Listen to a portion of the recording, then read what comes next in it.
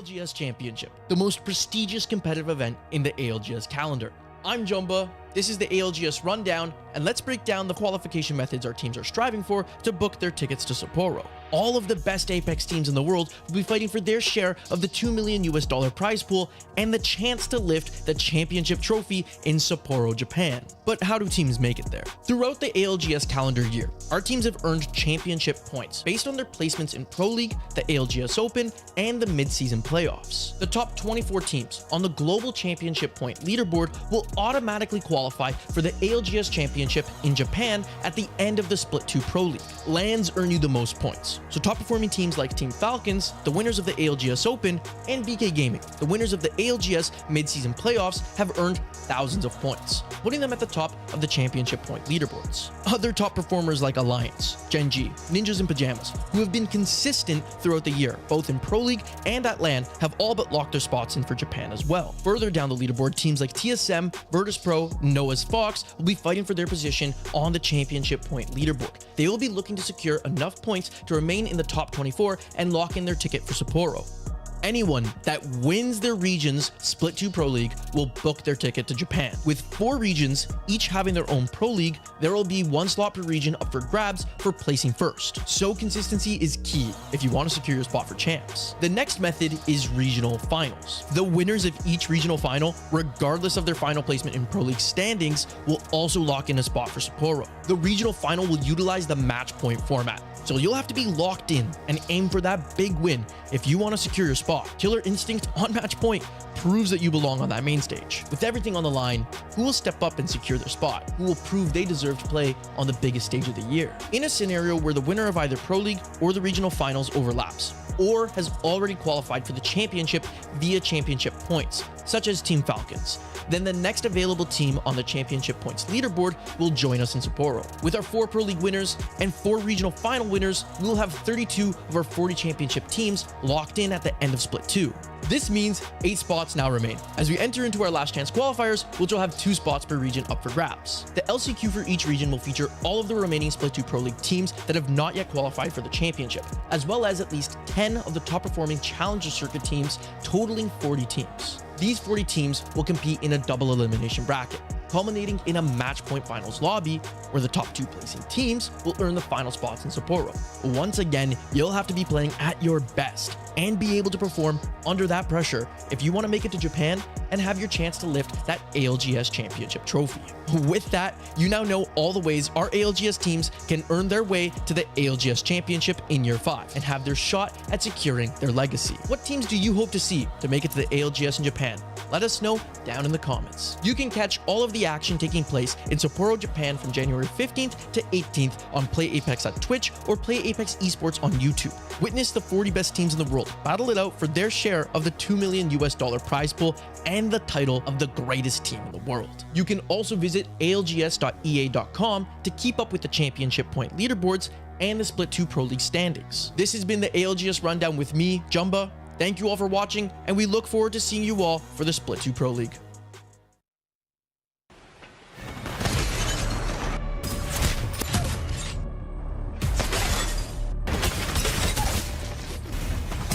They get absolutely destroyed. Whistler connect. There's only one member left inside them. They don't know it. It ends here. BK Gaming. Nice. And it's a 1v1. Sorcerer. Shield swap. Is it enough? Alliance.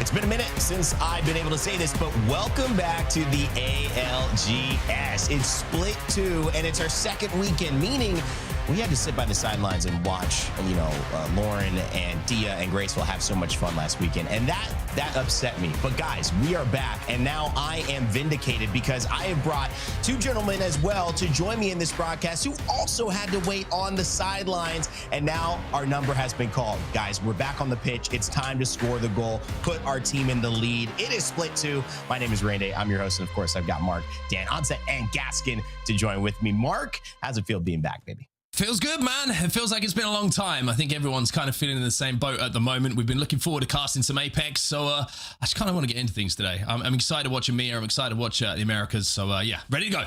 Dan was so kind this morning. He said, I like your shirt. And I said, I like yours too. He's implying that after this, he's setting sail. Dan, is it vacation time after this? I mean, you're making me feel good vibes here.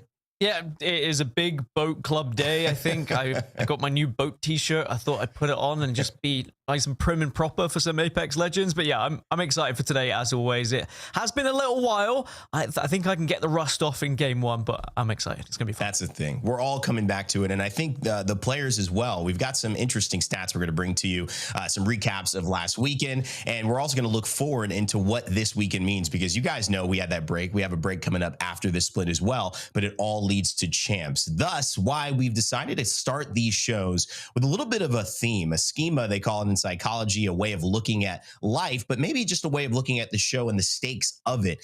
It's our theme for the day, a region rebuilding. And, you know, Mark, we were talking about this behind the scenes, but EMEA, they're a team that have shown as bright as any other region, and yet sometimes as dark as a region can show up. What does this theme mean about where EMEA is at heading into split 2 and champs? I think it's a region which is, like we're saying here, it is rebuilding, and it's a couple of established teams who we expect to know are going to be able to perform when it gets to the LAN environment. But we are also seeing some new blood come through, some new teams who are starting to make deeper parts of tournaments, finals lobby themselves, and are gaining a lot of experience in doing so as well. So I think, for me, the interest in this split for EMEA is seeing who is going to be the teams who go towards champs to represent EMEA alongside the teams we would expect. Is it going to be some of this new blood who has gained this experience, or is this going to be the split where they gain enough experience to put themselves on that world stage? So I'm really excited to see what comes out of EMEA when we get to the end of this split. Dan, I mean, the question he brings up is the fact that you're kind of training your new stars in the fact that they get the experience, they see the old stars, and they have a chance to be in that ring. EMEA seems to be having an opportunity here, but of course, this split means everything. This is truly where you're going to qualify for champs if you haven't shown up. So the time is now. Yeah, the time is now, and it's not just the new blood. There is, of course, still the old blood there as well. There are still teams that are forming with some of the biggest and best competitors we have seen in this region, just trying to find that right fit. Teams that have been together before and now are finding their path back together as well. I think everyone is in the same kind of boat, that they really just want to try and find a way to get to champs. It is the biggest and best tournament that there is, and you want to be there. Well, let's hope that they don't encounter too many rough waters there as well, Dan. Of course, this is a season that is going to give us a lot of fun and maybe a little bit of a surprise as well as we jump into it. And speaking of surprises and fun, that's exactly what last weekend did. If you caught the broadcast, that's great. But if you didn't, we had something historic happen. Over our regions, we had 24. That's right. 24 unique teams win games, meaning there wasn't a repeat winner in APAC North, Americas, APAC South, and EMEA. You can look at this in a couple of different ways. My questions that I would ask as this is the gap just completely even amongst all of these teams? There's no gap anymore. Everyone is just finding a way to throw haymaker after haymaker, and we're watching heavyweight Apex Legends?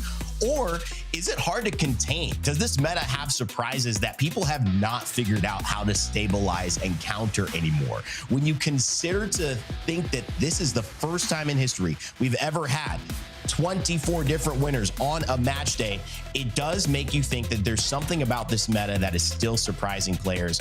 Maybe it's the TTK, maybe it's the PK, maybe it's the legend bands, but it's fun, and it means that this season is going to give us a lot to look forward to and a lot to analyze as well. And if you didn't catch the matches, well, we've got some highlights that we want to run for you to make sure you are up to speed on what EMEA got up to last weekend in match day 1. It was a doubleheader, I believe, for one of our regions. I believe it was B. I'll correct myself on that in a second if I'm wrong, but I think B had a doubleheader, and you can see it here. Cybercats dominated that early game. There was a couple of really good performances though, and it was a similar Cybercats top 2 finish. You thought they were going to keep the narrative going their way. This could have been our back-to-back, but no, it was Citadel Gaming. And if you watch their perspective, we've got on the ALGS YouTube right now, Play Apex Esports on YouTube, you will see how they did did it. It's phenomenal, and it's a great showcase of what Zuni and Remix Powers and, of course, Taisha are getting up to. UAIM with that RE45. I mean, this is a weapon that got nerfed and is still at the top of the meta. But speaking of the top, well, you see Effect up here on high. You see Alliance usually at the top of the leaderboards. You see the PK, maybe the #1 most used, most effective weapon in these late games. Two of those things truly on top. Alliance, maybe not. We'll talk a little bit more about some of the woes and things they need to do to change things up heading into another weekend yet again. But SJP, they would bounce back. They'd see Luxor playing his best game of hide and seek, but SJP2, they had something else in mind. They weren't there for fun and games. They were just there to win games. And Cybercats, another noticeable opportunity for a top 1 finish. Still find themselves in the top 2, but can't get it done thanks to the leadership, the veteran patience of 07, Nasky and Kashira alongside the firepower of Adam. So Dan, as we look at these teams, obviously these are our top 5 top performers. What's the takeaway, considering not only are they all different, but they all at different moments of showing excellence in different ways? I think I was happy to see it competitive. How many times have we seen EMEA just been a blowout, and a team like Alliance, for example, dominating, getting multiple wins, and no one else is really competing for first place? We want to see the region push each other to be better, so that then when they do get into international competition, they don't feel out of place. And I feel like we are starting to see that, at least in this week. It seemed like some teams had stepped up to that plate. Maybe it was a slow start from some of the bigger teams perhaps, but certainly the fact we had a different winner in every single game means that it is competitive. Whether it's the meta, whether people are just, not enjoying getting PK chunked, or whether they are enjoying getting PK chunked. Regardless, I'm happy to have close series like this, and I'm hoping for more of the same today. And I think it is expected too. You bring up a good point that when the region is most competitive, many teams are winning. It's not this blowout where Alliance is on top, but you would still expect some of that experience to carry over. I mean, a team that's placed 3rd and 2nd and 1st and 4th in some of our majors over a year span. We had a chance at mid-season playoffs to talk to Kelly, one of their general managers and owners, and somebody who's obviously been in a part of that team from the earlier days. Mark, Alliance have been consistent, and that's just what we know from them. Last weekend didn't feel like Alliance was the Alliance that we have come to expect to see. What went wrong? Storm Point. As you saw, quite simply on those statistics that we saw, when it went to E-District, things started to look pretty good. And we're lucky enough to actually be able to go back and take a look at some of those Storm Point games and actually focus in upon what went wrong, because some of the things that went wrong, it's difficult to blame it on one person because it felt like the responsibility was shared for some of the plays that happened. This is match #1. This, as you can see, 13th place overall, no kills for any player. This is where they dropped over at Trident. They had North Pad 3 as well. It's a rough zone for them to get to, just to the north side of the PO that you can see, but you see where they end up dying, and there's actually a really interesting build up to the play that they have to make. They get to the bottom, if you look right in the center of the first zone there, of the Zip building, where there is a survey beacon as the zone starts to close. Hackis hits this, and they're going to make an evac play off the back of it to try and find a playable spot in zone. The problem is, Hackis dies. He gets sniped off of it, cannot open his map because he's too interested, of course, in staying alive and getting in a position to get rezzed. Having made the decision to now get rezzed and get back onto their feet, they have to make a blind evac, because by the time he gets to open his map again, he's back on his feet. Everybody on the survey beacon has disappeared. So they have to make this blind evac. They land in and around the Prowler nest. They land right into the clutches of 07 and Citadel Gaming, who are looking over this fight that goes down. 07 not only wiped them, but Citadel have a look at it. And now we'll take a look at it ourselves from the evac and the listening point of view. I think we did the evac here. I don't think we water. We should have like middle prowlers or something. Look for middle prowlers, middle spiders, whatever. Just save it outside the corners. Yep. I can put TP down as well. We just need 3P back first. No bang on those. Yeah, stabilize in the middle here and we look for 3Ps. Should be good. Is anybody water? Yeah, that's water. It's an all 3P here. No, we have it. One here. No. Come on, something else.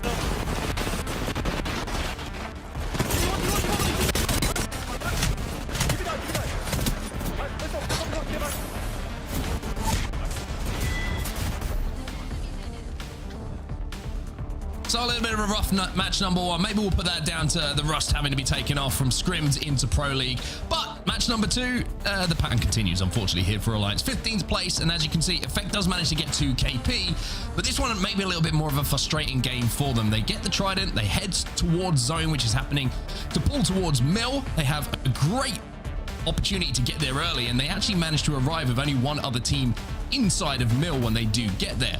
The problem this time is the fighting of Alliance, which is usually one of their stronger suits, lets them down in this situation. They get to Mill, Killer Whales are the team who are currently residents. They can coexist, they look to coexist. Killer Whales obviously trying to hold them out. Alliance decide to take the fight, but SJP2 this entire time are in a position and hear this fight starting to move into third party.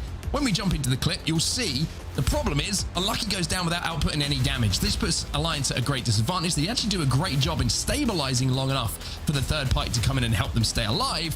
The problem is they're still down. There's still one player down when they get into that position. SJP2 then able to move in for a comfortable third party, and that means that Alliance, unfortunately, for the second game, will fall extremely early. A frustrating one for Alliance. SJP2 come out as the one team surviving here at Mill.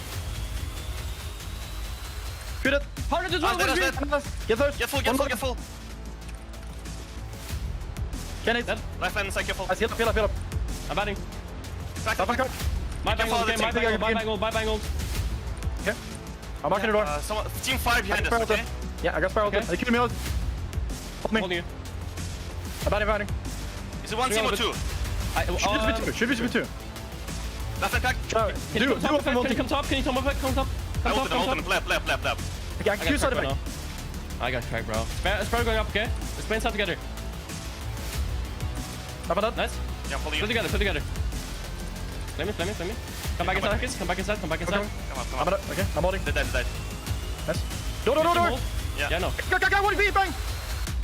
Just shield, kill up. Kill up me. I'm here. Kill up. Nice. Stairs. I'm going roof. Dead. TP. I'm trying to, but...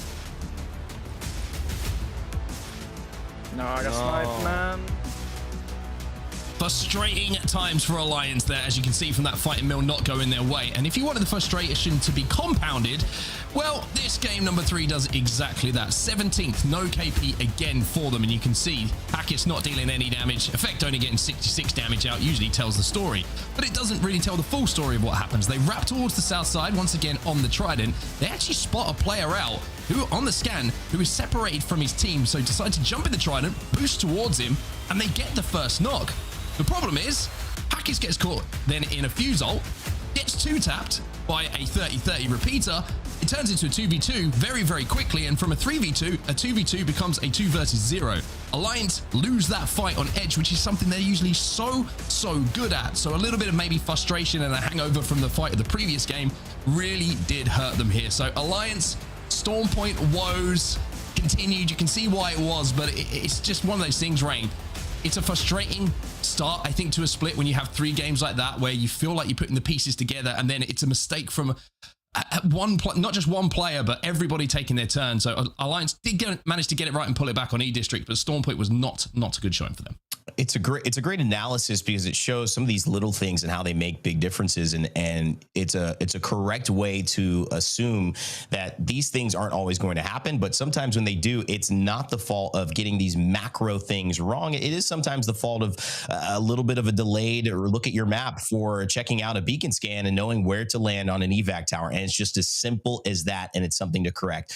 We know Alliance will bounce back for sure, but some of these teams that are fighting for these spots, who want to be regional finals winners, who want to take this top spot in EMEA, they can't afford to make many of those mistakes at all, because the championship being in Sapporo in January is on the line. Let's meet the teams today. I spoke a little bit about a doubleheader. We had a single weekend last weekend. It's the doubleheader this weekend for Group C. So you're going to see Group C in action plenty, of course. And when you look at Group A and Group C, and you just look at the teams here, tons of talent from Alliance to GoNext as well, who have split some of the ways light going away from GG. That team split. Gaming Gladiators not a part of Apex Legends right now. Henchman and Kinda joining up as well. But that still puts Blast and Lufka in the same spot as they wait to play and see how their former teammates perform. And of course, Na'Vi, how can you not talk about them? Dan, when you look at this crew that'll be playing today, it could go either way, especially if Alliance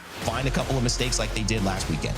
Yeah, we've got some current world champions. We've got K-Swinny's new roster, which happens every single split, it seems. We get another one. SHALALA will be on our screens. I'm excited to see what they can do. But we're seeing familiar faces. We're seeing new faces like Mark was talking about. But a team that I'd like to focus on will be NVMI. And that's because we are seeing a returning face in Hardeki. Now, yes, he did sub in a little bit during Split 2 last year, but he did leave Apex. He said he was done. He moved off, and we were kind of saying goodbye to the Grim Reaper, but now we've got Hardeki back, and he's back alongside a roster that he's previously played with, or at least an iteration of what he played with. Because remember, 9 Impulse and Kazakh, they were with UAIM, and they competed very successfully at Esports World Cup, last year's champs. I think they were 11th last year's champs. They were 6th at last year's Esports World Cup. They are a threatening roster. Hardeki is not just joining a team that is going to be fluffing around in the mid-ground. They're expecting to be at the top of the region. Because if you remember, when Hardeki was previously alongside 9 Impulse, they were a team that was dominating EMEA as well. Aurora were always up there. They were absolutely slobbering all over anyone that would just come and be a part of their kind of pushes, and they were just destroying them. It was so fun to watch. One of the most exciting teams that we had in this region. And actually, they've looked really good in scrims as well. They are a team that have finished first. They finished third. They look like they're going to be a team that could be right up there to compete with the likes of Alliance here, Rainday. Yeah, I mean, you look at, the squads here, obviously, UAIM and Hardeki and 9 Impulse, former teammates, that split, trying to find the balance yet again, and maybe a little bit of, camaraderie in a different way. I will say, though, is Hardeki just wait until he sees Lifeline played in Pro League, then he comes back in? Because that was the last time we saw him, and they were running around getting level 3 care packages in 2 minutes and red Evos in 3. Now Lifeline's back in a little different, albeit I will say, however, Hardeki is back as well, guys. And if you don't know, by the way, you got to go and search up one of these clips. You guys cast over it. It's Hardeki's solo win out of the most ridiculous scenario.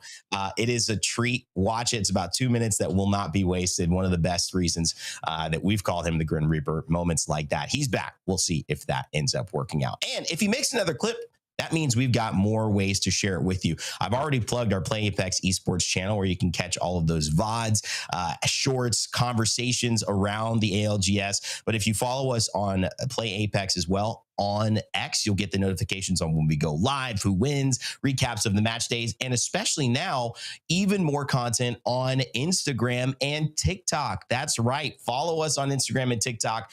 We know you have one. Don't pretend that you don't have one. So make sure you go over to our ALGS platforms, see some of the content, some of the fun moments as well that we'll be sharing with you on those new platforms and support. Guys, it's exciting. You know what this means, though? It's my time to say goodbye. Time to say hello for both of you as we get into game number 1 here in Split 2 on weekend number 2 and see who takes the start of the race. Go ahead, guys. Let's do it then, Dan. Welcome back, my friend. It's good to be back. I am full of beans, as we like to say over here in the UK. Just to remind you, because of course you're in the US now, that's what we say. You're allowed to say it still for a little bit, but it's good to have you back, man. It's good to have Apex back, and I'm really excited about EMEA today. Thanks you. A good day of action. Yeah, I think there's going to be a lot of exciting storylines, a lot of rivalries that are coming into this as well, which can be enhanced by the POI draft. Like, are you going to be competing near a team that you don't like to play against? Are you competing against a team that typically plays a little bit more aggressive and you just want to kind of scout round, get to a harvester and be on your way, but they're trying to take the fight because they want to get the early Evo just through damage? There's a lot of things that could happen in the early stages of this series, and I'm excited to see what does go down. Well, we mentioned Stormpoint Alliance. Well, we have Stormpoint in the rotation today, but we're not going to see it in the first 3 games because we are starting off on old trusty World's Edge today. So 3 World's Edge, 3 Stormpoint for us to get through here in Groups A versus C. And I'm just excited to see who steps up today. Last time that we had a match day, you saw so many different winners across the board that just showed maybe there was a bit of a, shall we say, a bit of rust from a little bit of a break in competition. Maybe it was just a lot of teams stepping up to the plate. Or maybe there was something different that we might see again today. But World's Edge is where we're going to start off here, Dan, and let's take a look at our draft. Yeah, the draft is always a very interesting point to see where people have prioritized. Are they going to be looking to try and get something early on World's Edge, going into Storm Point later on. You can see that GoNext, for example, they had their early pick. They went for Skyhook West, but it looks like the first and second picks were actually over on Storm Point instead. Sometimes World's Edge isn't as prioritized as much as Storm Point because people feel like there are a few more POIs that you can work with, whereas Storm Point, you can get kind of rubbed the wrong way, and you can find yourself in a very difficult POI to try and move out of. In terms of like competing with teams close to one another, obviously Skyhook East is going to be taken by Passion, so there is potential that GoNext could have a little bit of confrontation up there in the Northwest, but they should be fine just to split it. And then I'm also looking to see what happens down in the Southwest. There's 07 down at Stacks. Na'Vi are going to be alongside them. That is definitely a fight that could happen. Two teams who are very good at engaging when they get that initial damage. And in a meta like this, Mark, which is kind of going off your point about Alliance as well and their struggles in Stormpoint, it's a very unforgiving meta. You can just fall over. You're running along, you're happy as Larry, you think you're good, pack, and you get dropped by two 30-30 shots. Pack, you get dropped by two Peacekeeper shots. You have to be on your toes. You have to be aware of your surroundings. You can't afford to just fall and make your team in a 2 versus 3. Yeah, you got to be so careful with the angles that you take. It's very difficult meta, especially on rotation at the moment. You can get cut down so easily, and you didn't even mention the charge rifle, which is yeah, very I try not to. I know you're trying to keep me in a good mood, so that's why you haven't mentioned it. But let me tell you, my rule of thumb in ranked games, which is if someone shoots with the charge rifle, I'm inting you, has had to change recently because it feels like there's 4, 5, 6, 7, 20 of them firing at me, and I still refuse to pick it up, Dan, because I'm a man of honor. You're also on controller, so there's no expectation for you to be on charge rifle, I don't think. I'll put a 3 times and a 2 to 4 on that. I'm still getting aim assist. Don't worry about that. But it's I'm just, you know, I'm a man of honor. I will run any other gun. So it's not your playstyle either. Let's be honest. I think to be a charge rifle player, you have to be a certain kind of breed of. You got nothing player. About you. That's what I'm saying. If any player wants to complain about this, I'm going in early here.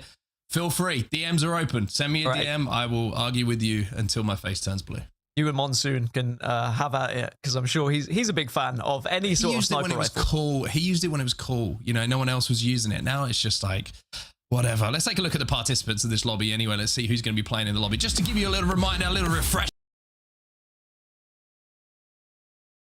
Current world champs. Respect on EMEA, or 2/3 of them, of course, in Hyaka and Xhako on Na'Vi. And then you got Killer Wales, who a team who had a pretty good performance last week, Dan. Another one of those teams who maybe fall into that conversation of a region rebuilding. Yeah, some players that are looking to try and make a name for themselves and become the top of EMEA, perhaps. A team that I was going to mention when I was talking about Hardeki, but I kind of threw myself with some of my verbiage used. Interesting use of slobbering early on, Dan. Slobbering came out. Don't know why. So here we are. Anyway, Pot, Oirain, Taskmaster. Of course, you've got the fallout of what happened with the previous team. Oirain was competing alongside those Aurora boys, but sadly, I don't really know what happened. I don't know if there was some love lost, but either way, this is going to be the first time we're seeing Pot go up against NVMI.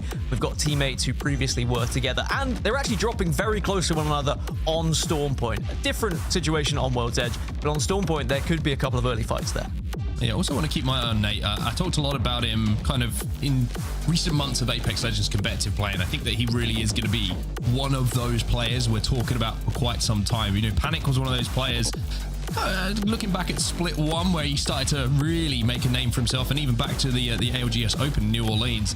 And I think that Nate is going to be one of those players in EMEA who's going to try and replicate that kind of a rise. I think if he can do something very similar, then we'll be talking about him for quite some time. But just waiting for the lobby to get restarted, everybody. We might have a few of these today. Hopefully not too many, though, but it does mean that you get to look at Dan's shirt a little bit more, which is great news.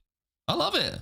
Okay, it's very interesting because it looks like I'm gonna, just say what I'm gonna say here. You look like you have a lot of stocks and investments, right? Well, I don't. And I know you don't. Rain Day looks like he would run a pop-up candy store that would sell like homemade, really good candy. What do you think of that? What do you think of that? Do you think that's valid? I think actually Rain Day does have a candy store. I don't have a lot of stocks in. There he is. See, look at that. You just know that man's going to sell the best sherbet. Lollipops, anybody? I want to go to Rain Day's candy shop now. Maybe that's a segment. I can see it happening. Just a little pop-up store. Rain Day. You'd go every weekend. I'd go. It's cash only business. Cash only When I business, used to but, go to you know, school, yeah. there was a sweet shop I'd go to every day, and I feel like Rain Day would be the perfect manager for it. Anyway, enough about sweet shops. We are going to be talking about Apex Legends today. Perhaps if we want to focus on boats later, we can. But I do think that World's Edge to start here, Mark, is always going to be a comfortable way for these teams to begin. I think that sometimes when we're on E-District, when we're on, you know, Broken Moon, for example, when we were on even Storm Point, you can get quite sporadic games that are a little bit all over the place, quite hectic, quite fast. But I think World's Edge is your tried and tested, very true to how Apex Legends is played. It can be slow, it can be methodical, you can hit your ring consoles, you can get into a building, you can ease your way into the series a little bit. But at the same time, you don't want to allow easy points to kind of slip through your fingers, because World's Edge, yes, it can be slow, but if you make one mistake, like you said, on rotation, suddenly then you're 20th, 19th, you're getting no points, and you're then looking towards Storm Point instead. Yeah, I think it's one of the, I feel like the meta at the moment is really zone centric as well. I think if you get a zone that you have good prio to, you have to make the most of us. You simply have to. You think about some of the legends that you have, controller legends, you got Caustic, who's never been stronger. You've got Watson, never been stronger. Just those two characters in itself, those two legends in themselves give such good cover if you get a priority position in and around that zone in a building. So you add on top of that weapon meta, charge rifle 30-30, even the scout at the moment, which is absolutely disgusting. It's so easy to output damage at the moment to teams trying to rotate in later that you're going to be in a really, really good spot. Add on top of that some amps as well. If you pick up some bottomless bats, you don't have to worry about your meds. The same can be said with the overflow. You don't have to worry about the meds so much. All of that med management, that backpack management that used to be so important kind of takes a little bit of a side here. So I think that if you get zones here and you don't make the most of it, it is going to haunt you even more than it normally does. But Dan Gaskin, everyone at home, the good news is we're in a game number 1. We are amongst it. We are amidst it. We are into it. We are slobbering, in your words. We are drooling at the prospect of some good gameplay here. And in scrims, we saw Caustic banned game 1 every single time. And when these groups were competing, by the way, he is just, like you said, has been buffed, is so prevalent here. Everyone seems to be playing him. You almost have to play him if you want to be able to compete when Caustic is in and around these games. So expect to see a lot of smelly boys here. And it's going to be interesting to see, even with the Evo Harvesters, obviously had a recent buff where he had some more added to the map, which makes it a little bit easier to rotate. You're not going to see 3 or 4 teams trying to converge on the same Evo Harvester, and you end up with that little kind of awkward scuffle. But you're looking at zone there, and it feels like almost day 1 Apex here. We are going bang it into the center of World's Edge. And for someone like NVMI, who you highlighted with the return of Hardeki, and FUL next to them, there's a ring console maybe to fight over, but FUL are going to be the only team who get that. But NVMI, off the back of it, should pretty much get a good indication of where the zone is going. Yeah, and NVMI, both A versus C and B versus C scrims that they competed in just a couple of days ago, they were finishing top 3. They were finding wins. So I'm really excited to see what they can actually do here today. And you did see 95% of the lobby is on Caustic. We have 19 Caustics in here. So there is going to be a lot of barrels. There is going to be a lot of buildings that are going to be played. But of course, Caustic will be banned going into the next game. Alter, second there, 17 picks. So a lot of similar compositions, but it's about what you add to that. For example, do you go for a little bit of Sparrow? You were talking about Alliance, and, you know, Hack is struggling to see what happened on the radar because he had got knocked because they got shot while he was trying to hit it. But if you've got someone like a Sparrow, you can hit it from distance, you get a lot more info. My question to you, Dan, is who's the Chad team in this lobby who isn't running Caustic? That's what I want to know. And is it NVMI? Because that would kind of, you know, historically feel very similar to what we've seen them playing some off meta stuff in the past. But on dogs, on their way, barking. Somewhere miss say slobbering down towards the center of zone here. All right, that's the third one, and we're done.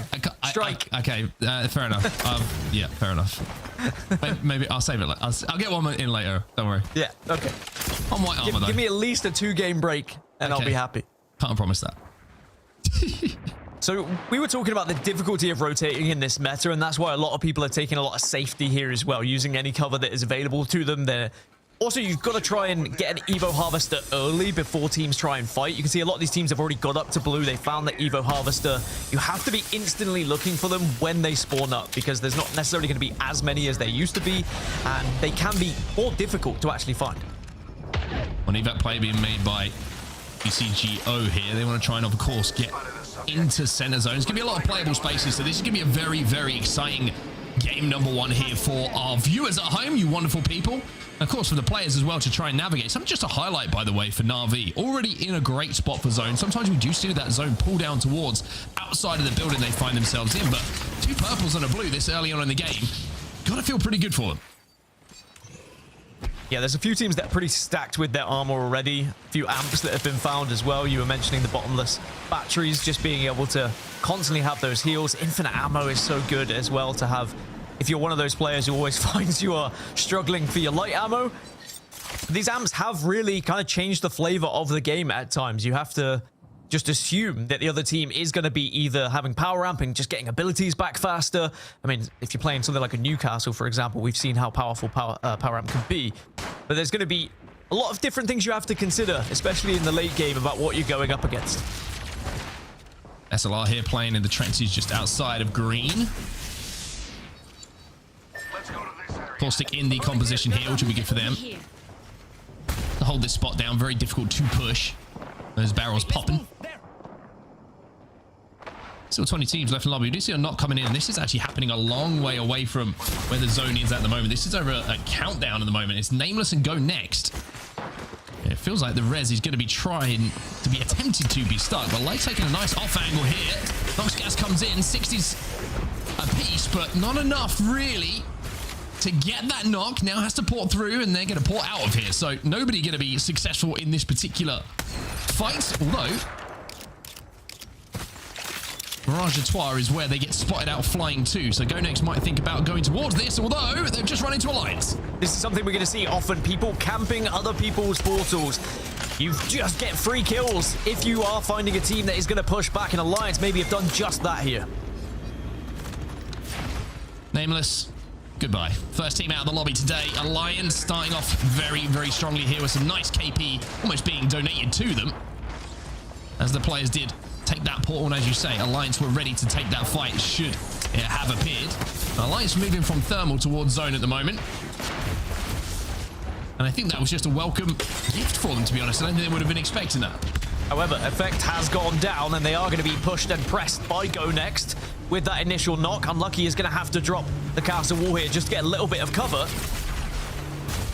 Needs help, but we've seen 2v3s happen. Hackers is trying to heal up at the moment, and Unlucky is doing very well to be a nuisance. He's being a very difficult here, but now the push is going to come in and GoNext. It looks like they've got the chunks, and can Hackers get away now? He's going to have to try and escape.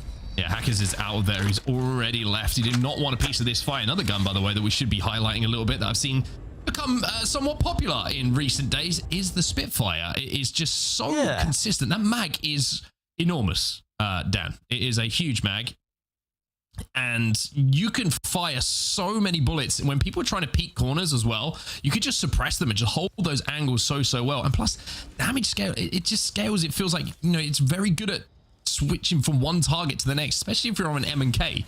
It feels like you could just put consistent damage without letting go of that trigger. KLWL, by the way, the team that's not running a core stick. They'll be playing Lifeline Ash Sparrow. I love it. Love different comps coming through, and that Lifeline certainly could be valuable. Yeah, could be valuable, though. Especially when we talk about a meta where, you know, you can get picked off, you can find yourself just getting chunked by the 30-30 from distance. Sometimes that halo can really help you stabilize just in the middle of nowhere, where you get the full surrounding rather than just like a castle wall, which is only going to be 180 degrees, right? So, yeah, very exciting to see what that could do. And I agree, yeah, we saw a lot of the Spitfire, especially last weekend as well. I was quite surprised when it did happen, but yeah, the amount of mag you get can be very helpful, and especially against like Newcastle walls if they come up as well. I mean, even caustic barrels, just being able to blitz them down. Alliance back up to 3, by the way. Just about managed to get back, and they're heading back to Mirage Etoile to regather what's left of their loot by the looks of things, as one of their players goes down towards Harvester to collect yet another Evo Harvester. In the background, we hear someone charging up a charge rifle. Just feathering it down. It's a Jacko. Did that give you like any sort of concerns? Did it make you? How did it make you feel when you heard that noise? Everything went slow motion and black and white. Mark jokes, but genuinely, I've played games with him where as soon as he hears a charge rifle even being charged, he just launches himself at them. We have to punish them for using the charge rifle. At LAN, he may be punishing players for using it during Pro League. I'm a bitter man. You can make a nice little beat, actually. Xhako doing what he has to do in this meta with that charge rifle in his hands. I'll leave it at that. Light now trying to move up a little bit for GoNext. Already got a couple of KP to their name off that fight with the Lions. Nice little wall bounce there, but doesn't connect with the PK shot. That one does, though. That's going to be the first shield break. There's lots of utility being used in this situation. The Bang Armor is down as well. The Rolling Thunder coming through. There's caustic gas as well to try and step through. A henchman, he's going to find two of these. He might find all three with this off angle. Game one's always going to be a bit hectic, especially with the amount of caustics in the lobby. SPS will be eliminated, but El Navi overlooking this one, but they say, no, we don't need to take it. Let's get back to our portal. We are in a happy place, and we will stay that way. Whereas GoNext, they still have to go a little bit further. They now do take the southwest of this zone, so they'll be alone here, apart from Alliance coming behind them, but they might not be aware of that just yet. They probably saw the dropship coming in from the res, so they'll know that Alliance are somewhere, but I'm not sure they know where exactly Alliance are coming from, but you can see they're coming through tunnels here.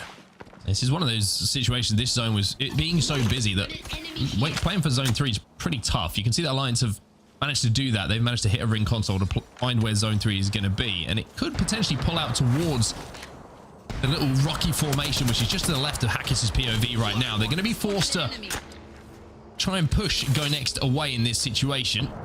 Maybe looking for a port through to get some damage down.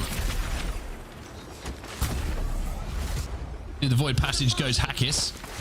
And there's a Skynade. He's going to be hoping he sees some big numbers. And Alliance are going to take this fight. Noxgas goes in as well.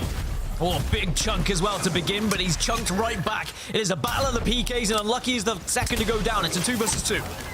Noxgas goes in, though. Effect is now down as well, and Hackis is going to have to portal out here, but I don't think he's going to be too far away, and that zone is certainly going to be stinging. 1 minute and 8 seconds left until that zone does close. One player manages to get back through. I wonder if GoNext thinking about maybe taking that one, but instead they're not going to be able to now, because you can see Taskmaster and crew have moved up to take the position away that Alliance had just a few moments ago. Yeah, you can see Pot just trying to be sneaky here. They heard the commotion. They thought there was potential for a third, but that gunfire very quickly dissipated, and now they are just going to have to retreat back to trying to find somewhere to play. They will have the entirety of the western side, but it's very open on that western side. Difficult to get into the fragment area because of all the windows that are available in the buildings. As 07 are going to be a little further southeast. There is one team behind them. It looks like Pot are still walking up on this. And actually, GoNext continue their aggression. They've been very aggressive this game. And I think they know they have to be. They can't afford to just let this zone force them into nothing. Instead, they are trying to take the game themselves and push teams when it's available. Interesting to see the zone is actually pulled back to a more central position towards the courtyard, which is just outside of the lava river running through the middle of the POI. So for GoNext, as you can see on the map overlay to your left, actually not in the worst position here. Think about all those teams who are on the northern side who are going to have to move through each other. You would expect 18 squads to go down to probably single digits when that zone does close. Not this zone, but the one afterwards. 30 seconds left, though. They're not quite safe at the moment, GoNext. And Pot taking a look at them. Alliance somehow managed to reset and get back into zone, but they are taking damage from multiple angles. It's been a rough old game for Alliance so far, but it's going to continue. I was going to say maybe it changes here, but maybe it doesn't. Big shot, though, from Effect to maybe just press that team back so they can walk in, but he's gone down as well. Catch my name. Catches Effect as well. Unlucky now left on his own. Does have the wall down. Doesn't have a Moby in the backpack by the looks of things, so recovery looking pretty rough here for Alliance. They've already managed to reset twice in this game. A third time would be beautiful, but Unlucky at the moment is having to avoid getting singed, and now getting chipped away from. Alliance are out. Unlucky cannot make it work. Alliance, game one does not go well.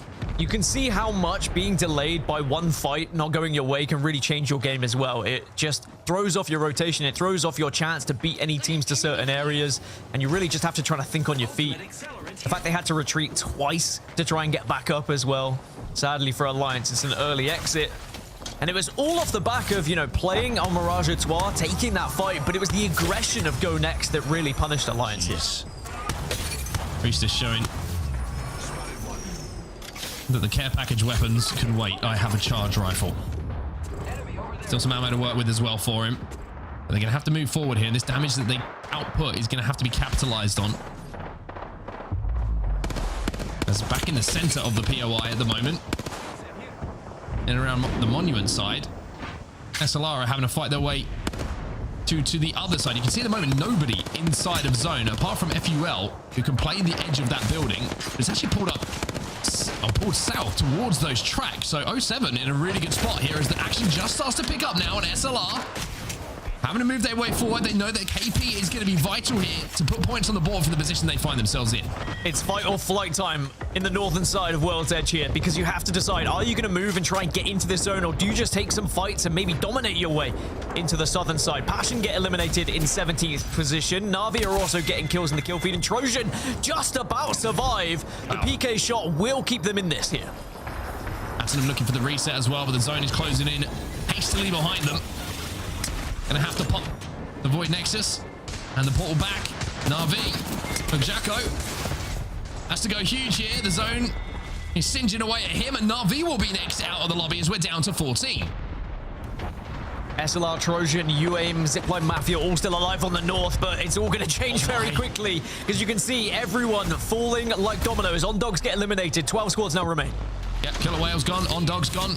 Who's going to be the next part of the Animal Kingdom to unfortunately fall flat? 12 squads now remaining. Still fights happening here in and around the construction building. SLR will be out next. FaZe are fighting in this as well. FUL still alive as well. Trojan on your screens right now. Atom, who clutched a few moments ago, is looking to do so again as GoNext. This is a big fight. Are healthy enough to maybe get a reset hit.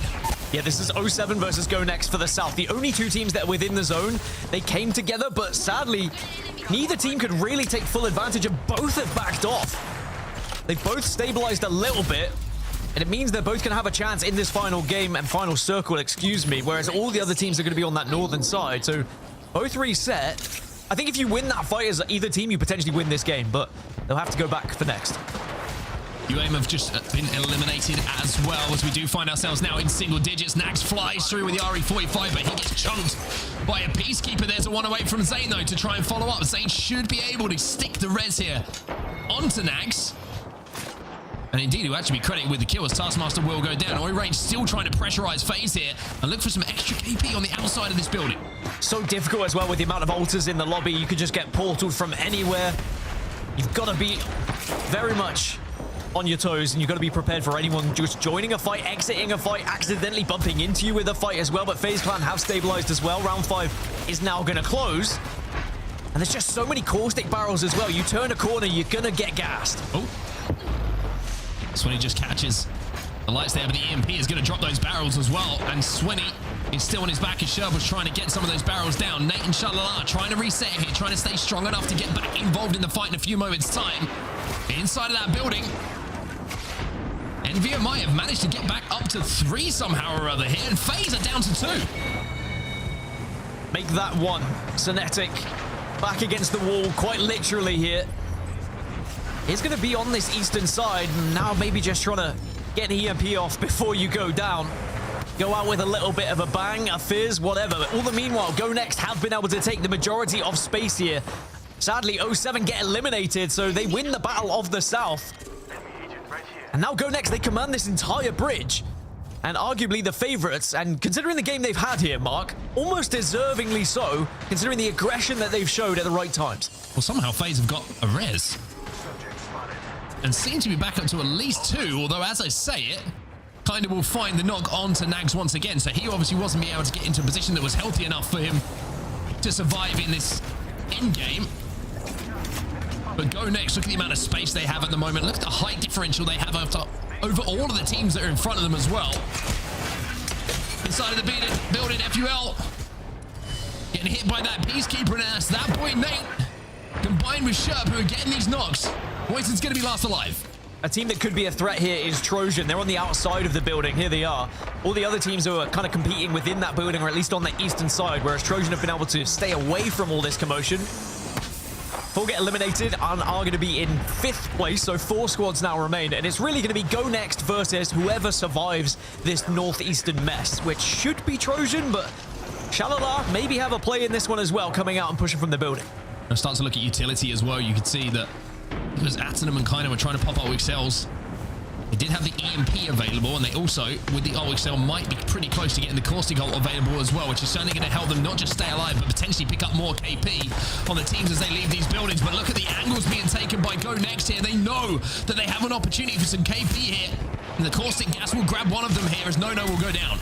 This should be easy for GoNext. It's going to be so difficult for whatever team survives this to take the fight, because you're going to be weak, you're going to have lost players, you're going to have lost health. And now GoNext will push in, and they secure a victory that is well-deserved after a very aggressive game, but aggressive at the right times. They took fights against teams that they felt were in weaker spots, and they find themselves in one of the most dominant positions for the end game. Yeah, very, very impressive stuff there from GoNext. Like you say, it felt like the game plan was executed perfectly. The big fight for them, the big moment, I feel, was the engagement with 07, and they ended up coming out on top of on the southern side of that zone in and around the rocks and the tracks. By winning that, they took so much space, and you know, you put yourself in that position, you're that good a team, you aren't going to lose that one. So very impressive from GoNext. Not just points down, not just a win, but a huge amount of KP as well. Yeah, and I think it's going to shine. They're going to shine with confidence going through to these next games. You can already see they were kind of brimming with confidence in game one. They take that initial fight. The team port was away. And usually when a team port was away like that, you're like, all right, we let them go, whatever. But then they hear Alliance taking the fight against them, and they're like, you know, we can push this. We can take this fight. We're confident in our shot right now. And you can see they are rewarded with 30 points in game one. That is massive for their chances in this entire series to be able to come out on top. Whilst, yes, it's early days, but that is a big points total, which is not easy, typically in these lobbies, to get that many on the board. Yeah, I mean, what impressive performance was from them. I think a couple of things went their way, I will say. You know, they got into a great position by winning some fights, but I feel like the zone pulling away from where a lot of the teams were banking it on ended up gave them the opportunity to pick up so many extra KP in that end game. So I think GoNext game plan was great, but I think they were also going to be very happy to see where that zone shifted. That just gave them the opportunity to put even more points on the board than they probably would have expected. Here's some of your top performers from the last game as well. Henchman with 9 kills, Sherb with 3 revives. You can see Light going to be the Warlord and the Wingman. He's got both. He's greedy. He's greedy like that. Greedy indeed. Well, good news if you were not a fan of the amount of gas that was on World's Edge. Caustic's going to be banned going into game 2, but Alter is still going to be very prevalent. There's going to be a lot of portals coming onto our screens as always, Mark. There certainly is indeed. We'll have to see how the final circle went down, as we'll take a look at it from mostly the point of view of GoNext. I would imagine so much space. I mean, this overlook of the zone, you can see it's so difficult to push, not just the space down, but if you try and climb up, you're just going to be ticked by those barrels that are down as well. It is pretty much impossible to win if you're down on this low ground. I mean, look how spread they were as well. They did very well at commanding the space, watching angles, making sure that no one was going to be able to kind of walk up for free. I mean, Light's position there, just showing presence, but not too much presence. Fires a few shots, but doesn't want to take the fight, doesn't want to get knocked. For example, we were talking about it. You know, you can get knocked very fast. You don't want to give anyone an opportunity to climb up onto you. And then that kind of initiated all of the gunfire that happened on the south. And then, of course, rule of thumb, when the fight starts happening, there's only 3 teams left. You have to start pushing, and they timed it perfect. It's also one of those situations that I've been in, those end games where it's like, oh, there's only one left. And then you realize you missed the 2 PK shots, like we saw from that POV at the end. And you're like, nice job, everyone. I really contributed. Good job. All good. We won the game. Anyway, GoNext with a phenomenal 30-point game to number 1. The perfect way to start the day for them. We'll have to see if they can continue that form in game number 2, which is coming up just after this break.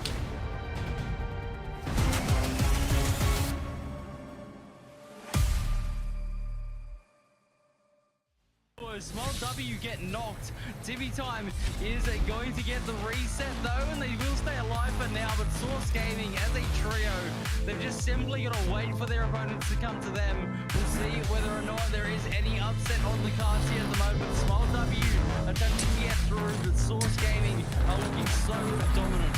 Small W sending Drainfire for Vidua to come second, and Source Gaming will get a win. It's what it all comes down to here. Rendang trying their best to hold on as they solo Laheen getting the shield swap. Peacekeeper still going out.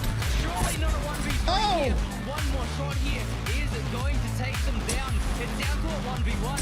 Boogie Borders have the high ground. Laheen running out of time, running out of space. Still managing to get up the hill. Clean up very quickly, and Source Gaming will go down. Another top 4 performance from them very impressive. But Wolves Esports down to a duo. BCG down to a duo. A lot of action still to come out. It's going to be the third party on high ground that is certainly going to clean up as BCG kind of just send it, try and find some KB over towards Wolves. It's all down to a solo and Boogie Borders. Damn.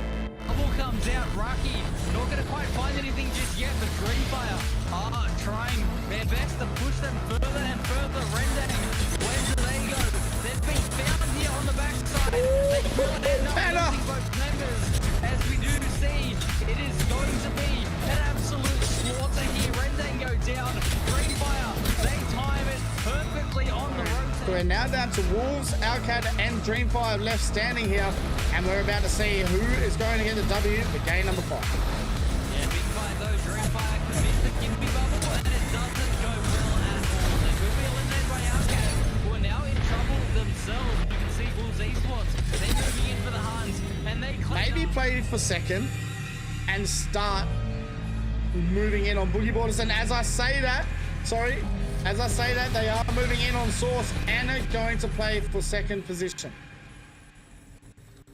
Yeah, Dreamfire at the moment are looking to third party as soon as the fight kicks off. But the Source game are going to get absolutely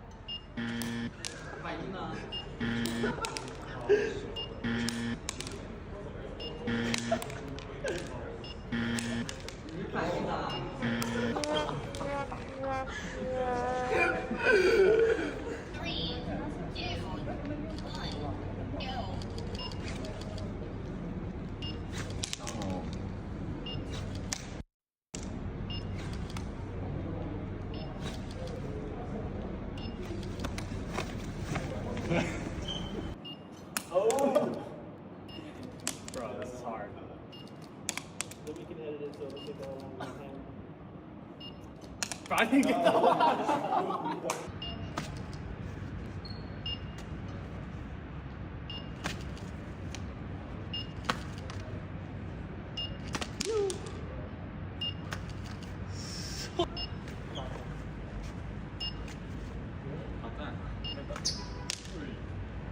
Hey, young ho.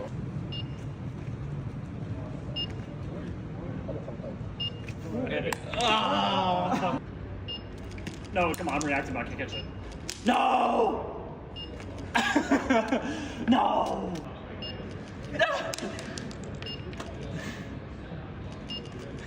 Bro, that's so. Ooh. Okay.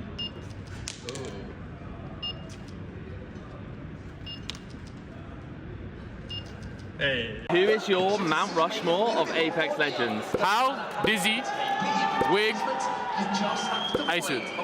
Who are your Mount Rushmore of Apex Legends? Pal, Asu, probably put Dizzy up there. I'd say Nice Wig. Who is your Mount Rushmore of Apex Legends? Okay, so me for sure, Asu, Wig, and I gotta say reps. What's the piece of paper you have on your keyboard when you're playing? やったかもな。今持ってないんですけど、あれはファンの方からいただいたクレイジーラクーンのセリー選手3、まあ今は3なんですけどのなんかスリーブみたいなのをもらって、自分が大ファンなので昔からなのでなんかお守りに置いてました。SMG. SMG. SMG. SMGs. SMGs. SMG. アサルトライフルです。 Probably assault rifles. SMGs. アサルトライフル。 100% SMG. アサルトライフル。 SMG. アサルト拾えない。SMG. SMG. SMGs. アサルトライフル。アサルトライフル。 Assault rifle. Definitely an SMG. It's so much more fun. SMGs. アサルトライフルを一生拾わない。SMG。 SMGs. I'd go SMGs. SMGs. SMG. 冲锋枪。 Oh, SMGs by far. Yeah. SMG. ARs. SMG. SMG for sure. SMG. 衝鋒槍。SMG for sure. SMG ですね。Assault rifles. アサルトライフルですね。 Assault rifle. SMGs. Has to be assault rifle. アサルトライフル選びます。 SMGs. 衝鋒槍。SMGs. SMGs all day. SMGs. SMG. ARs. SMG. ARs.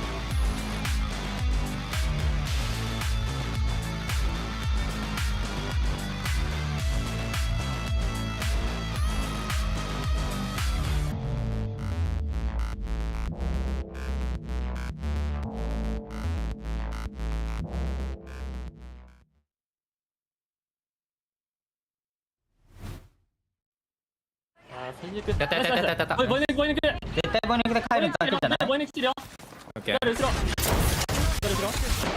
ワテワテワテワテワ勝てるお前死んだ俺ナイスラスト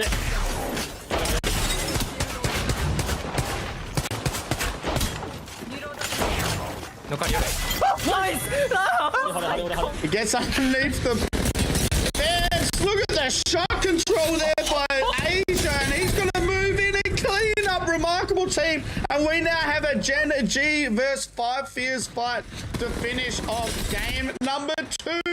And Asia is cooking. He is absolutely 5 Fears. They are the ones that are up.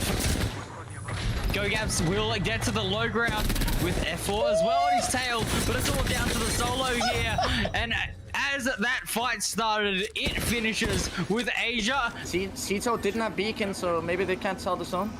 C-Note had beacon, but Go,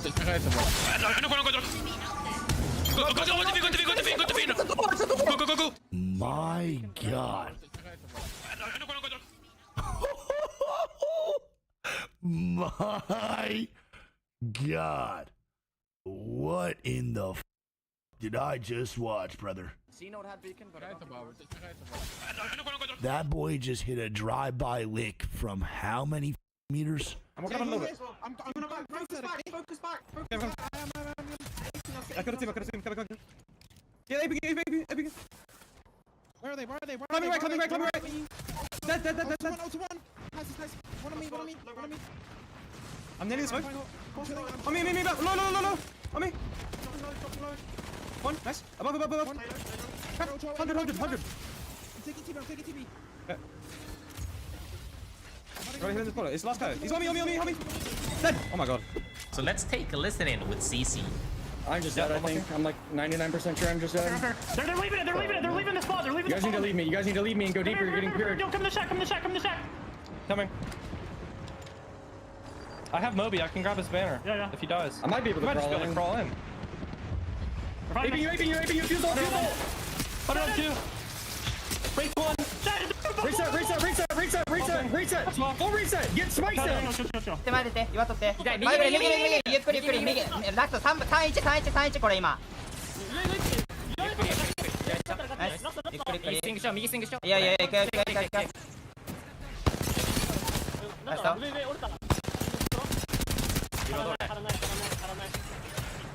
ちょうど俺ナイス立ち入り禁止区域からなのでかなりいいポジション取れましたね早めの移動でさあリジェクトただ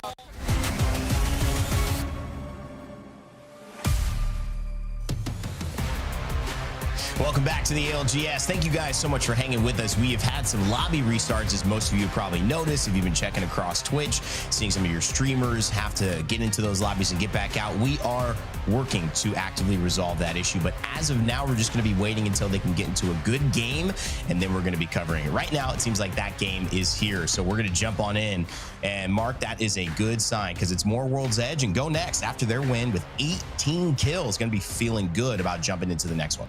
Probably the only team sat waiting for this game to start who were happy. That's what I will say. It's nice to sit there and just reflect upon everything that went right in that previous game. 30 points they put on the board with the win and the 18 kills. Caustic banned, though, with the first legends that we won't see for the rest of today. And match number 2, as you can see, is indeed live. We're back on World's Edge. You talked about Caustic a little bit during our break. I mean, we talked about everything during the break as well. And those conversations, we encourage you guys to have them in the chat. How are you guys liking this meta? How are you feeling about some of the characters? You can't mention characters in meta without talking about Caustic, Mark. He's been so good, so strong this last patch. And I feel like for many people, even me, who admit to not really playing a lot of Caustic, have had to give him a try and say, wow, this is a character that needs to be taken seriously. Yeah, certainly my second most played legend, I would say. And it's going to give me plenty of time to talk about my second most played legend, as we unfortunately have another lobby failure. As I say, we will do our best. We'll let you know when everyone else who's smarter than us has done their best to get the games going once again. But yeah, my second most picked legend for sure this season. Obviously an Ashe main, always will be until that nerf goes away. But yeah, when someone steals Ashe from me, which is how I see it, exactly. Especially with the PK meta as well, it's just so strong. Like you get some barrels down, you pop the barrels, you can play in and around it. even enemy caustics can't get in your gas without taking damage. And it's so strong at the moment. It's not just in and around buildings as well. You find any cover, you throw a few barrels out, and also you can yeet those things so far that you can just suppress teams and take so much space so easily. So yeah, for me, caustic's been a lot of fun to play. Not so much fun to play against, I will say. I'm like, if I'm in a building and my health is slowly chipping away, I'm like, okay, I'm playing against a caustic, not quite so fun, but certainly fun to be in control of those situations playing it. As someone who's observed the caustic metas often through our pro league, it's so interesting how certain characters can become oppressive in this way, but also freeing when you play them. And caustic is one of those that has that duality. He's very, very fun to play. You have such wide impact with your ult, now with your gas canisters. And he's got a fun little mini game, which allows him to pick up not just 2 like most people in terms of their perks, but all 4 if you do the right actions enough. And those actions come by just naturally doing what you would do in any Apex Legends game. So he really does shine here.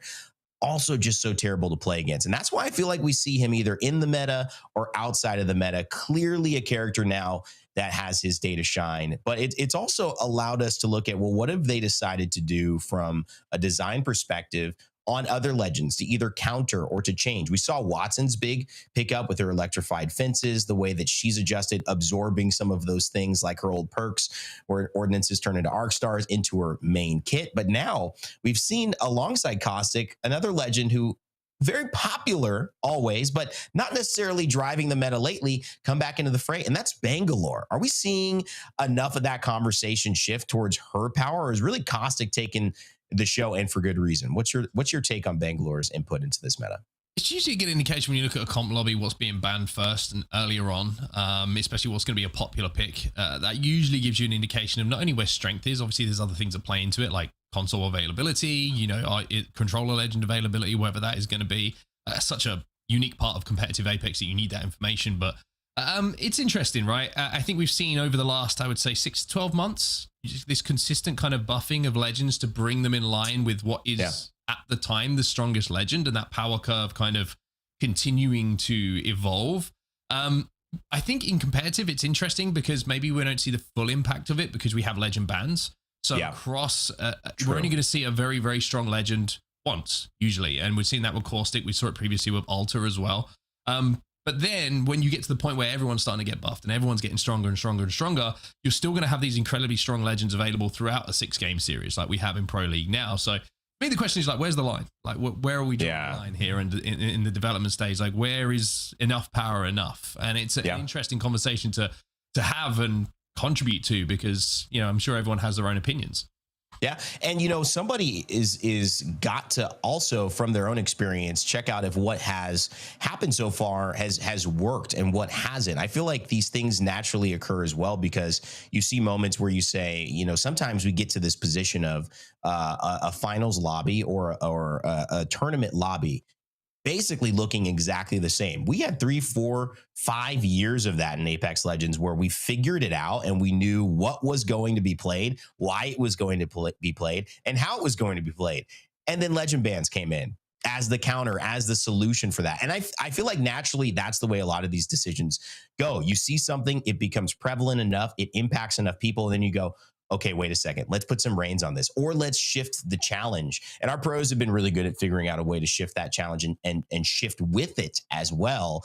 But I think that's also when we look at this season specifically, Mark, we go back to last weekend and we say 24 different winners across 4 different regions. It's never happened before. Maybe what we're looking at is an indication of where this meta has gone, to where you can't really even... Maybe it's too wide open. Maybe we have these things where we do need to figure out a way to corral it. Maybe the players will eventually come up with that solution, or maybe we'll see it in another patch with some of the nerfs. But it feels like there's so many ways to hurt you. It's very hard for a team, even as good as Alliance, to combat against all of the different options that are available right now. Yeah, I think another thing that contributes to that, and looking back at last weekend, and not just where we are with legend meta, but also with weapon meta as well, I feel like playing Edge at the moment is very difficult in comparison to what we've seen previously. You're looking at things like, obviously teams who are coming in later are usually going to have an EVO advantage, but you have great ways with accelerators and things like this to have so many things available to you as a zone team at the moment. And you can output so much damage from a static position with like a 30-30, a charge rifle, a scout, whatever it might be, that it'd be interesting to go back and look at the data of like, how many of those teams won with good prio to zone? Because I feel like we're in a very zone-centric meta at the moment where being able to get to a spot and hold it down, especially with the strength of controller legends, plus the weapon meta, is making it almost impossible for some of those edge teams to fight their way through. And I think it's a tough situation. If you're a team at the moment and you open your map after jumping out the dropship and you see, hey, we've got to go to the other side of the map, not very many times do I feel like genuinely there's going to be a lot of teams who are going to be able to get through. Because even if you win a fight that's on edge of zone, then there's going to be someone looking at you, 130 headshot, you know, that's you done. The reset ability is so low, especially if you look at legend bands as well. You don't have a Newcastle in your composition, which is going to be your strongest legend available for a reset. Interesting. All of these things contribute, and I think it's just tough at the moment. If you're an edge team, you've got it rough at the moment. If you're a team who's got to travel a long way, you've got it rough at the moment. And I think it goes into POI draft as well. That's why so many teams on Stormpoint are trying to prioritize places that have tridents. You know, historically that's been the case, but even more so now, just to get near zone, just to beat other teams there. I mean, piggybacking off of that, we've seen some teams launch themselves at other teams to create a little distance on tridents. We'll bring that up a little bit later in the show, but there's been some creative ways to close the gap if your Ash portal is down, or maybe you don't have an altar in that round. But I mean, even looking at last game where GoNext was one of the teams holding off Alliance trying to head into tunnel, and they did a great job with the presence that they had of just shutting down Alliance's opportunities to make it through the choke that would lead to the ultimate final zone. A team that's able to find these moments and be successful, the alliances, the teams that strategize, that know exactly what they're trying to do, they're going to have to play a little bit more on their toes. This is a meta that is going to kind of shatter a lot of the expectations, Mark, of what players might have known from our midseason playoffs, even in Split 1. And they're going to have to be willing to say, you know what, throw the rule book out, throw the rule set out. We're making up the rules as we go, because there's so many different ways that this could play, so many guns that could kill us. We just got to take the best choice, believe in ourselves, and work with the plan that we got. The one thing you've always got to do in Apex Legends at the competitive level is be able to adapt to whatever is being thrown at you. And most of these players are the best in the world for a reason, because they've got the ability to do exactly that. But it's looking like, and I have my fingers, toes, and anything else that I can crossed at the moment, that this game is going to be good to go. We are going down towards Lava Siphon by the looks of things. That's why we're seeing a little bit of action already for some of these teams who are dropping it in and around this POI. Love a little Lava Siphon as a rotation pot, trying to get away from a little bit of that damage that was starting off. It could be so dangerous, as you mentioned, just to go down early, kind of slow your rotation in that early run, and then obviously slow you down. But it's a little bit of Oirain and Hardeki against each other. Pot, NVMI doing the battling here. Former teammates now trying to take the upper hand in this skirmish on the top side of World's Edge and Fragment. Maybe it's going to be a little bit of respect shown. It does look like Pot will be able to stop through the tunnel and be able to get through the choke just before they take any more damage. VCGO, though, taking some damage themselves. Now, it looks like they're going to try and pour out of this situation. Only the white armors to play with at the moment. I think they want to just try and take the high ground, maybe play for the survey beacon, which is going to be available to not only get the Evo up, but let them know where the location of this team and their setup is going to be located down below.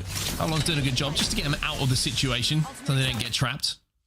As we take a look at where that zone is going to be going. So Siphon's going to be busy, but I think a team like Na'Vi, who are playing on that top side, are going to be pretty good. The Vault Tunnel might be very, very good as well. 07 playing the building just outside of it.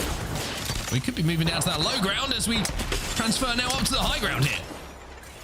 Showing off what that PK can do. Taskmaster putting Phoenix to task, taking him down with a couple of shots there. Oirain on the follow-up. Should be simple to slice them and dice them there. Phoenix will be the sacrifice for the squad to get away, but will they be able to get away? Oirain trying to make sure that's not possible and Endorse.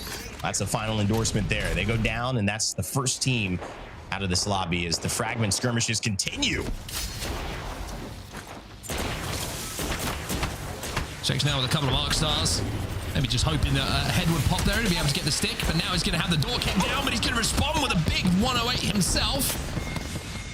Ekio trying to stay on his feet. 0-0 should be getting into position to play behind the knockdown and look to stick this res. Drone is out, but doesn't have the EMP available. He's just expended that in this fight. The Shakes will be brought back to his feet. The Ash now gets to play once more. Team that's not going to get banned. They know that for sure. They've got the Ash, but they got the Fuse and Crypto. Certainly not going to be amongst the top played characters, at least so far right now. And so they could build a little bit of rhythm with that. Ekio on the R99, which is great to see come back into this meta as well. SMG's alive and well, and so is Hardeki, the Grim Reaper, back to claim a couple of lives here if he can. 60. Roman 9 Impulse helps finish that one off. The Hemlock not fast enough, but Hardeki's still on the chase. Very interesting for me in this meta at the moment. You see people like Imperial How on Watson. You see Hardeki on Watson. It almost feels sacrilegious to see these incredibly talented mechanical players on these more defensive-minded legends, but he's going to have to do something special here. Does get the gen down, which is going to allow those shields to regenerate as he pops his battery behind the knockdown shield, and in fact, he's going to look to stick this res as well. So looks like NVMI, Pop will be able to get in a position to maybe reset here as Nameless will be taken out. UAIM looking to move in now to the southern side of Harvester to clean up some of this damage, and they're going to have NVMI in front of them. So difficult. UAIM tried to get in there. Their timing was good, but they realize it's all for naught as they do not have the space. It was a good reset by Hardeki. He didn't waste any time, and UAIM don't want to give that up at all as they take aim with the charge rifle. I can feel Mark shivering just at the thought of it. But it is still alive and well. I'll get over it. I'll learn to live with this at some point. It's just a weapon, man. It's just a weapon in the game. You got this. I believe in you. It's more than a weapon. It represents so much more. More than a weapon. More than a...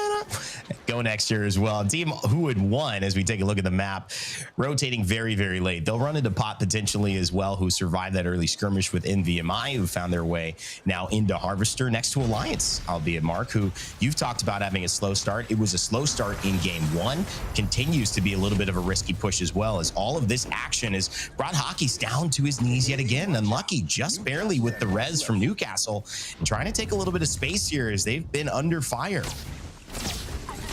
Charge rifle coming in as well. You can see how suppressing and oppressing it can be, as Unlucky has to scarper away. Does a good job there. Doesn't have to expel his Q. The mobile shield will still be available if they need it, but Alliance going to connect with some shots here with the Spitfire. As I mentioned, if you're on M&K at the moment, this is a very, very valuable weapon to get in your hands just for the consistent stream of damage that it can output. Again, a little tough rotate here for Alliance. You've got NVMI to their north. They've got UAIM holding them out on the tracks to the south as well. So they will have to fight their way into zone once more, Alliance. Historically, it's been something they're good at, but, and again, we talk about the weapon meta, we talk about general meta. A little bit tougher to do for them in these circumstances. It's just a difficult spot to play as well, and that's kind of the hard part about starting without momentum. When you start in this way where you need a win, you need things to go right, and then you just get a natural thing that happens in the game that's just a little bit tough to handle, you could feel like it's more than just a tough rotate. You could feel like maybe this is the day gone wrong yet again, especially after 3 maps as well. World's Edge is where they've got to figure things out and go into this next 3-set map as well with some points, and I know that that's something on the mind of Hockey's. If anyone can do it and keep these guys focused, it will be our previous champion and one of the best IGLs, the most consistent IGLs we have seen in ALGS history. But speaking of consistency, GoNext staying in a good spot here. 30 points to their name. They continue on, but we catch over with SLR, ASCII trying to keep the crew alive. They are under some serious pressure here as well.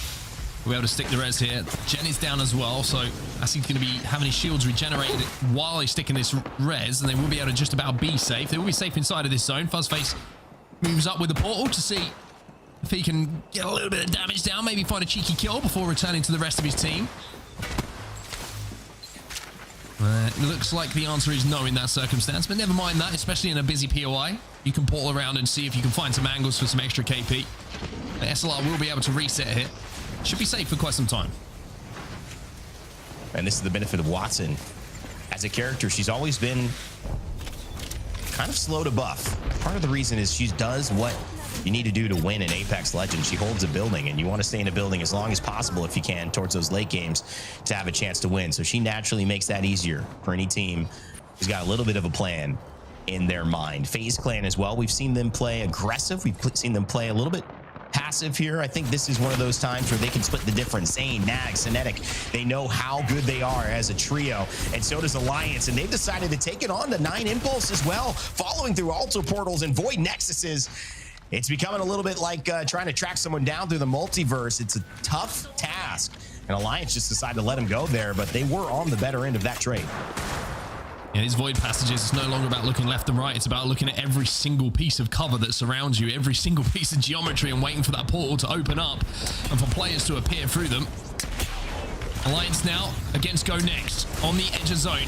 Damage being taken by GoNext. They get a portal through though. They're trying to send it onto Unlucky, and boy, do they. Through that void passage, they managed to flood onto him. Hackage from distance with this Spitfire. The suppressing shots coming in. Effect is here, and GoNext will be taken down. Alliance do win that fight. And against a hot GoNext, who won so many in that previous game. But it was tough.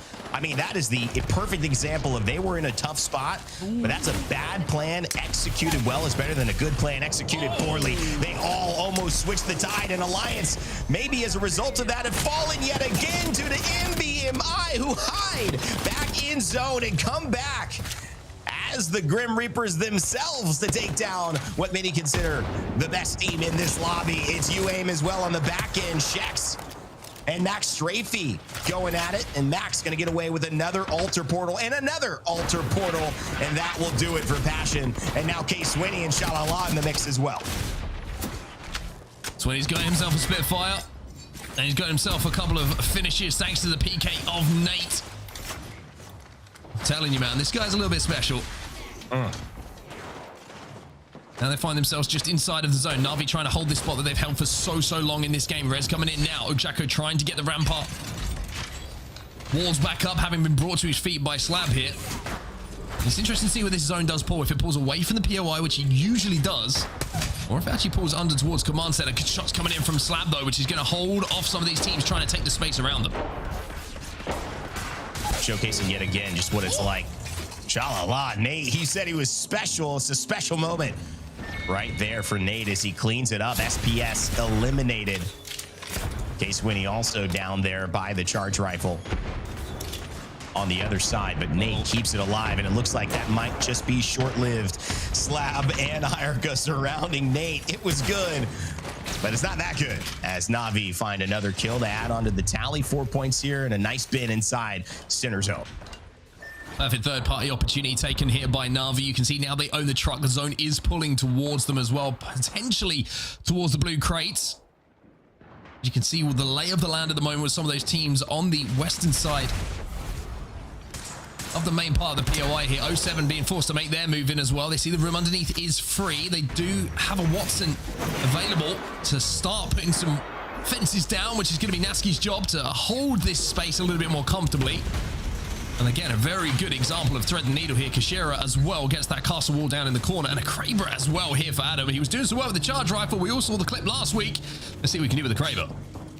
Doesn't give you a lot of room to miss Kraber PK, but when you do hit, well, you change the game. Adam, that's the type of player he is. He's been special as well. Talking about him, Nate, Kaisha, some players that have really stood out over these last couple of weekends in EMEA. We'll see who takes the final lap here. Synetic seems like he's gotten caught. Won't get trapped here by the Ash. Shex, they laid in $1 short on that one, but Passion in a good spot underneath this bridge. Got some pressure with the 30-30s as well. And it might just pay off. Broke some armor. Not going to get the down, but so far so good. And trying to hold on to this as much as possible. Let their presence be known. That zone is pulling out towards those blue crates like we mentioned previously. It was interesting there. You can see the Passion that were trying to set up for the EMP push, but just had the drone broken by that FaZe member on the outside, which slowed them down. The FaZe member managed to escape as well. So a really good play from FaZe to actually stop the majority of the power in that push just by breaking that drone on the outside of the door. SLR now, who we saw resetting a few moments ago, they're now in a very, very strong position as they're going to have to hold off teams arriving. And one of them is going to arrive on public transport. It's going to be FUL who are flying in on the carriage. Why pay for the Uber? You know, it's going right there. Go ahead and just grab a ride. I wish we could do that in LA a little more often.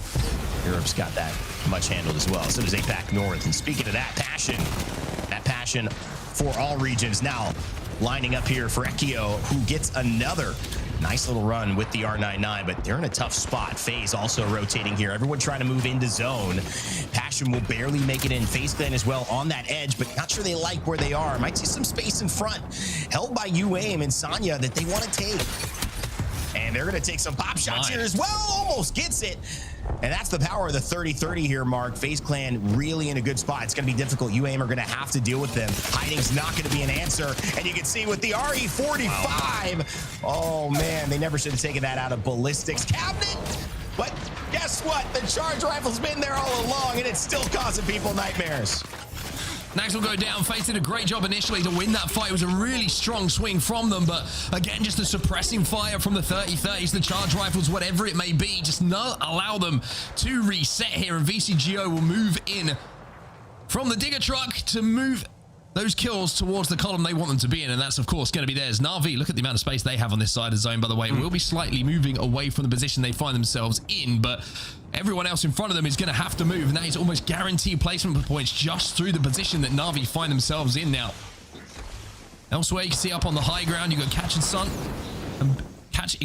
Billy holding down that high ground. Don't want to try and push that one unless you've got an EMP going off to take those down those Watson fences. I've just respawned Priestess as well, so players being brought back into the game. And actually, this zone is now favoring On Dogs pretty heavily.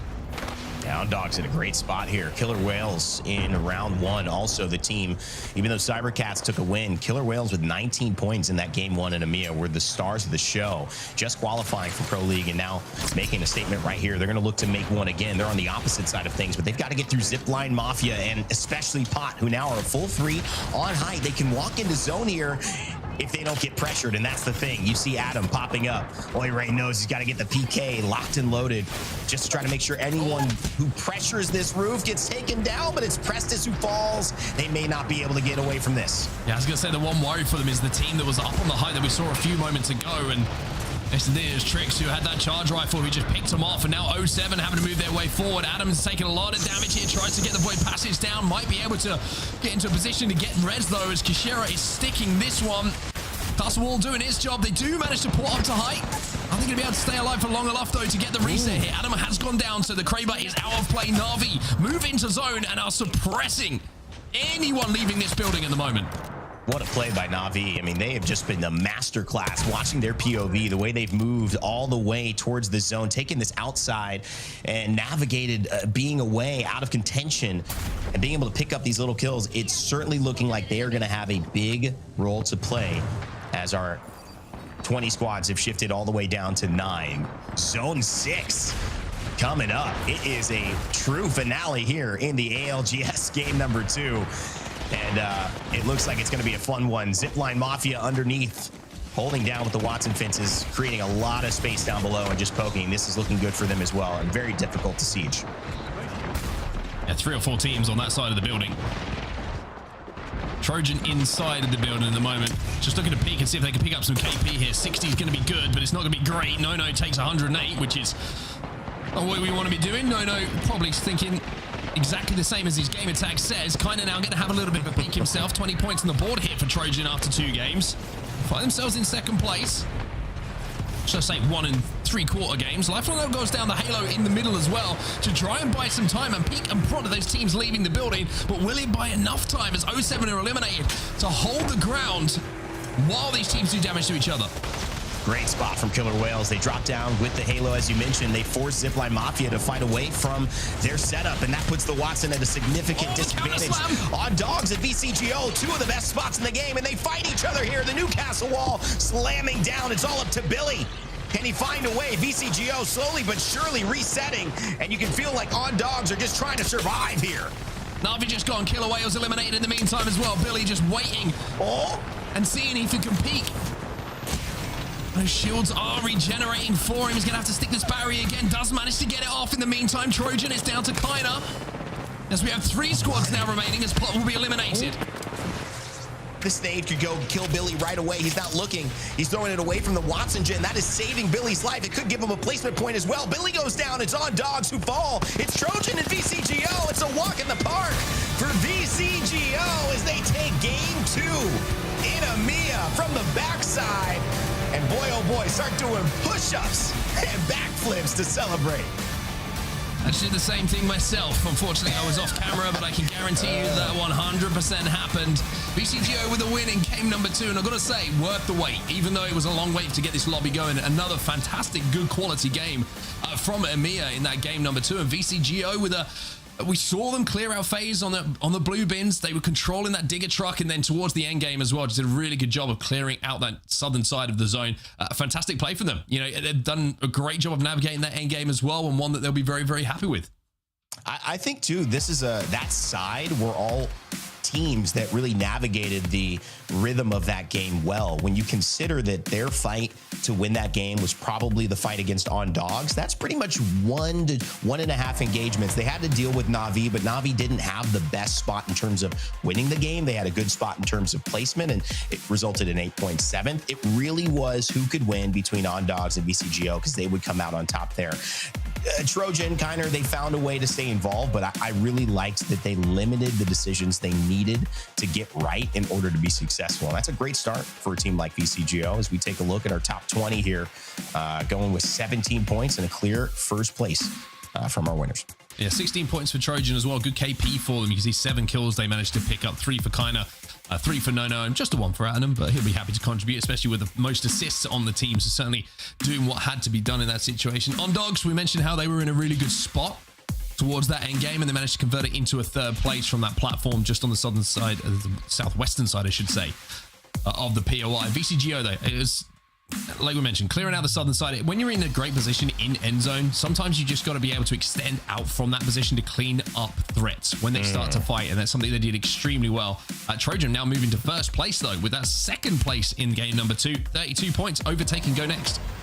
Well, again, and on the other side of things, you know, Trojan, they were that team partially in that scuffle. There was about 6 teams all around in that moment. And you look at Killer Whales, you look at ZiPLina, Mafia, Trojan, all those teams coming from that area. And so Trojan was able to, you know, take a little bit of the risk, navigate that well, and find their way to shore. I like that this has put them now in the leader's position. Obviously, only 2 games gone by. But if you take a look back at that end game, and we do have some replays of it, VCGO, Mark, really, they did capitalize on their position the best. And that is going to, over the course of 6 games, make the biggest difference. Yeah, we'll take a look back on these final moments as well. Billy, by the way, doing a great job just to survive in this situation. You can see the passive health regen coming in as well for him. Killer Whales eliminated in the meantime, so that's more placement points just from surviving here behind an enemy castle wall plus some knockdown shields, just constantly outputting damage as well, not getting greedy for these kills. Another placement point gets picked up here. As you can see, FUL have gone down as well. So little things like that, if you're looking to take some notes away from today, if you're playing some Apex Legends yourself, just surviving in those situations when it feels helpless, so important to do. And the same can be said for Kainer. You know, 3 squads alive here. Stays alive long enough to get a 2nd place. That'll be extra placement points for him, and VCGO, simple job for them in the end game just to clean that up. And you know what's funny? Billy had a real big impact, not only on staying alive there with that Watson gen, but also keeping VCGO alive, because Kainer threw 3 grenades, and 2 of them were zapped by Billy's noticing there. Watson gen, and the 3rd one actually hit, but obviously it only hit into the Rampart wall. If he had thrown 1 and 2 in the Rampart wall, the 3rd hits. We don't know. Maybe Kainer pulls off the unthinkable. Either way, great stuff from VCGO and Trojan. They go ahead and lead the pack with those last 2 performances, and we've got game 3 coming up to see who takes the top spot at halftime in EMEA. All that and more in just a moment. We'll see you guys after this quick break, hopefully.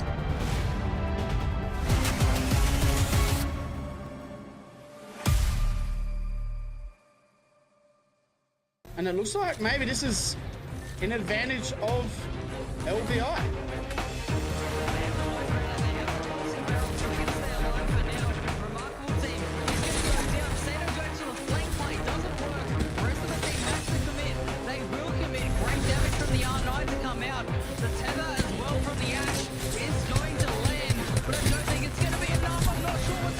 There's so much Kelly. There's a force, everybody to fight each other. We can see Remarkable team still there as a solo going strong. And Dreamfire, he's gonna take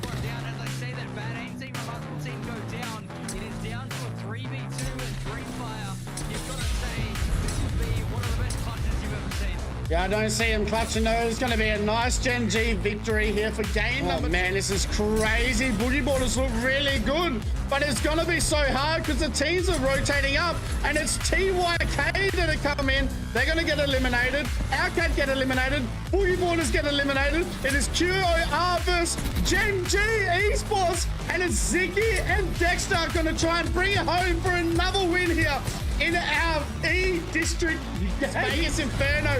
They have a massive fan base, so we're live right now on Vegas Inferno Twitch. So they've been getting around these boys here, trying to bring the crew in for their first win of today as well.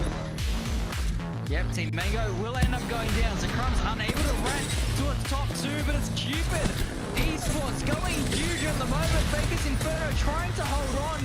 The shield is too much to handle. Yeah, Cupid Esports somehow trying to survive. As we can see, it's going to be the jump tower being used. It's all happening. SA down to a solo.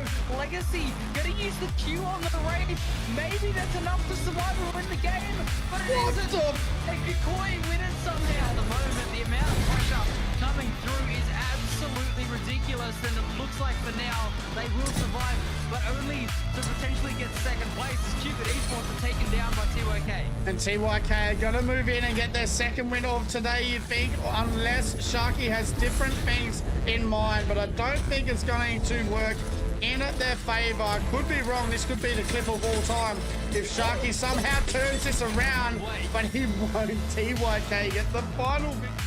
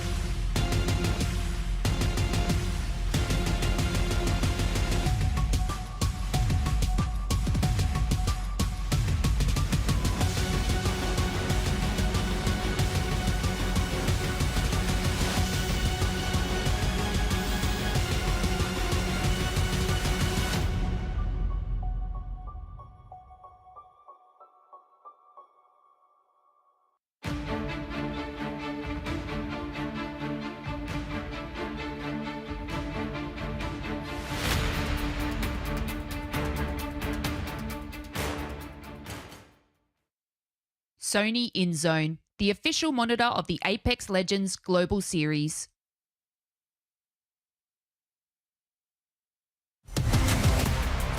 Our lovely host Lace there with a little billboard for Sony InZone. We appreciate both of you. And obviously, I think Lace is sleeping right now. It's pretty late in Australia, or pretty early, however you want to say it, depending on your activities, I guess. My name is Rain Day. Welcome back, guys, here. And we kind of look at this area right now because, for being frank, we've had a couple of restarts, a couple of issues getting into the game, and we're working to resolve those. But this is where we have a chance to kind of sit back and really dissect the games. You know, of course, Onset Gaskin here with me yet again. Dan had a bit of a break. Mark and I just casting that VCGO win.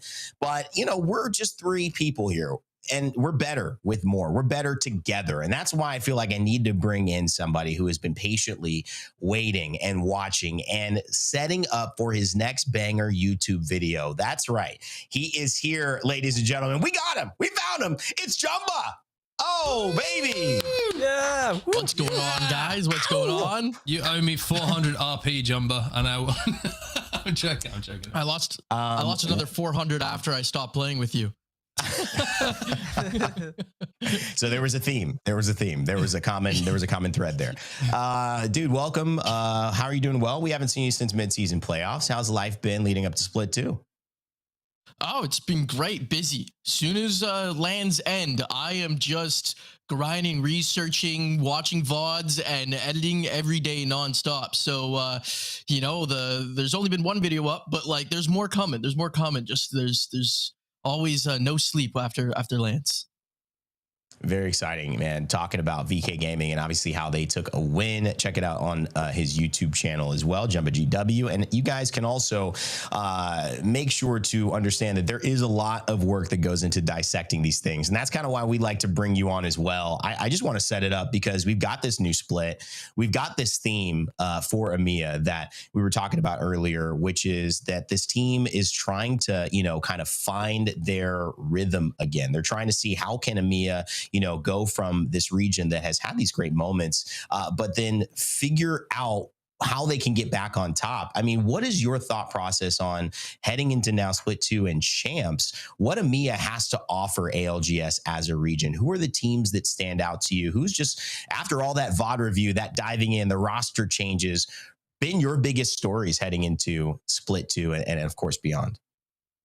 Yeah, EMEA's got great stories. I'm sure maybe you guys talked about it, but we know like last year Champs, it looked like EMEA was the best region there. Like they had so much success, but then at our most recent midseason playoffs, only 3 teams made it. And even the team that we typically expect to be on top, their Alliance, like they finished around 10th and such like that. So it kind of felt like this fall from grace all of a sudden, but there's amazing stories always in EMEA. And the thing I'm looking at right now with kind of like this road to Sapporo is actually some of those teams that are on just like the cusp of qualifying, right? And the ones I think of the most is like 07 Nasi squad. What a storyline right there with like last split coming together right at the end and almost qualifying for that midseason playoffs.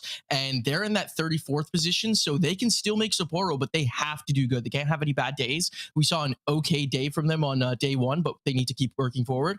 GoNext is another one. The pickup of Light coming from GG, a team that was so great now. I think he adds a lot to that roster and can help them start working back towards, you know, getting to LAN and hopefully accomplishing a lot more than that they've been able to in the past. So that's gonna be exciting.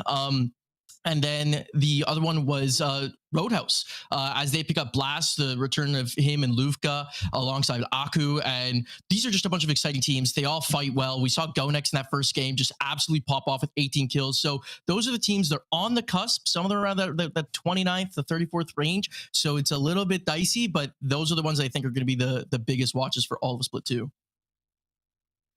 I want to jump in and ask a few questions here as well, Jumba. You know, we've been lucky enough to play some rank together recently, and I'm not going to ask about that because honestly, nobody needs to know about it.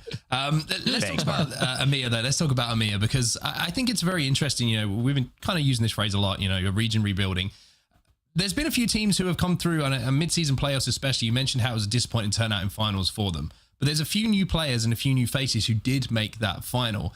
Do you feel from watching this region and watching these teams develop that one of the biggest, most instrumental things for teams to go that next step is to get that experience under their belt, that new experience of those environments? Because I think everybody who's probably watching at the moment understands that a finals lobby is a little bit special when we get to these live LAN events, but getting to that lobby, only time you get to practice that kind of lobby is getting there itself. Do you feel there's enough experience been taken from that by some of these new players and teams that they're going to be able to go forward towards Japan and really put that experience into play and really just not improve themselves, but also the region in general in these Pro League weeks? Absolutely. Having the chance, obviously, now from my time being in this competitive scene, getting to ask a lot of pros, like the nerves of your first LAN do hit. I've talked to them, and a lot of these players have told me, like, yeah, I was just in the moment, especially if they get to finals, or like where I finally felt shaky. There's other pros who, like, they get there and they're kind of like a little ice cold, or they have like that rookie, first time LAN show up and they do amazing, but it's there. So as much as they get that experience, like the team that, comes to mind when you're bringing up, like, they went to midseason playoffs to do good was Citadel. Some of those guys have been around for a while, played at LANs like Noises and such, but they got 67th at the Open. Then they got 3rd in Pro League, and they dropped 3rd most kills overall. And then they go and they're the best performing team in EMEA. So that experience, having like now 2 LANs under their belt together, going into like this is Pro League, if they continue to do well, they're a team that I would say is going to be my biggest watch from this region to be the one that could be like a contender for winning it all in Sapporo and be the next EMEA team on top. The best example that we could say, though, is Na'Vi, right? We saw that that's a team that made several LANs over and over again, but they didn't make finals for a lot of them. They came 20th at last EWC, for example, and then they go on to win the biggest tournament we've ever seen with the most people in the crowd. So it's just getting those reps under your belt over and over, getting those nerves calm, and then Na'Vi goes and like, now they're like a top contender always because they have that confidence. They know what they could do. So absolutely, yeah. And you mentioned, Jumbo, about EMEA being on top back at Champs, but then, of course, the region kind of fell away a little bit. There is always going to be that break between the end of Split 2 and then Champs coming through. The meta could change sometimes twice, if not 3 times, by the time we get to Champs. How do you, I know this is a loaded question, but how do you think that regions stay on top during that period? Like, is there a meta that specifically is better for EMEA? Like, is this meta, do you think, a little bit better for EMEA with it being a little bit more M&K friendly, for example? Yeah, the EMEA, like, NA, I'll say, like, typically, I think thrives the most in, like, those spray weapon, SMG type metas. Not saying that they don't thrive in those shotgun metas too, but EMEA seems to do better when we have these, the PK meta like that coming in and, like, really taking over. Now, Champs is still far away, so I don't know what the meta is even going to look like then. So if it is like that sort of gun meta, that character meta, I definitely see that they'd be able to be one of the more better regions. But honestly, I think that team chemistry kind of like is what's going to be the most important for regions in general. And the fact that there's such a long period of time and these teams will get to like have more experience playing together, I think this is something actually for more regions, just like who's able to like build that team chemistry over the time of each region and be prepared for when they're there to actually push their foot forward. Yeah. Jumbo, I want to ask you a question because we had a stat last weekend that was really interesting. Match day 1 gave us 24 different individual winners of games. Now, that's never happened before. And for someone who's thinking analytically, you would assume there might be some form of causation to that. I want to say, whether you're right or wrong, because we don't know the answer, what do you think was the biggest reason we saw no repeat winners across 4 different regions? Was it the time away? Was it this new meta? Was it the changes with Caustic and Bangalore and people don't know how to handle this? Was it the changes with the weapon meta and that it's just impossible to be as consistent as teams want to be now with the TTK going lower and lower? I want your thought, and maybe you have a different idea. What's the reason for an anomaly like that in your eyes? And what does that say about us heading into Split 2 where the meta is right now? Yeah, when I saw that, like, I was like, holy, that's actually insane. I can't believe it's also the first time it's happened in this entire history of competitive Apex we got here now, because it's getting deep. I think it's a combination of everything you said there, a little bit of time away, but I think there was a big shock that people weren't expecting from the difference between scrims to then the Pro League day with the meta and everything like that, between the faster TTK, this long range poke meta we got, the PK versus the RE45. Like, you watch Ranked and I think everyone was complaining about the RE, saying this gun's broken. And the next thing you know, PK is the gun on top. So, yeah, I think it's a combination of all that. The best example I'd use was like Alliance. They didn't have like a great first 3 games on Stormpoint. I think they dropped 4 points and then went on to drop 45 points on E-District. And I believe it was Hackus who said that, you know, he just was not prepared for the fast DTK and like the fact you could get 2 shot from a 30-30 or a charge rifle. And so I think that shock had teams not knowing what to do. And so next thing you know, like they come in expecting to play the way they always do, and they can't get away because there's a lot less forgiveness. And we end up having teams just a little bit more RNG, a little bit people who are able to adapt into those situations in the moment show up, and the teams who like typically come and steal 2-3 games on a day not be able to get to that top. Well, you know, it's interesting because you actually look at this idea that the repeat winners in Apex history, the TSMs, the Dark Zeros, right? That there is some crazy, when you really think about it, almost impossibility of that happening. But what's really the truth is that these players are so good. They figure things out in a way that they can have consistent results. But you realize once that one team like Alliance isn't winning 2 games, once, you know, the Falcons aren't winning 2-3 games in a row, how even this playing field is and how anybody can win in Apex. And so that really does, I think, make this a very exciting season, exciting split. And before, you know, listen, before we kind of transition more, I know Mark and Dan probably have some more questions or thoughts on that. I wanted to play a little bit of a game with you while we're here. We don't know when these lobbies are starting. We're waiting for the start. Could happen any second. Want to play a little bit of a game. Now, have you seen the game where it's kind of either or, where we ask you, which would you rather take in terms of fraggers? You know, Imperial Hal or this player. Have you seen that? Yeah, of course. Okay. All right. So we're gonna do that with you if you're down. We're gonna basically give you 2 players. And I'm gonna keep giving you another one. You're gonna say one or the other, and we're gonna then go off of that and see who ultimately is your ultimate fragger. We know what some of the players thought. You guys have seen it on broadcast. But now I want to know what you think, Jumbo. You ready? Okay. And it's fraggers, right? We're thinking fraggers, or? Yeah, it's fraggers. These are fraggers. Okay. Yeah, all right. Let's go. All right, here we go. Panic or blasts? Panic. Okay. All right. Panic or pricey? Pricey. Okay. Pricey or Sangjun? Pricey. Okay. Pricey or Alberlelli? Pricey.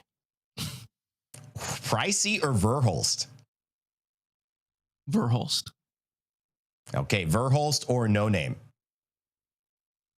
Ooh. No Name is popping off the most recent LAN. Trying not to let the recency bias get you. I'm going to still roll with Verhulst, but that's a tough one for sure. No Name was going crazy. Okay. Verhulst or Unlucky? It's another tough one. Wow. Unlucky. Okay. Unlucky or QQ? Give me these rapid fire, Unlucky. baby. Don't even think. Unlucky. Sorry. Okay. Sorry. Unlucky or Yuka? Unlucky. Unlucky or Yuka? Unlucky. Okay. And Unlucky or Imperial Hal? Imperial Hal. Okay. Imperial Hal or Koiful? Imperial Hal. Imperial Hal or Effect?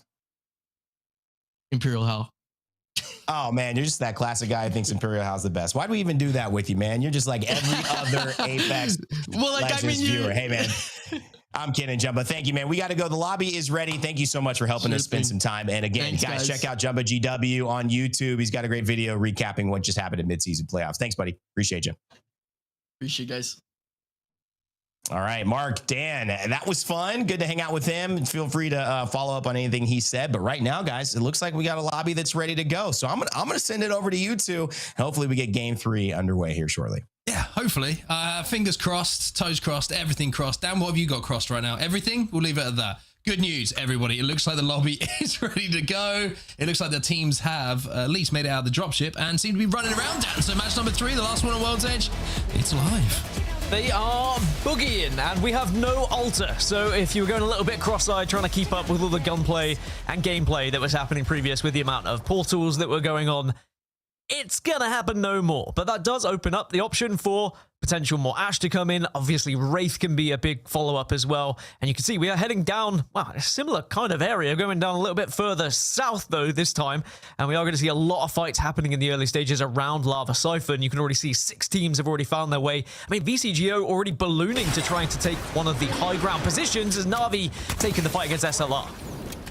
Yaku's good shots coming in from that Mastiff. Gold Bolt is certainly going to help the situation out. The Mastiff's certainly not a peacekeeper, but it can put out a good amount of damage still. Looks like they've done a good job of holding this height. SLR do have, it looked like a momentary armor advantage, but that might just be very similar to ASCII. You would imagine playing a Legend, which is going to have that little bit of extra juice when it comes to those shields.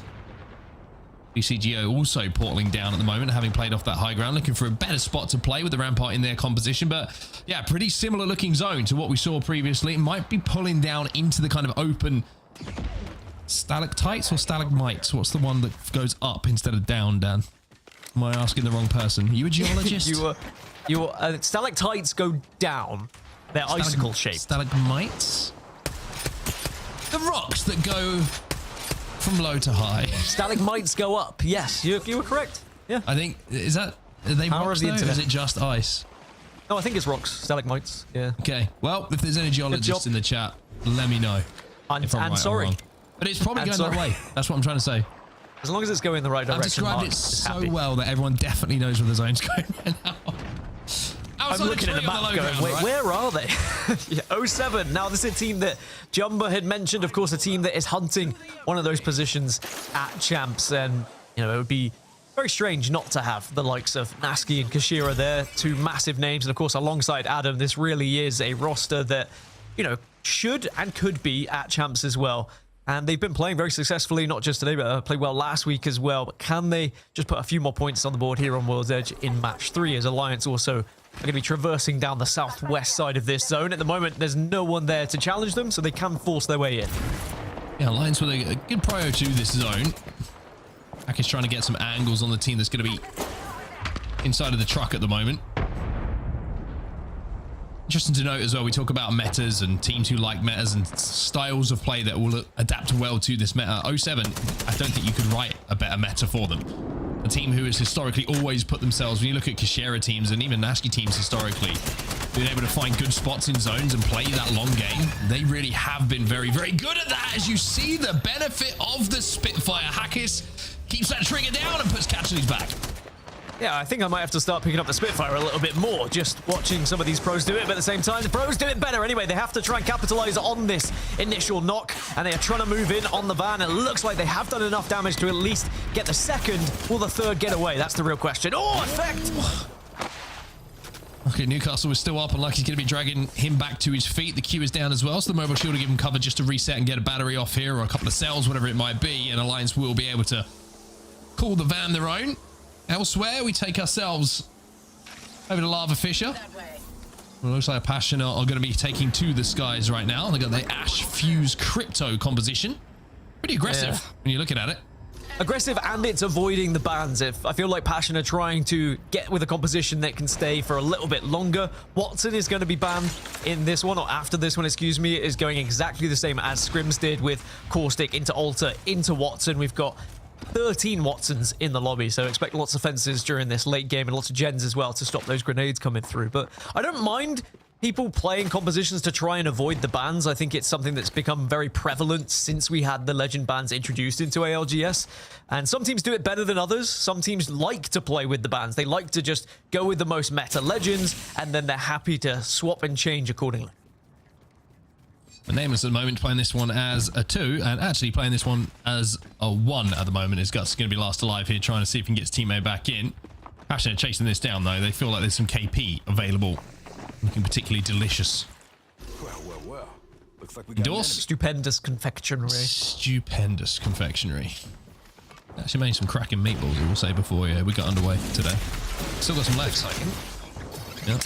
Obviously, just before we started, I popped back in the kitchen to make coffee and ended up eating the meatballs that I'd left for later. But, you know, that happens. Endorse down on the low ground.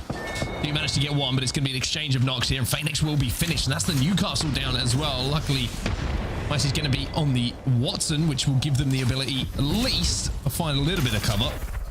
They're going to have to take this fight. Feud is going to queue up the zip line, but it's going to queue into a fence. Oh. And that will be Endorse. Right, their own obituary there. They will be taken down. Nameless also eliminated just a moment before that as we take ourselves over to Harvester, where NVMI have managed to pick up a kill and managed to take down Weak. It was a brave play with the Wraith Portal, but do you really need to go for it? That's going to be my question. Is there a chance you could have got out with that Wraith Portal rather than going in? Sometimes aggression is the right idea, but at the same time, you have to know when a fight is available and when it isn't. This is where the zone is going to be going, and it is towards where we presumed it was going to be going. So Alliance center zone at the moment, a great spot for them.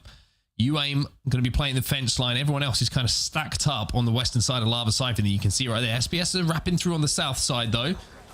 Might be a little bit of a problem for Alliance, who are playing the bottom side of those buildings, but Alliance in a really good spot here, and this is the first time we've really seen them in zone, and we'll actually jump into a listen-in with Alliance now to see what their plan is going to be. Okay. Is there time up? I don't remember. I don't know. Like here? I don't know. Team flag in? Yeah. Just carry back thermal all the time. One guy watching all the time. Yeah, okay. One guy watching thermal always. I'm gonna try and do the climb up, I guess. Ramp on higher ground above me on the right side. Okay. Is it the very TP for cap now? Yeah, I like it. Team here, cheer. Okay. Let me know if you need me. Newcastle, cross your left. Yep. Two guys to I'll keep left. him right here. Crack one. He's white armor. Hey, go for the building. Go for the building, yeah. It's a Pathfinder. He's inside top. One more gonna come. Top. I can't see. It's a Pathfinder Catalyst team. Pathfinder Catalyst. Newcastle. Newcastle, right? Okay. Okay. Bro, what? Pathfinder. Cat back coming as well. I don't have TP for it though, it's a triple tick. Okay. I got the brick at least, I got the brick.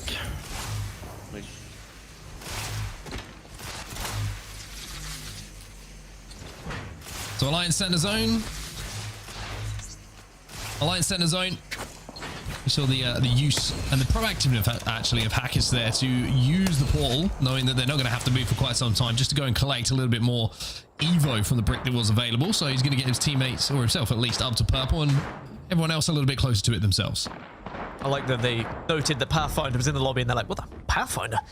Threw him off a little bit. Again, just trying to be a little bit different. Just trying to get a legend that perhaps you can keep for a little bit longer. Speaking of, there is Pathfinder for ZiPLina Mafia. And tiptoeing along there. Look. There are 4 Pathfinders in the lobby, not just the one, so there are a few teams who agree that Pathfinder can be very beneficial here on World's Edge, and perhaps leading in to Storm Point as well, where those zips are going to be even more important. But at the moment, they're going to be on this northwest side. There is actually no one else with them in Harvester, so they're going to be fine. Is there a Mythic bin spawning next to them? I think there might be. So ZiPLina and Mafia potentially have a Mythic bin, an uncontested one. Maybe, by the looks of it. Yeah. Hey, and a gold bin. Shows its form right next to the Mythic bin. Lovely supply of goodies. It's the perfect Christmas. What's your favorite Mythic weapon at the moment? Raver. There you go.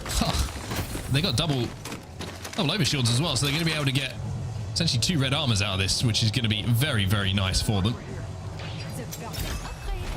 The ZiPLina Mafia are one of the only teams we're going to see so far who might have a good chance of fighting their way in from edge with a Kraber and 2 full armors. With the amps being added, are going to be in a really, really good spot. Alliance will still be safe inside of this next zone. NVMI have taken the tracks. UAIM still on that fence line will be safe as well. GoNext in and around tree, playing on those platforms, but everyone else you can see at the moment still having to move their way through. Not a lot of actions happened so far, and it's surprising actually to see everyone's so spread out at the moment. I think everyone is kind of trying to judge where the traffic is going to be, but not really going to have any options to find out without doing it the old-fashioned way. I'm just looking to see if there's any survey beacons available, and I'm not sure there is to find the lay of the land. There's actually one right in the middle of Lava Siphon, so that one survey beacon is going to be very, very busy, and if you're playing Sparrow, it's going to be very much a good pick at this point to get that info without taking too much damage. Yeah, you can hit from such a distance as well. FaZe Clan are going to be taking this fight, though. I think a lot of teams are reluctant to take the fights because they're worried about the third parties, but I think you have to be taking this one if you want to get through the choke, and FaZe Clan maybe taking full advantage of that. Good shots from Zayn with the PK to begin with, but has taken some back, but does have support. Should be able to stay alive long enough for his teammates to move in here, and indeed FQL will be eliminated. 15 squads now remaining as the pace just starts to pick up a little bit. Really good job there from Zayn, just to smoke forward as well, give him some of those outlines so he can slide through with that PK and get some big damage down. Teammates doing a good job as well, you have to say, to keep him alive in the situation, having been that frontline player for them. Not taking some damage inside of that truck. Killer Whales, by the way. As a 2 still alive here. 07. They're up as a 3. VCGO, winners of our game number 2, though, have a little bit more of an uncomfortable time here in game number 3. They will go out. 14 squads now remain.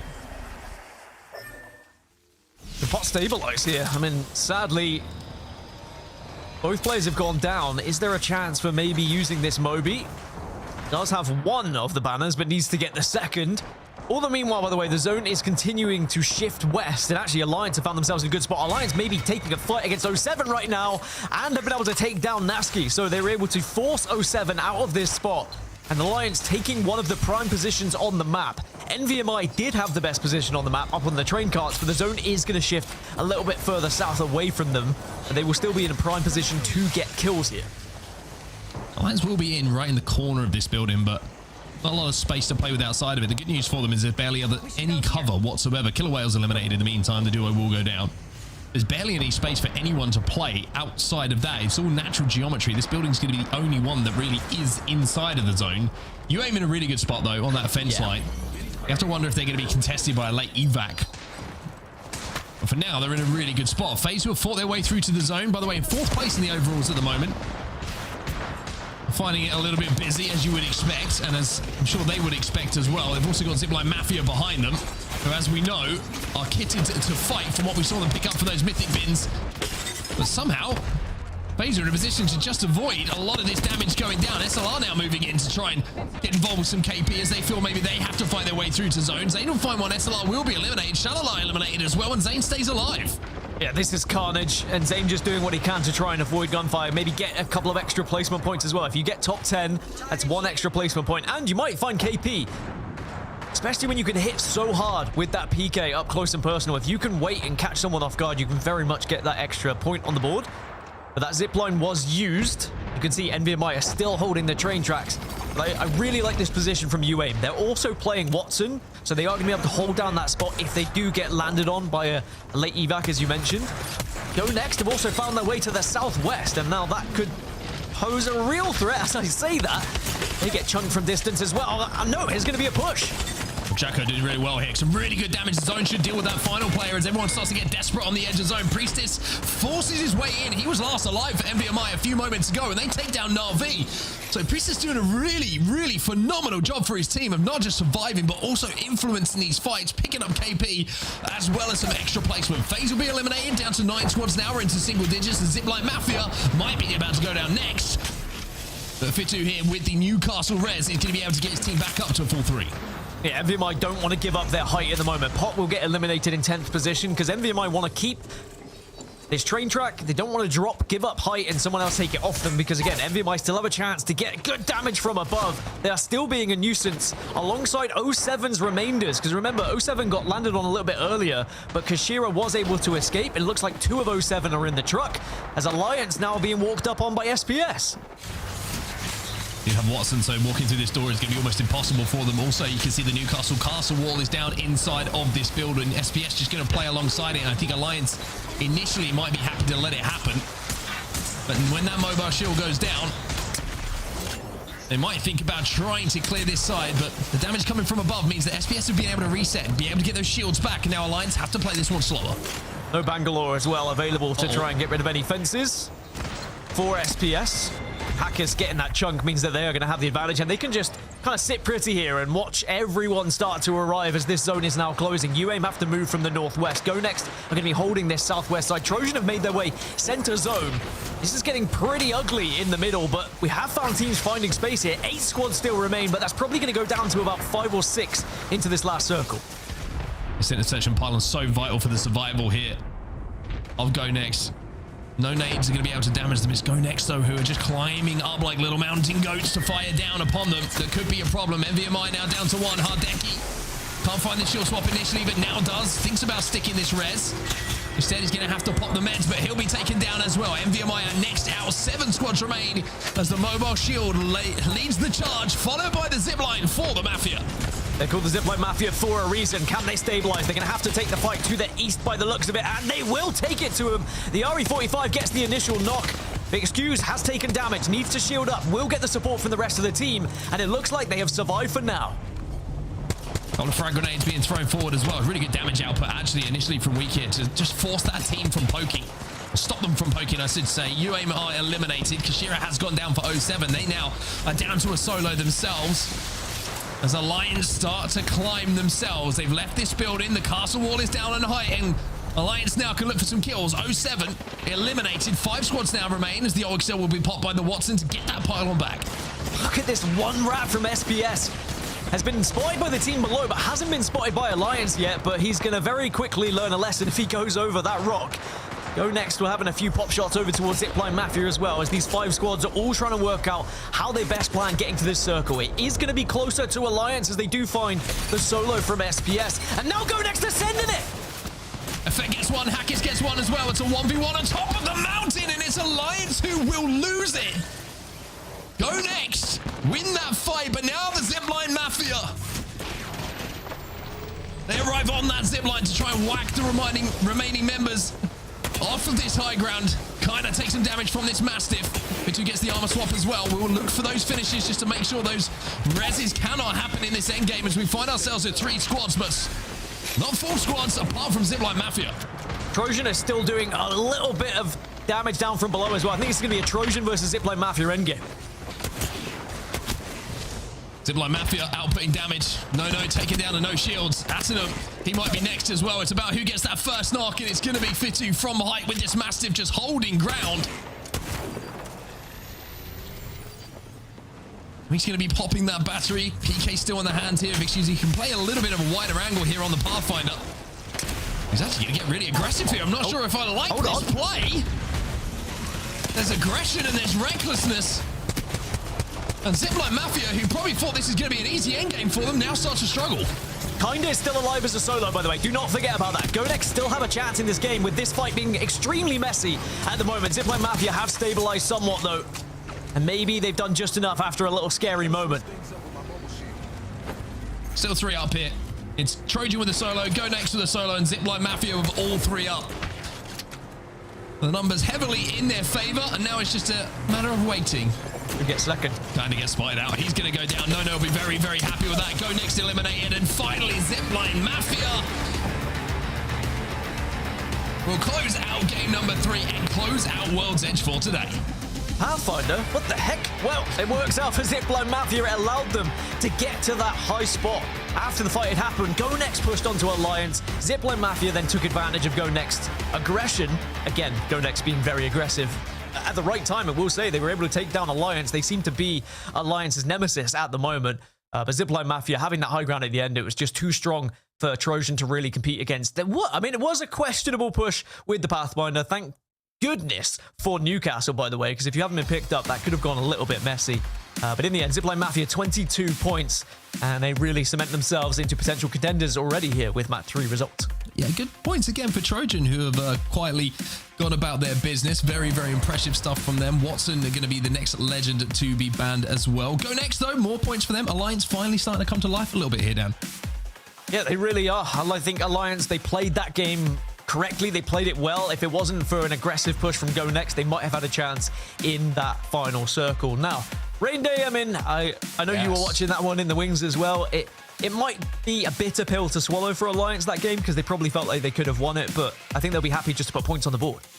Yeah, and it's, again, a conversation Alliance is going to continue to have, and we're going to be at the tip of it as well, looking at how they are in great positions, doing what should and probably would win in other metas, but getting outpaced with these GoNext approaches, these heavy PK swings, and just getting used to what it's going to take to win in this current lobby. ZiPLina Mafia, though, truly were the star of the show, guys.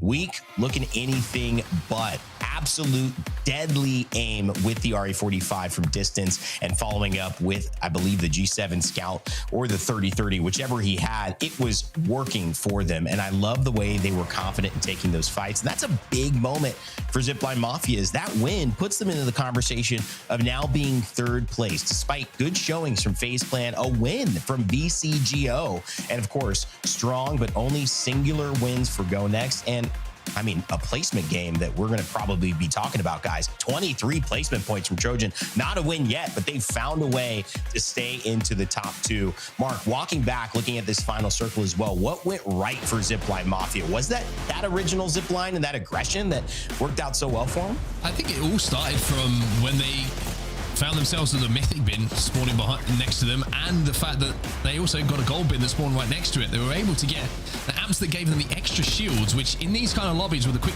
TTK can make all the difference. It allows you to overextend just a little bit more. It allows you, even if you're on a zip line, to take a little bit less damage, or survive with a little bit more health, I should say, than maybe you would have previously. And then just the opportunity to third party, and having the Pathfinder was actually a big influence as to why they won this game. How many times did we see a zip line to third party, an opportunity that presented itself? Once it did, they took advantage, and I gotta say, they really did play that end game extremely well. It's a different way to do things. Usually we're seeing Ash portals to get there, and we're noticing the pace that's come with, but Pathfinder does a little bit of that same thing. Maybe, albeit a little bit slower, a little bit more obvious that it's coming, but still finding a way to transition to those high points, something he has access to that simply not every Legend composition does. So Pathfinder, ZiPLina Mafia staying true to the name, grabbing a win there overtly in game number 3 as well, guys, as we finally have a chance, Dan, to settle after 3. It's been a lot that has gone on so far over the course of these 3 games, but in general, there's been a lot that's happened over the course of these last 2 weekends. We kicked things off last weekend for match day 1. We got match day 2 and 3 here this weekend, and so we gotta, of course, start our halftime with what you might have missed. I've stopped trying to say this as an acronym. What you miss? I mean, I think why is really the way we would say it now, but I'm gonna let that go. That's the last time I'll try it. But what you might have missed, guys, there's been a lot of fun happening over the course of this last week. And we mentioned Ash. She is certainly a character that's going to get you places. And I'm talking a lot of places. 2 ultimates, 2 dashes. That's great. But what happens if you don't have an Ash? How do you close the gap? FaZe Clan might just be onto something here with this next clip. I want to see if FaZe takes this fight. Can you impede it? Ready? I'm going. Yeah. I'm chilling. What in the am I watching? To make a play happen here, because even if they manage to somehow magically make trades right there, they're probably going to end up thirded on as FaZe tries to boost in right underneath Citadel Gaming. Can you impede and I can scan it them? Can we climb on backside right now? All 3? Scan it. All MP. I'm impeding, peeking. I'm peeking top. Can we swing in? Yeah, I'm waiting for one spiral. Zip it up. Let's go. Nice, guys. I'm smoking. Good job. Are you kidding me? The 3 tridents? Oh my goodness, FaZe made the play they needed to. Like that triple crop boost was crazy. I mean, I'm all for creative solutions. That's how my brain works. So it's nice to see that. Unfortunately, that only works on Storm Point where tridents are available. But hey, maybe one day we will see Olympus in the map pool. You never know, guys. It's good. Dan's shaking his head. Okay, I think it's time to move on. Apex. Take it back. All right, guys. Apex South. Mark, what's going on over there? A lot's going on. We had a little bit of a double header, so we've got to catch you up, of course, all you wonderful people who understandably need to sleep between 6 and 8 hours a night. Some of you even more. We'll make sure that you get that as well. But we'll catch you up because we had A versus C, and we had the Boogie Boarders with very, very strong performances across the day from Apex South. They had a very strong performance, winning back-to-back match 2 and match 3. They managed to pick up 16 kills, and not only that, they found themselves in the top 3 for matches 4 and 6 as well. This is some Boogie Borders highlights for you. Still one of the greatest names, I would argue, not just in ALGS history, but possibly in the history of competitive esports. Dreamfire were also rocking a new roster, I will say. 3MZ, Berlin, and Zuzu, they showed up and they got 2nd overall with 2 match wins in match 4 and match 6. And they were also able to find themselves in the top 3 finish for match 1 and match 5. That is especially strong performance on Storm Point. So very, very impressive. Not getting below a 3rd place for 3 matches is very, very good overall. As we continue to look at the Boogie Borders domination, we see a couple more of their wins coming through here, and World's Edge was very good for them. This match 6 is one that belonged to Dreamfire, though. You can see that new look lineup. Some nice shots coming in from Zuzu with this 30-30 repeater. We're going to see it much, much more as the weeks go on, of course, unless we do see a cheeky little patch come in from the dev team. We'll have to wait and see if that's going to be the case. But it was the one thing we love about the double headers is that we're always going to have this action going down. And even if you have a bad day or you have a good day, you've got a double header coming up. You've got to reset. You've got to get ready for the next day that is coming up just around the corner. So good stuff coming in from Dreamfire. Very good stuff coming in from Boogie Borders. They were the 2 standout performers in that first A versus C action. Wouldn't be APAC South if we're not talking about boogie boarding or sharks or burgers or some type of reference there. I mean, I'm glad we got to keep with the themes naturally. And of course, they're the reigning champions so far. VKG from, of course, that region representing midseason playoffs. So we got to talk about not just match day 2, but match day 3, Dan. What went down? Yeah, a doubleheader that's already happened because they're in the future. I still can't really wrap my head around it, but alas, here we are. We haven't even done our first match day yet. They've completed 2. But it was TYK who came out on top in what was a very exciting series, a very close one as well. I think that there's always that expectation that a team could dominate, but it didn't really go down like that. The overall series winners were TYK with just 1 point over Gen G. It was actually a last-minute match 6 win that allowed them to take the victory. They did kick off the day with a match 1 win that you can see. They fell off a little bit here in match 2, but then the remainder of the matches, they kind of got a little bit better. They placed well, but this match 2 was the one that allowed other teams to catch up, like Gen G, for example. Only losing out by 1 point is always going to be a rough way to experience your day because you want to just be able to close out. But this was the match 6 that really did push TYK over the line. They needed to win. They needed kills if they were going to be able to win this one. So in this final 3v3, they knew this engagement was absolutely everything. And it was against SHALALA as well, a team that is not going to be easy to take on. We know how good SHALALA are. Sadly, even with all the efforts from Rampart, there was the what if moment as soon as Sheila came out. It was not meant to be, and it became TYK's victory, and they took the entire match day render. You know, it's one of those things that you got to keep in tabs on, especially for those who are wanting to see how these things play out at LAN. I mean, a lot of us stay isolated to, you know, Americas and EMEA if you watch our official channel here, but so many of our broadcast partners and so many of these players do these miraculous things, and we got to keep making moments in time to showcase what they're bringing to the table. Because of course you get to LAN, you see VK Gaming lift the trophy and you say, why haven't I seen as much of these players? Well, now you're going to hopefully be seeing them throughout the split as we take you through what you might have missed. Of course, if you want to stay up to date with everything we're doing in the ALGS, that means that socials are your friend. I said, you know, you have an Instagram and TikTok, and immediately the 2 people who don't have an Instagram and TikTok in the chat said, I don't have one. I still think 98 out of 100 of you have Instagram and TikTok, but I'm sure that most of you already know that without saying. If you don't have it, I'm talking to the 2 of you, this is your reason to download. Okay, I know you may not be with it. I know you don't want to make a Facebook profile as well. There's a lot of stuff going on, but the ALGS is there. You're watching here. You're clearly a supporter.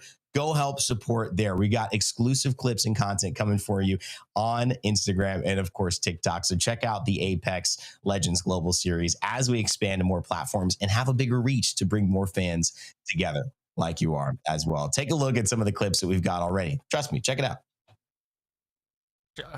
Who is the ultimate fragger in the ALGS? TSM Panic versus Gaming Gladiators Blast. TSM Panic. Panic or Pricey? From what I've seen of stats, I believe it's Panic. Panic or Crazy Raccoon Sangju?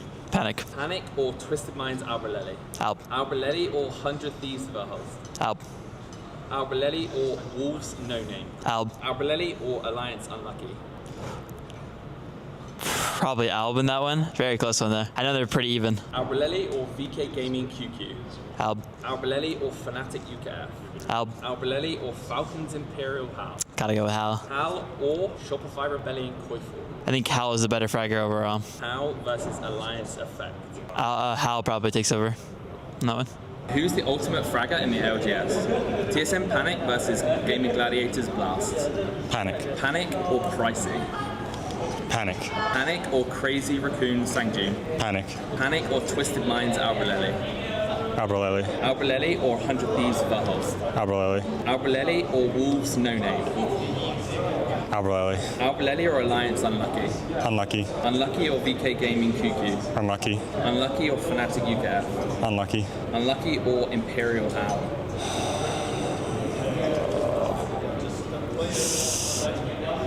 Imperial Hal. Imperial Hal or Shopify Rebellion Koiful? Koiful. Koiful or Alliance Effect? Koiful. Unlucky or Imperial Hal, I mean, you know, that looked like Jumba trying to figure out the last answers on that one, man. I get it. You want to have the right answer, but that's the point of the game. You got to have those neurons fire. You can't think about it. Enemy. That was nice. And again, more content from your pros, maybe even your casters as well, there on our Play Apex Esports, IG, and TikTok. All right, guys, it's time to start looking into our map switch up. We've got Storm Point coming up as well. I know we've got some POIs on the horizon. That means we need to start analyzing who got the better end of it, or maybe just what's the setup now that we see where these players are going. Mark, I'll give it to you. First thoughts as we get a glance at our 3-game setup for Storm Point, where these teams will be starting off. One thing I always look at is when Alliance are in a lobby, is anyone going to be brave enough to take either Trident or Northpad? And it looks like KLWL have said we're going to take Trident, and they're going to play for the car, and Alliance will try and fight them as soon as possible unless they disappear before Alliance can close that. So interesting to see that happening. Na'Vi down a barometer. FaZe going to be next to them as well, so we might see some interesting rotates where those two teams who are obviously very strong in the fight department will go up against each other. But it was always interesting to look at Alliance. 07 over at Down Beach as well. That's going to be great for them. Dan, you, I mean, I actually wanted to go back to you, Mark. I just was saying this to transition that Dan and I will start casting in a moment, but because you focused on Alliance and what went wrong, what needs to go right for them here as they start off again, looking at Storm Point, KLWL in their way as well, fighting over that Trident? What do they need to do to have success here? No silly mistakes. I mean, we did the analysis earlier on, just little silly mistakes. That was what cost them last time, whether it was getting knocked on a survey beacon, whether it was going down without damage in the fight. All those little things can be adjusted very, very quickly. So for Alliance, it's just about being really focused here on Storm Point. All right, well, thanks a lot, Mark, for that analysis earlier on. And again, here we'll see if it pays dividends for Alliance, who hopefully have been watching and correcting their way of navigating Storm Point. All right, Mark, take a break. Dan, it's time to jump into it as SP is calling our names. What's your takeaway here? We saw a little bit of those POI draft points and also the story of Alliance. How have they fared so far with you today, our big behemoths in EMEA, and how they've shown up in match day 2? Yeah, I think Alliance have just fallen victim to some aggression from other teams, really. And I think GoNext has been the team that's done them in both times, really, with sheer aggression. So it's just something that they have to be mindful of, that we do have a few teams here that are happy to take fights, whereas maybe in international scrims, those fights wouldn't necessarily be taken. We'll have to see whether that changes here going into Storm Point as we get to closer towards the conclusion of the end of this series, of course. Another interesting part of this map is going to be NVMI being close to pot, just because of the history with those two teams. Oirain going up against his ex-teammates, and they are dropping somewhat close together. So there is chance that maybe they could collide during this game, and the zone might actually encourage that. Pot have the chance just to kind of stay at Stormcatcher. They could head up a little bit further north and take one of the buildings if they would like to as well, depending on where you think this zone is truly going to shift. SLR are going to take the buildings dead center of this next zone. But for the likes of SPS and NVMI, it's not a far rotation. They just have to dip set a little bit south so they can loot a little bit longer here and make sure they have as much as they need. It's an exciting one as well. If speaking of that first point you mentioned, where Alliance, they don't have to run into GoNext, hopefully, at least till the very end of the game, as they are on opposite sides of that map. So you're right. They have been done in by what has been a phenomenal 45-point first place performance from GoNext. But a team that I want to highlight as well, I mentioned their performance in game 1 of match day number 1 last week. in EMEA. Dia brought this up, and they're just intention to consistently take fights without fear, and they have been an excellent showcase of a team that has gotten an opportunity and said, I'm going to make the most of it. Coming into this game, coming into this map, clearly this is where they're going to feel comfortable. So I'm going to be taking a look at Zeus and seeing how him and his trio can go ahead and make a bit of a splash here in Storm Point as we transition on. The one thing worth noting is one of the biggest kind of criticisms, or not even criticism, but a highlight that happened with Alliance when Onset was talking about it was the fact they weren't able to utilize that survey beacon scan.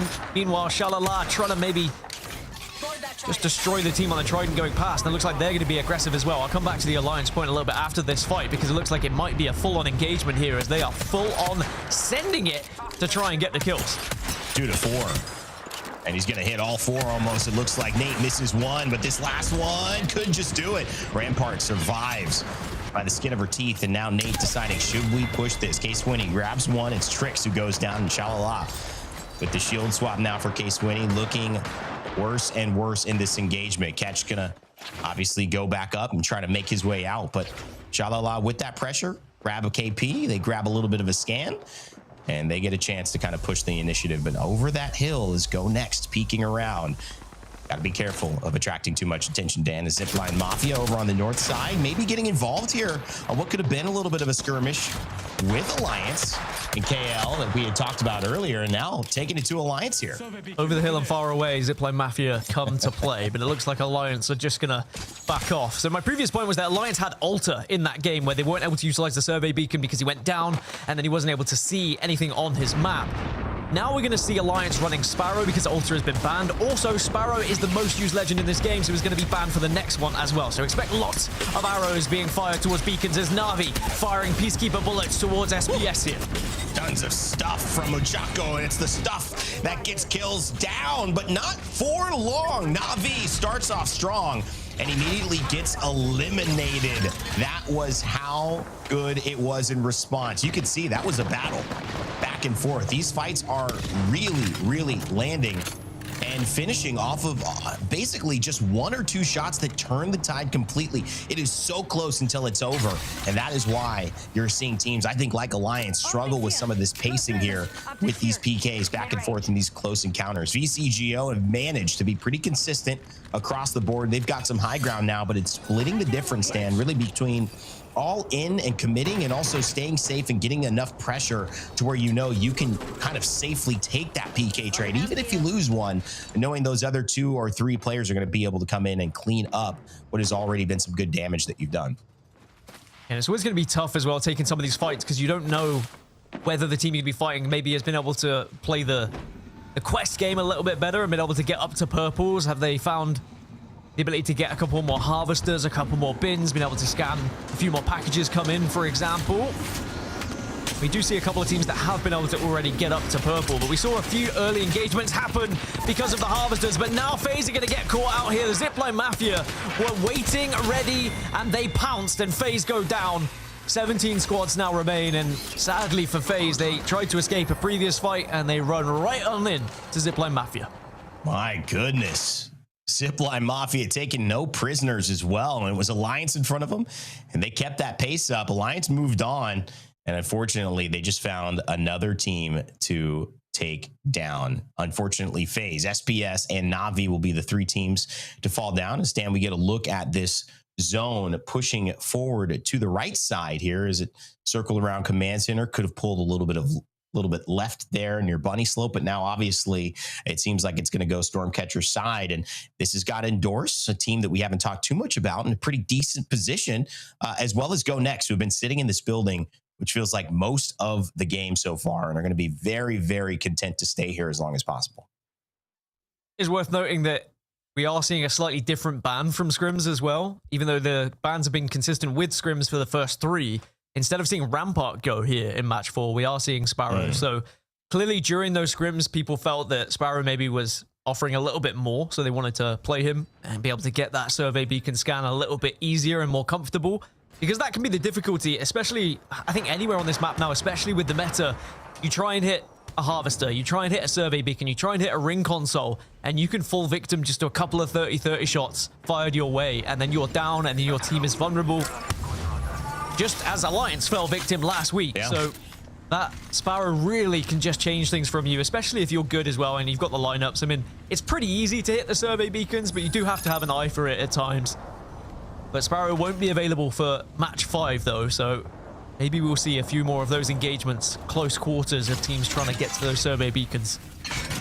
It's a good decision to try to get as much information as you can in any situation in Apex Legends. Sparrow happens to be the legend that does that almost better than anybody, and the safest as well. Unless you're running fully into a different type of game plan, Sparrow, in terms of flexibility, he's going to give you that. And I think Alliance know that as well. I think teams like UAIM may be just content to play the game their way, and that's also something that I do not begrudge a team. Finding your rhythm and sticking to it sometimes in these chaotic metas can just be very helpful for you guys having a sense of identity as a squad. Maybe you don't get the best games, but you get consistent games, and it's something to build off of here. As Weak has been consistently doing damage, now he's consistently taking it, has to fall down below, and this could just spell a little bit of trouble for ZiPLina. They got to be careful, make sure nobody pushes off this. Well, that is going to be a push, very much sending it down the hill, but just taking presence underneath them at the moment. But they are very much looking to try and take advantage of perhaps the team running away from that Sparrow. Another reason why Sparrow is so good, by the way, because of that ultimate. Killer Whale's playing the Gibraltar. Does give you that option of just the panic button of throwing down a bubble when things go south, but they have been able to force this team away. Although Zeus is taking a lot of damage, just about survives, but is maybe going to need some assistance here. That is a crazy, crazy awareness from Excuse coming in on that backside. He threw that shield perfectly. He's facing uphill and knows that's where he needs to face most of his attention and damage, but then immediately makes that adjustment, and Zeus still alive, at least for now. Excuse trying to find that kill, but as Zeus has found a way, kind of like the gods, to stay on top and stay in charge. ZiPLina Mafia realize if we bit off more than we could chew, we're now overcommitting, and they're going to go back with the raid portal, and it's going to be Killer Whales who survive. My goodness, truly roaming as a pack there. It's worked out so far, but they are playing with fire. This is going to be an interesting area of the map because Mythic Bin's going to be spawning here on the northern building of this zip.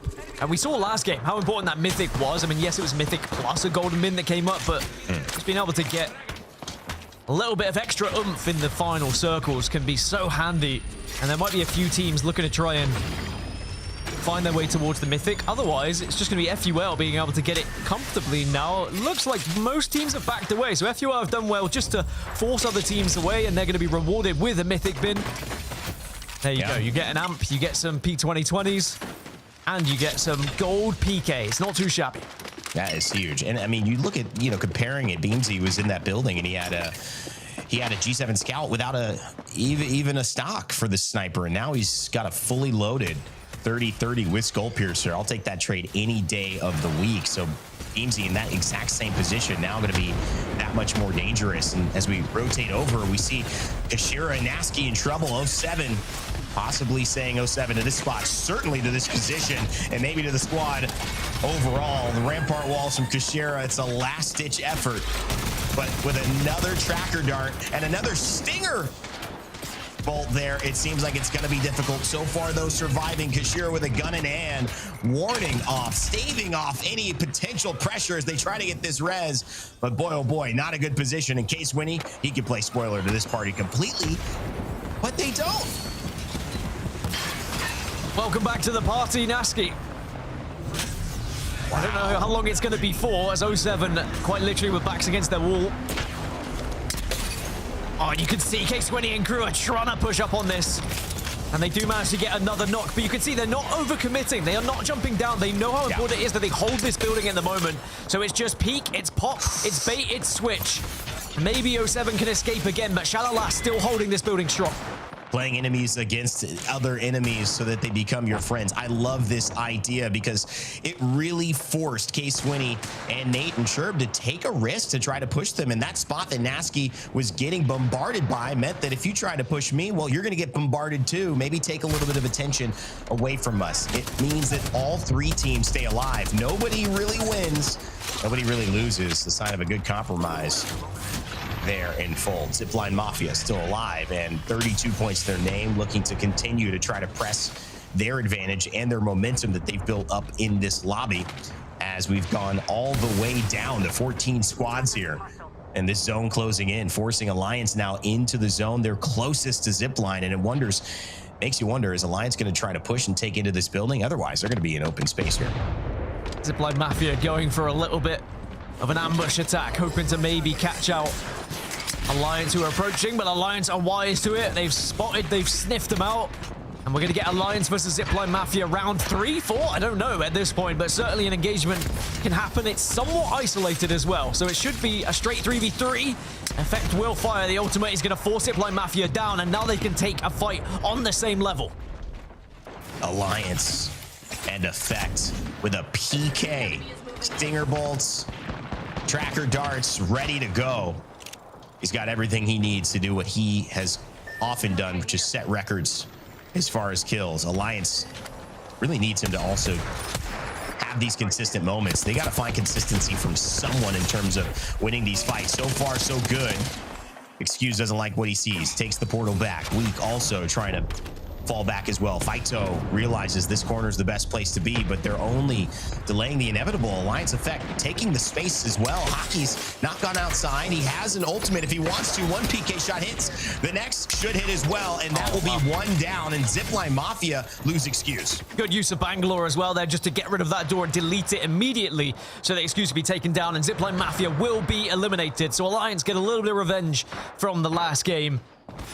And now Alliance will have the entirety of the western side. That was a very long fight. One thing I noticed from Alliance is they were very disciplined in that engagement. They know how easy it is to get chunked by the PK, so they were reluctant to push on just small advantages, and they waited until they really, truly knew they had a leg up on ZiPLina Mafia before they actually committed to the engagement. Now, all the meanwhile, GoNext have been able to find one of the best buildings in this final circle, or what will be the final circle. Nameless and Passion also in two good areas. Ooh. And K-Swinny has a Kraber, and we know what he can do with it.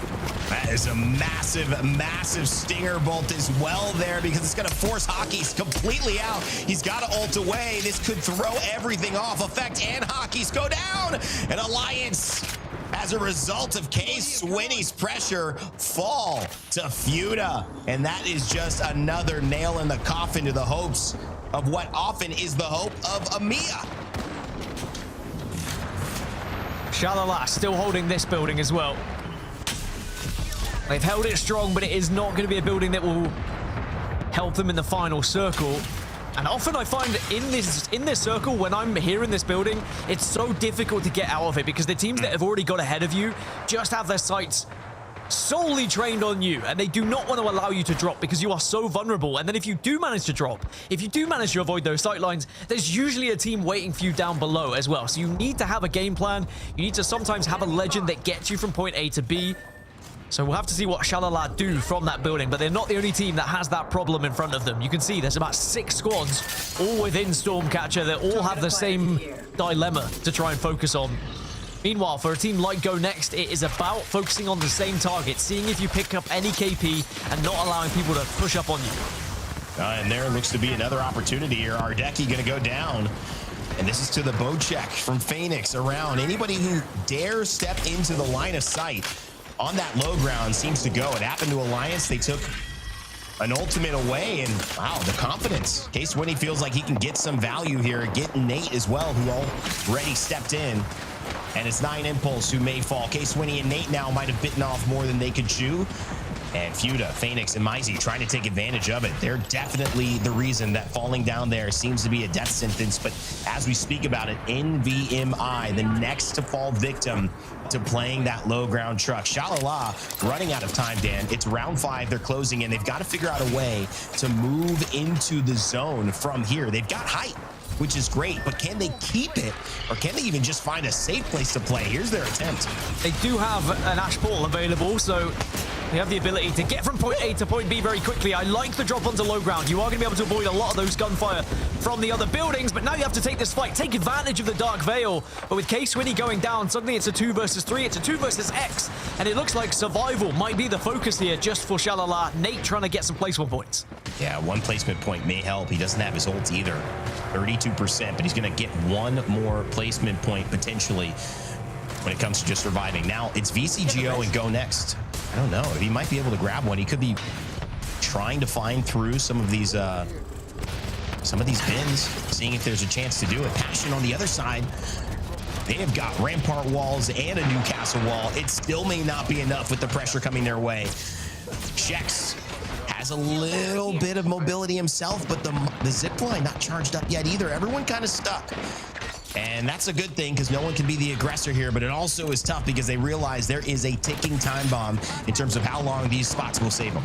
SHALALA have got back up to a 2, and they do have a Moby to use as well. There's potential for SHALALA to get back up to 3 if they can get the beacon, the banner, and they do get the banner, they do get the Moby, and SHALALA may just be able to get back up to 3 because all the attention is being focused elsewhere. In the upper train car, in the upper car, you can be very vulnerable. Similarly to what SHALALA just experienced, where a lot of focus kind of arrives onto you. All those teams, or that one team, Trojan and Nameless, kind of fighting each other on the train car as the 210, it slaps hard for K-Swinny. They got to capitalize on this, Nate. I don't know if he wants to get aggressive.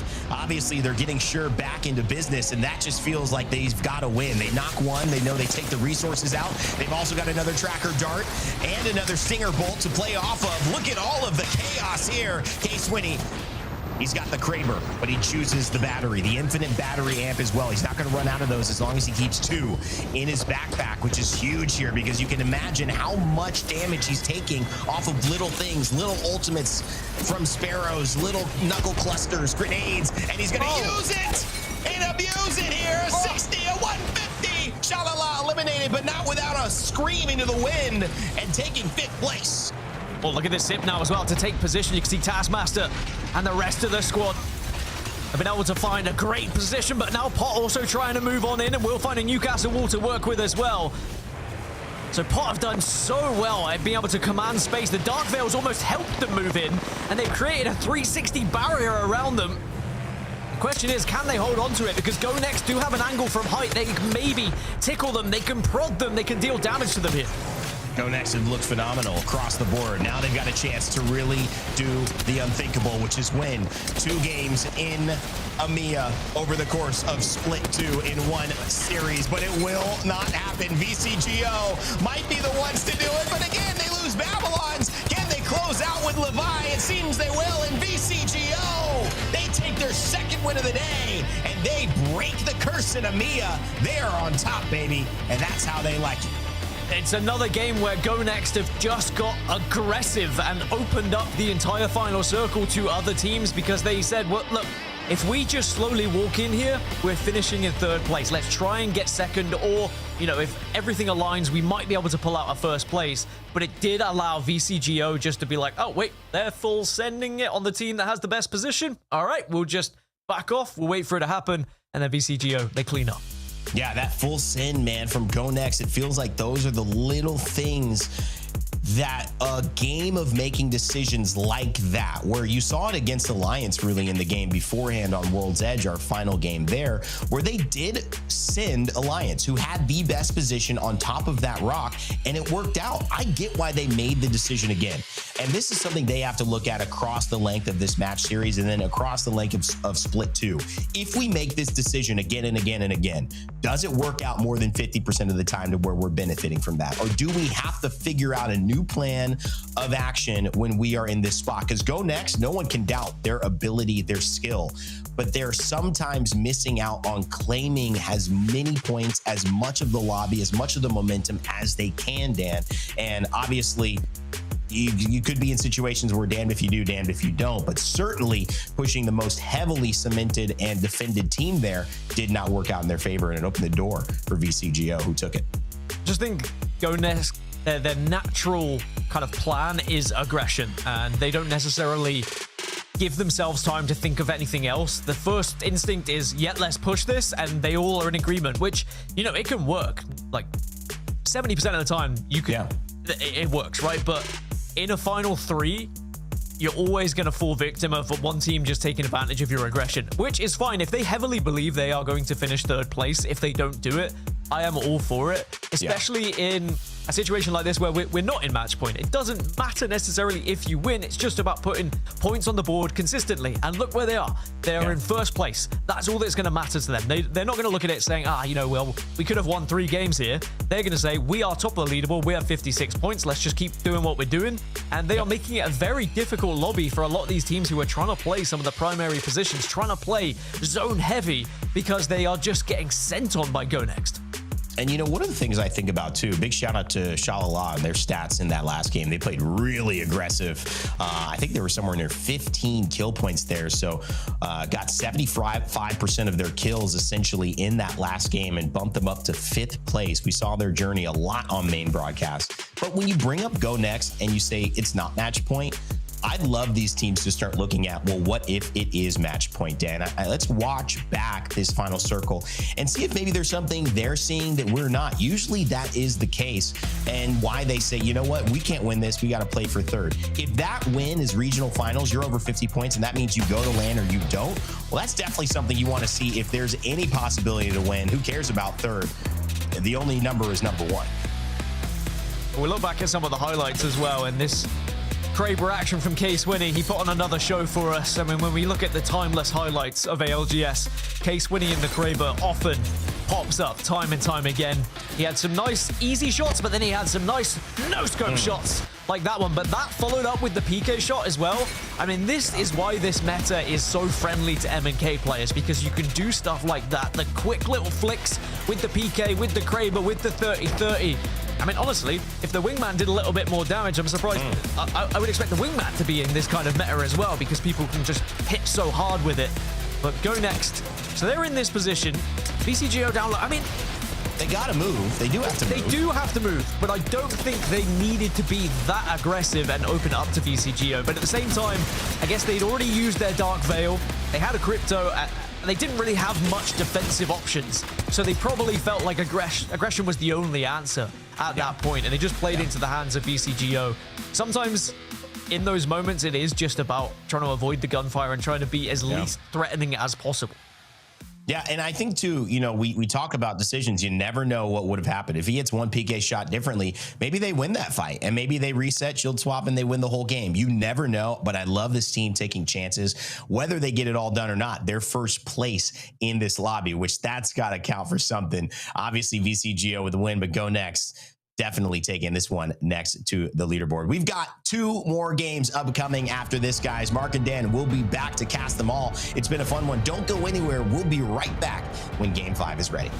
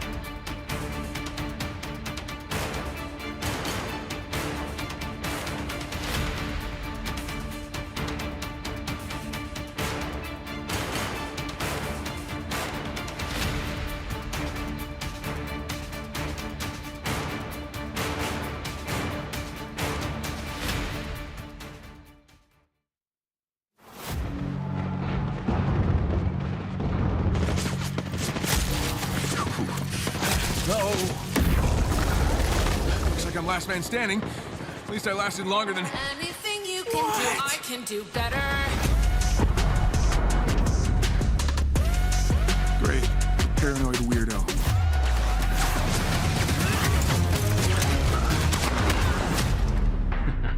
Try and keep up, old man.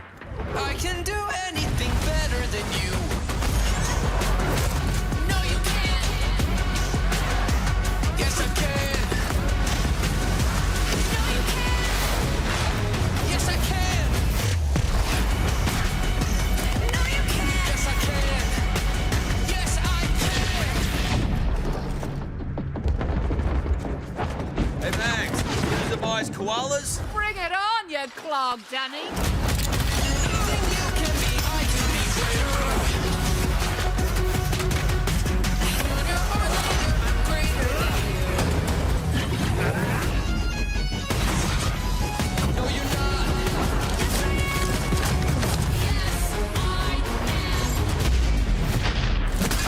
Call me Salvo's metal finger. Always the straight FaZe pilot. Have some fun. Worry not, I will enjoy this.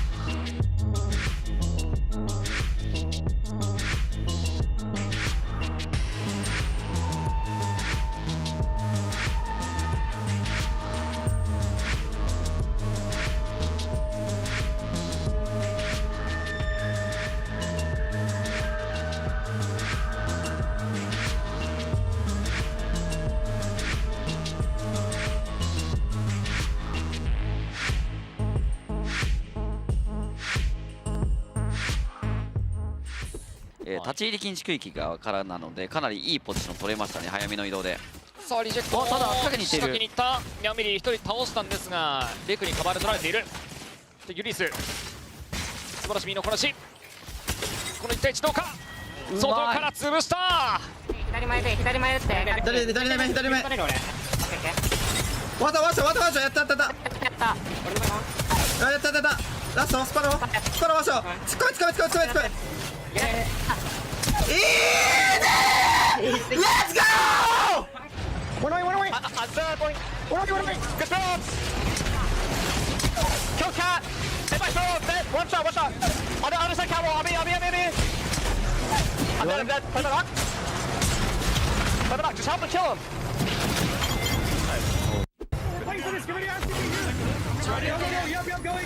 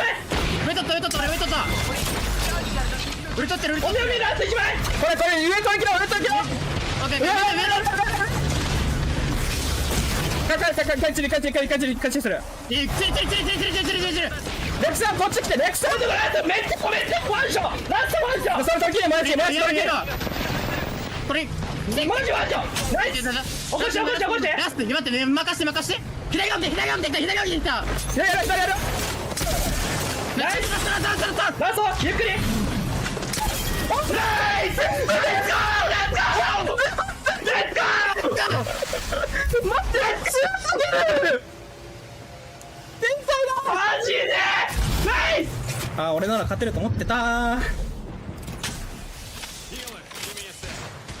50 on the cat. I'm cracked. I'm blooding. We can get away. I'm dead. Getting naded. 36. Nice work. EMP. They got my drone as well. Jumped on me. Play for Resident or no? Can you break the drone for me, please? Not right now. Right there. One shot. Dead. Nice. EMP. No. 84 on one.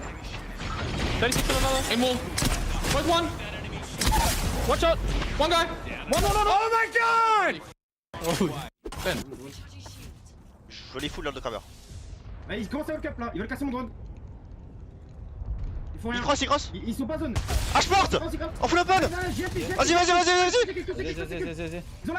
Je dead. Full nade gros. Full nade. Ils sont pas. Ils sont one, vraiment. Je vais en faire un TPH les gars.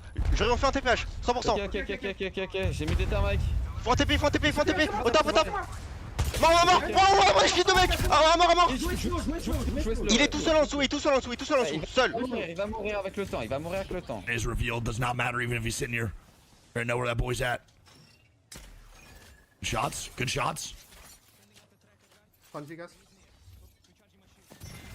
I got friend. Let me have. Oh my brother.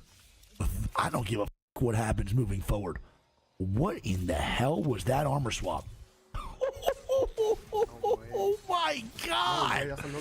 Arctic is a demon. That boy is not human. What the hell was that?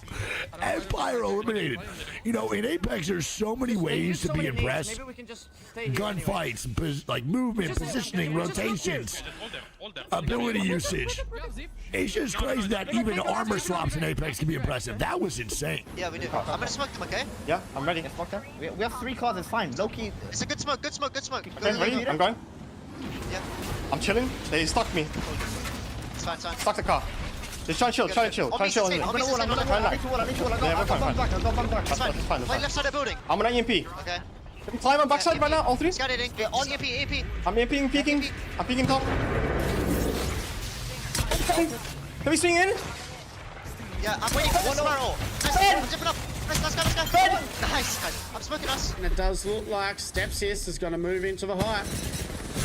Yep, they are going to send it as a team. It works out very nicely to get the first. There is going to be a knock, a bit of a trade going on. So it is the solo now for Keep Going Gaming. ZiPLina gets another knock. No way. He's just pulled that off. 3, 2, 1. I'm going to be on the right side, okay? The southwest side. I'm ready. On the southwest side. You're going to be Go on the right, forward. okay? Wait, in on me. Chill. I'm taking a bit of space though. I'm looking. Look backwards then. Yeah. Help me. Yeah, look backwards. Come on. Cut. Back. Get it in. Queuing me. Queuing my back. On my back. Coming. Ult 84. Drop it. Jump on him. Nice. Go for me. 50, drop on him. Cut him. No team. Chill. Come back. Climb up. Okay, ready? On us. Also, bang. What's it then? I'm taking it. Bang on me. Bang on me. Nice.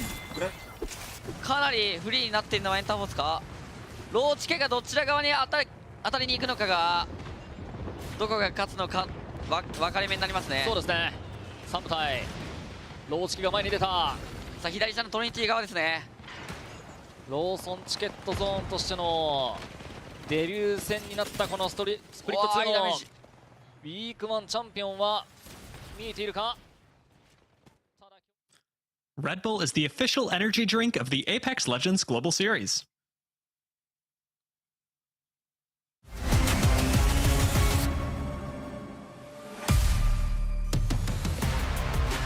Welcome back, everybody. Thank you for being so patient. We're back here with the ALGS EMEA Pro League, and we have game of 5 coming up in just a few moments. The lobby is live once again. We apologize and we thank you all for being so patient in waiting for these games to get going. We're just as excited to get the games going as you are, and also probably done with waiting for these games to get going as well. Match number 5 is coming up now, and interestingly, Sparrow banned in match number 5 here, which is quite surprising to see this early on, or to see it all. Yeah, Sparrow was ousted instead of Rampart in scrims. Rampart was typically the one to go, which would be my expectation going into match 5, that now Rampart is the most prominent legend, but we'll wait and see once we do get locked and loaded, which looks like we are in, and the lobby is ready. The players are already on the map. Match 5 is live, ladies and gents. Again, I echo what Mark said. Thank you for your patience, and now I'm excited to see what goes down, and I was correct in my assumption. We do have the majority on Rampart here, so she'll go for match 6, which then probably leaves us with a lot of catalyst going into match 6. We're looking at where the zone is going. We're going up north, everybody. We're going towards the wall. We're going to have ZiPLina Mafia with a great opportunity maybe to go back, not back-to-back, but put 2 wins on the board today if they can get the prio that they want here, which they should do, considering they dropped here at this POI. VCGO also looking for another win here. SLR moving up, and SPS. Lots of acronyms. All correctly said, I will say. Moving in towards the northern side of wall. Yeah, you don't want to brag, but you got them all right. As now Alliance get that wrong down. Will they have anything to brag about? Because it looks like they're being pressured. Remember, the expectation is Alliance are usually the team to put the pressure on the team that lands next to them, but they are being absolutely bombarded at the moment. Killer Whales have done a lot of damage. Can Alliance stabilize? 2 players still alive here for Killer Whales. Although Alliance, in this 2v2, might have just been able to make them worry a little bit here. 9bongo's got to think about, do I pop a bat or do I escape? And interestingly to see here, legend selection-wise, we are seeing something I didn't expect to see, Dan. Yeah, Vantage coming into the equation. We're seeing a few teams go with a little bit of off-meta picks. We've got Mad Maggie, Vantage, Lifeline, Gibraltar all in the lobby, and then you've got the more usual ones. But Alliance will win the battle, and they will probably be laughing, saying, well, that's what you get for trying to take our Trident away from us. Maybe Alliance even considering to try and full chase here. Yeah, I think they will want to make a point of this. It felt like Alliance were on the back foot for so much of that fight, but somehow managed to turn it around. And now they're chasing down the final player. The Vantage will be able to do their best at getting away, but there's the Spitfire, there's the consistent damage, but can they get enough before the Trident gets around the corner? At least jump him out of the car, but Vantage trying to escape. This is a mess. Killer Whales are gone. Thou shall not contest Alliance. I thought it was going to be a last-ditch attempt to try and steal the Trident from them, just as a last hurrah. Anyway, FUL. Yeah, the brilliant game previously. We're able to get to those late-game scenarios. We're able to force their way into that zone, but will they be able to survive here? Because they're going to have to go a little bit further north if they want to get to the late game. It looked like they were being contested by Passion, but it looks like Passion have left this one, or at least have walked past them here. I think that's what a lot of these teams have began to recognize in this meta, is that not all fights are worth taking. If you can get past a team and find yourself in a more advantageous spot from distance, the guns that you have available to you, you can absolutely ruin someone's day if you gatekeep them. So just getting past the team can sometimes feel like a win. Well, Ondogs were eliminated very early on as well, so there won't be any points available for them. Na'Vi going all the way to Elrod at the moment, and they're going to have Endorse, who are somewhat close to them. Firing some shots. Xhako now with this 30. Looks like they may be playing for this ring console to see where this zone is going to be pulling. Also got some Evo, of course, to pick up, and with Xhako already on purple, Iaka certainly will be joining him, and you would imagine Slab will be doing so as well. So Na'Vi should be kitted for this rotate, but they've got to go to the northern side of the zone, you would imagine, or maybe through the spider cave to get towards where this zone is going to be going. Alliance now having chased down the killer whales, hit the zip line, and we'll be able to play this fence line, but it's a tough rotate in for them. You see, but unlucky with the pick, might have just given them the opportunity to move forward here and take some space. Yeah, they should be able to take a little bit of space on the north. I mean, if they can get truly aggressive, they might be able to find themselves actually within this building segment, and it looks like they've done just that. And again, when you get that pick, when you have the ability with those guns, you can really ruin someone's day from distance if they are not aware. And I don't think many teams would have been aware of a team arriving from the north like Alliance have just done. So a good rotation from them just to catch a team off guard. 07 going to take that western side as well. Over at Wall, they'll be in that building. Now, it won't be safe once we get to the next circle, but they can maybe hold out, potentially FaZe Clan. No, wait, FaZe Clan going to mimic what Alliance have done, and FaZe Clan potentially going to come behind Alliance here, and there could be an engagement that happens on the north in a short while. I think O2 will just be safe, but just. Luckily for them, the two big doors are unbreakable ones on that bunker. But moving out after that is going to be the tough move for them. Na'Vi mentioned how this rotate is going to be a little bit rough for them. Well, they've got to decide what way they want to go. And like I mentioned, they do have the option of the spider cave, but Pot have just moved through there. Endorse were holding them out. And the zone wrap on the northern side as well, around Zeus Station. Whereas FaZe have just recognized maybe this isn't the best play for them. They're going to hit the survey beacon first to find out exactly where maybe some of the holes that they can work through here towards this zone are going to be. Speaking of Endorse, this is them holding out Pot at the moment, who are maybe looking for the ring console at the back of Zeus Station here. Am I hitting that? Maybe thinking about redeploying on the balloon, but it's gonna be a little bit of a risky play for them with Endorse waiting. If they do take that balloon, they're just gonna be, you would imagine, at least one taken down. So FaZe, in fact, retreated and went back west, back towards North Pad. Looking to probably get a little bit of information, maybe some extra Evo as well. There's a few teams that have done that at this period, have just backed away from any fights. They've recognized that they're not going to be getting into the circle anytime soon. So instead have just focused on progressing elsewhere, going on a little side quest. I think the most concerning side is going to be this eastern side with GoNext, SHALALA, and Na'Vi all in the same kind of areas. There is obviously a tunnel you can go down underneath the teams, so you don't have to force your way in here if you'll GoNext. It looks like SHALALA also are going to be heading towards Command Center, so we might still see two teams kind of have a fight with one another and making their rotation. So GoNext have decided they want to try and approach things from the south. Not sure if they've hit this survey beacon that's going to be available to them at Stormcatcher. If not, and kind of will have the option to do so, which is going to give them a little bit of info where they can rotate a little bit more comfortably. And it's interesting that northern side, that eastern side, is northeastern side, has opened up a little bit now with those teams leaving. SHALALA are moving through Command Center. They were up on the high ground. GoNext probably thinking they have to go through Command Center at this point. Pot are now making their push towards Endorse, who were holding them out previously, but it looks like they're going to be flying over the top of them. So all of that traffic that was building up, it feels like everyone's kind of threaded the needle a little bit and managed to find a way to get towards that zone. There is the landing place from Pot, and they're going to be very safe here. Should be. Yeah, Rain went down, and that is your Newcastle going down, which is never fun. And now nades are very much finding their way to their feet, and it looks like a team is trying to get aggressive on them. This is going to have to be the Sheila hold of all Sheila holds. It's going to be Endorse trying to step up, but there's two that have gone down, and this is a push that has really gone wrong. Yeah, a lot of shots coming in from distance. You talk about that distance now, right? The snipers, the 30-30s, whatever it might be. You're seeing an example of it now. Na'Vi now wrapping through that spider cave. They hear all this commotion, and they're going to have the opportunity to clear up some of this damage. Fuda is now last alive. Pot have had to give up on Rain. He's going to have to be rezzed at some point, but there was actually the first knock came in from Unlucky. And if you think about where Alliance's position was, right deep on the other side of that zone, that's how deadly these weapons can be from distance. Pot do have a Moby here, but there's just so many bullets, so many teams that have got eyes on them, and you can see Feuda trying to escape, but it always feels so difficult when you've got that many teams trained on you. FaZe Clan also in an engagement here as well. Nags is going to have to heal up. They've done enough just to stay alive. This is on the southwest side of the map at the moment.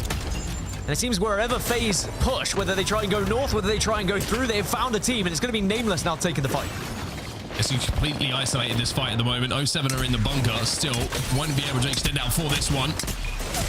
Ryumatsu though with some really nice shots, but Synetic with this great switch there of the weaponry, and with that 30-30 will get the knock. Nameless will be eliminated here, and FaZe actually all stay on their feet and might just about be able to do enough here to reset. Nags is going to be holding, and he's got the information. They're getting pushed, but FUL here, the only problem for them is they do have an armor disadvantage. That fuse ult is really important though, which is just going to slow down the potential push. Yeah, I think FUL were hoping they got there a little bit sooner before the resets happened, but now this is not really a fight you want to be taking. You can force FaZe the other way potentially. If you just back off to do enough to deal damage, FaZe might just recognize that that's too much of a threat to try and take this fight uphill as well. But I don't think FUL should be trying to take this fight to FaZe, and Beamsy's gone down. And now just like that, you've got to try and play escape artists. Double portal will get him away, but not sure they're going to be able to survive it. And more importantly, it gives FaZe the opportunity now to create a rotation for themselves. Kura gets the bat off. Zane's going to hold the angle from behind the knockdown shield. You can see Synetic will swing it, but Zane gets the final damage here. Now FaZe can work their way up the left-hand side of this hill. They've got Passion in front of them to deal with, though. Yeah, Passion are probably licking their lips about this one, because they can hold from height. And actually, Passion doing very well to take space at the moment. They are separated. You need to be careful that no one takes the space between them. I can see GoNext are making their rotation. You just saw them fly on your screen from left to right, and now GoNext have just been able to find a spot just past SHALALA. SHALALA were happy to watch them go over the top. They did not make themselves known, although now they have been spotted. It's because Trojan are below them here, and SHALALA don't want to make too much noise. Elsewhere, FUL still had one alive, but I'm not sure how long that's going to go on for you. Wouldn't surprise me to see FUL were eliminated in just a few seconds' time. FaZe now taking the most obvious route, but maybe the most unpredictable, just running straight up the middle of the hill here. They don't really have any other options. The rotational tools aren't great. It's just the Bangalore smokes. There's going to be one more available for Zane right now as the cooldown expires for him, to at least give FaZe some way to stabilize it. As the fight now maybe thinks about breaking out between SHALALA and the team inside the building. I think it's Na'Vi who are pressing from distance and have forced SHALALA down here, and this is wise for SHALALA just to take this position, but they have to be very careful of the team inside, and Trojan looking to maybe take advantage of them being forced away from their building. SHALALA just trying to stabilize and maybe wait for a little bit of info before they can start to move. This is going to be so tough for them on this southeast side.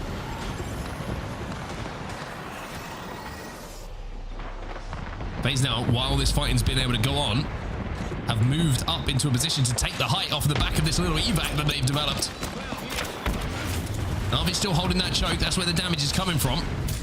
But they should be out of third party inside of this building. SHALALA have just been eliminated. Synetic, though, he's going to pop the ultimate cell to try and get that EMP back a little bit quicker. They don't feel 100% confident on this one at the moment. 16 squads still alive, by the way. Zane has 3 kills to his name.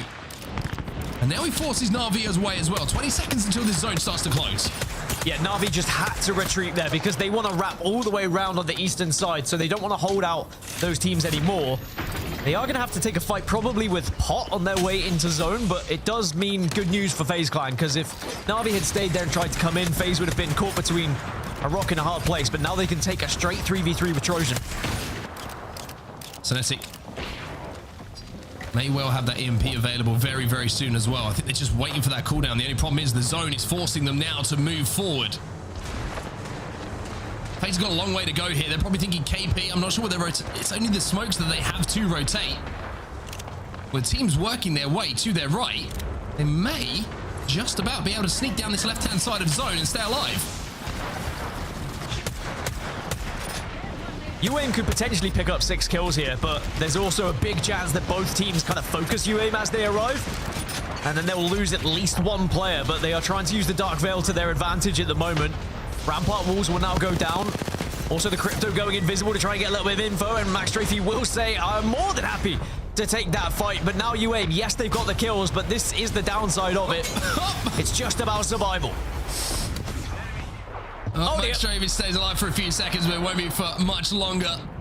UAIM will be eliminated next as the portal just falls into their hands. GoNext, by the way, have somehow managed to work their way into one of the buildings that's inside of where this zone is going to be going. They've got a team down on the low ground. That's going to be SLR as they will take the upper level. And now off the back of the damage, Light's going to fly in. He's going to chunk away. And it looks like GoNext are going to win yet another fight today. They are so fearless, GoNext, and that's why they keep finding themselves in these final circles, because they know where they want to go, and they are aggressive enough to just keep pushing teams out. But FaZe maybe are going to bring an end to it all, which they will. GoNext eliminated, but now Na'Vi also here. 10 squads now remain. Na'Vi versus FaZe, but it looks like FaZe have been able to escape, or at least the remainder of FaZe escaping out. Can they get back up outside, as Na'Vi will just be happy to have this building? There's 2 members of FaZe, maybe just 1 alive at the moment. Nax is going to try and stick this res, as the Mother Lobe will go down to buy enough time for him to get his teammate back up. Alliance also under fire at the moment. You can see the castle being set up with those rampart walls on top of the high ground, and that's going to be ZiPLina Mafia, of course, who had great prior to this zone, dropping over a wall. VCGO looking for another win today. 3rd place overall for them.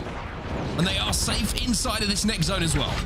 A lot of mobile reses going down. FaZe have got a respawn. Alliance have got a respawn. Full 3s back into the lobby as Pot Kettle Black will be up on top, and they are now going to hold this position, have a Newcastle wall, and actually find themselves in a very commanding spot if they can stabilize, but they're going to get pushed. 07 come in with a little bit of a Gibby bubble. Gibby bubble. Passion eliminated in the meantime, but that Gibby bubble just delays what might be the inevitable here for 07. Pot still holding this high ground and holding it extremely well at the moment. The mobile shield goes down. ZiPLina Mafia now move up to the outside of this building as well.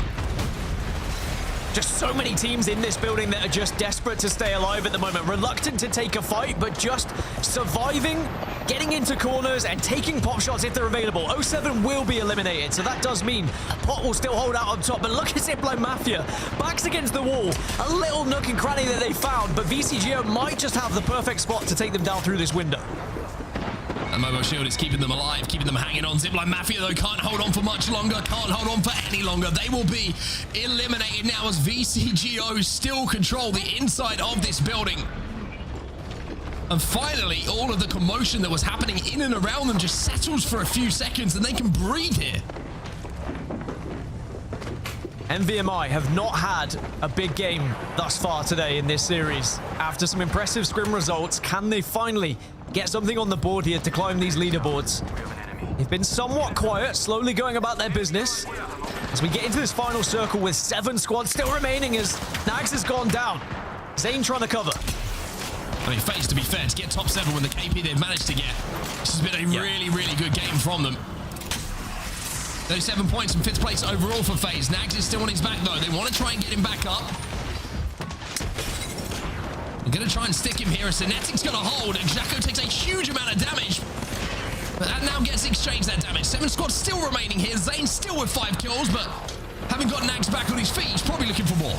The teams with Newcastle are really going to be able to capitalize in this final circle, just getting some extra cover in what is going to be a very difficult position to try and hold for those who do not have Newcastles. Hackers has just gone down though. Alliance are one of those teams that does have a Newcastle, as do Pot. Remember, they were holding the top of this building, but they're going to have to move soon. Sheila at the ready, perhaps, to try and delete teams below them. NVMI, one of those teams who are below them at the moment.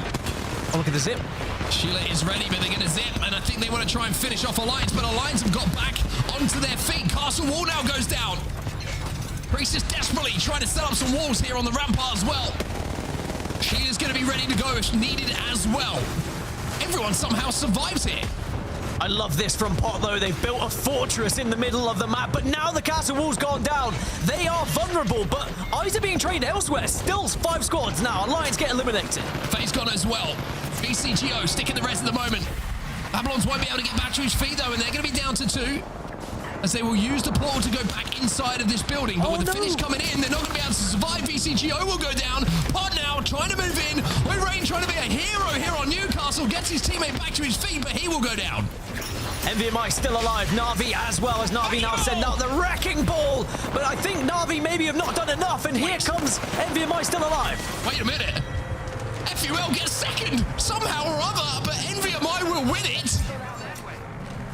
But you can excuse my surprise of the situation, because the last player alive was from that FaZe fight that happened in the choke outside of the Trident POI. So somehow that player stayed alive long enough to take second place away. But we've got to give all the credit in the world to the 3 gentlemen on your screen right now. NVMI with the win, but what a game that was. And you got to say, even though there's been big waits between games today, which is nothing we can do about it, they have been worth waiting for. These end games have been so fun. Yeah, that was so chaotic. I mean, I think that Pop probably thought they were in a good spot. They had been able to build a base, but sadly, any base can be taken down with enough shots, with enough utility. And depending on the legends you've got, it can be taken down by a legend as well. But NVMI will pull out the victory, 19 points. So the official return of Hardeki will be crowned with a victory at some point in this series, and they'll give themselves a chance in this series with 1 match still to play. Na'Vi also technically the winners of that match, 20 points in the end after 13 for themselves in terms of kill points. You can see VCGO, even though they were in the late game there, and even though they have multiple victories today, just weren't able to get any points on the board.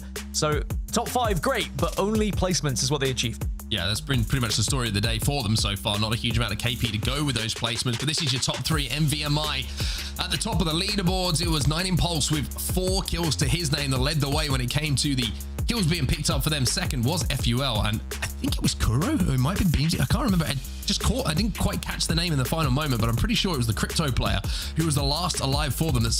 We'll have to go back and watch the VOD on that one, because somehow or other managed to stay alive to get second. Third place for Na'Vi, but most points in the lobby overall for the current defending world champions, 2/3 of them, of course, and the kills pretty much shared among everyone. This is the series result stand. GoNext on top.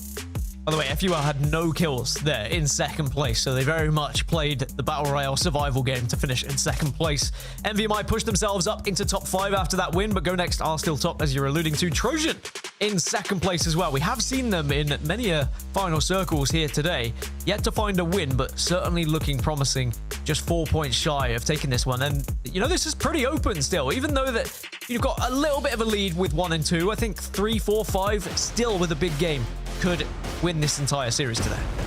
A lot of placements will be changing when we finish with game number 6. This is the final circle, and you can see the Castle Wars. The fact that we've got a lot of Newcastle and Rampart made playable spots out of nothing for a lot of these teams. Pot took that center zone position, excuse me, towards the end game. VCGO just getting caught as they tried to escape from this building. They've done such a good job to hold for the majority of this game. But in the end, it's Na'Vi who burst out, and that Maggie ball really did influence how those final moments went. Yeah, the only Mad Maggie in the lobby. That's the thing. You can never prepare for a final circle because you never know what the legend selection is going to be with legend bans. You can prepare yourself for all sorts of different things, but there's always the element of unknown. You know, suddenly a Gibraltar bubble comes down, and you're like, who on earth is playing Gibby at this point? But, you know, that is the beauty of legend bans. Well, it's going to be game 5 done and dusted. We've only got one more game for EMEA to come today, and that's coming up right after this break. Don't go anywhere. The EMEA Pro League will continue in a few moments.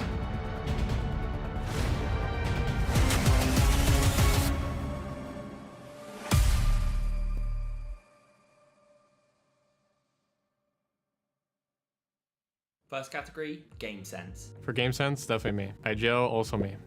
Third category, aiming. Aim, probably Koiful.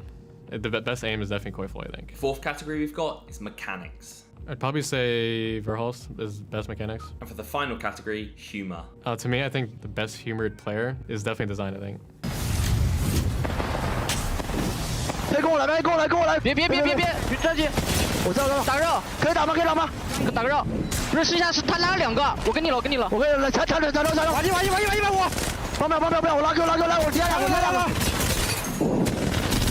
个一，接了，别，不，慢慢来，我抓着，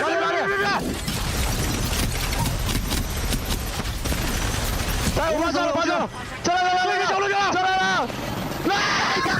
100 men versus 1 gorilla, who wins? 1 gorilla, easily. I'm gonna have to go with the 100 men.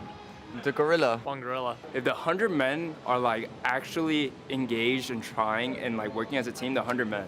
Gorilla wins. 96 men would survive. 100 men. The gorilla. Oh, I mean, it's the men. Gorilla. Easily 100 men. Like 100 men is a lot of people. Like count to 100. 100 men. Me. 100 men? All you need is 100 thieves, bro. The real question is how many phonies? Bro, chill, bro. You need 1,000 phonies to take on 1 gorilla. Drone right now. Get the other I want to see if FaZe takes this fight. Can you EMP it? Ready? I'm going. Yeah. I'm chilling.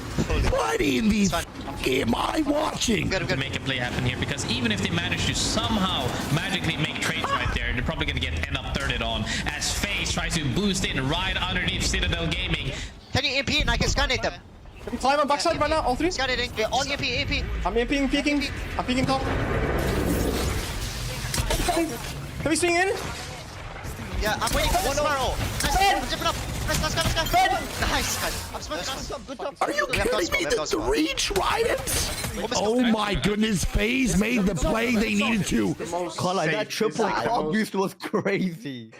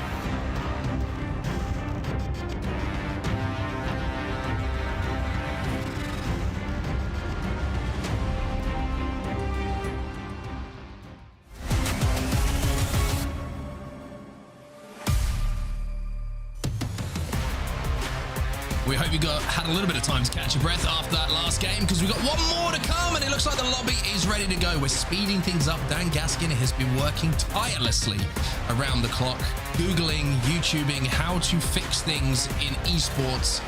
And let me tell you, he's found some results for us. Dan, great job. How to fix things in esports is loaded, but how to fix things in ALGS, that seems a little bit more simple. We've got the games rolling, and it looks like match 6 is just about to be underway. We go to Storm Point for one last time. Rampart, banned, gone. Welcome Catalyst, I would imagine, to just replace that controller legend, and also provides a little bit of extra cover.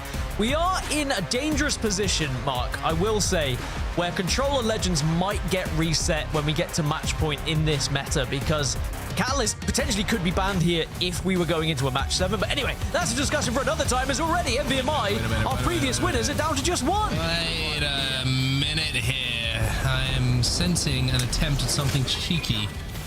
SBS. Gonna take him down. This is happening over at Zeus Station. And I think they completely sent it from Elrod towards their position to try and catch them off guard. And catch them off guard they might have just done here. Little POI invasion. Hardeki is holding strong, and I tell you what, Hardeki was running, and suddenly, now he says, you know, I might have a chance here. He goes, I'm Hardeki. What am I doing? Some blue shields. Okay, maybe not. Even Hardeki realizes when the numbers are too stacked against him. He's beginning to believe. Well, Escape should be able to get a reset here at some point, but let's jump into this game. Nobody's messing about. By the way, zone-wise, we're going towards Bean by the looks of things. Outside of the mill, potentially. Godrock's going to be a great spot to play. On-Dogs are there at the moment. SHALALA are a long way away from there right now. It's when he hit a couple of nice PK shots and Kraber shots earlier on. He's going to have to do something similar here. I wonder if there's a fight happening here because of a potential harvester nearby as well. SHALALA now down to just 1. It's a 1v2. Nameless have the advantage. Nameless, can they capitalize? Yes, they can. And SHALALA, sadly, their match day will come to an end. They were in 10th place, but might drop a few positions after that. But look at this corner of your screen. GoNext here. What's happening? And GoNext are trying to full send it here. Is there going to be time to reset? If they do reset, then GoNext are going to have to think about pulling out of this fight because they don't have the armor advantage here. By winning that fight, you can see the portal's gone up to height as well, so they will be able to escape by the looks of things. All this happening in and around Echo HQ, and looks like Nameless have managed to escape from this situation. So what's left of this loot will be picked up by GoNext, but now they're being held out, and this is a little bit of a problem for them. Yeah, I'm almost trying to see why. I thought maybe it was an Evo Harvester that was being fought over, but I can't even see an Evo Harvester in the area. So it just might have just been aggression because there was no Evo Harvester. So looking to try and take the fight so you can get up to blue. Anyway, Nameless have got the initial knock. Light's gone down. There is a chance that they can get him back up, but they're certainly going to have to fight very aggressively to try and keep this team at bay. Yeah, I think GoNext have recognized that this was maybe a push too far. Oh, what a wait, though. Not going to be enough. Light will survive, but Kinder was given the responsibility to escape from this fight and look for a reset if they can. Light's just trying to buy time in this moment. He knows that he's going to die pretty soon, or at least not be able to survive, but by buying the time, Kinder's managed to escape. So a good job all round from GoNext after initially looking for that third party and failing. They will at least stay alive in this game. Light has gone down, so it's all up to Kinder now to get his teammates back in this game. Yeah, looking across the southeast, and there's no Evo Harvester to work with outside of Launchpad, and then on a rotation through to Jurassic. So yeah, they were just starved a little bit on the southeast, which forced them into an engagement. There's now Alliance. Speaking of engagements, are they going to be able to win this one once more? But they are not the only team. It's not just a 3v3 here. There are several teams here now. Oh my, unlucky great shots though coming in with that Nemesis.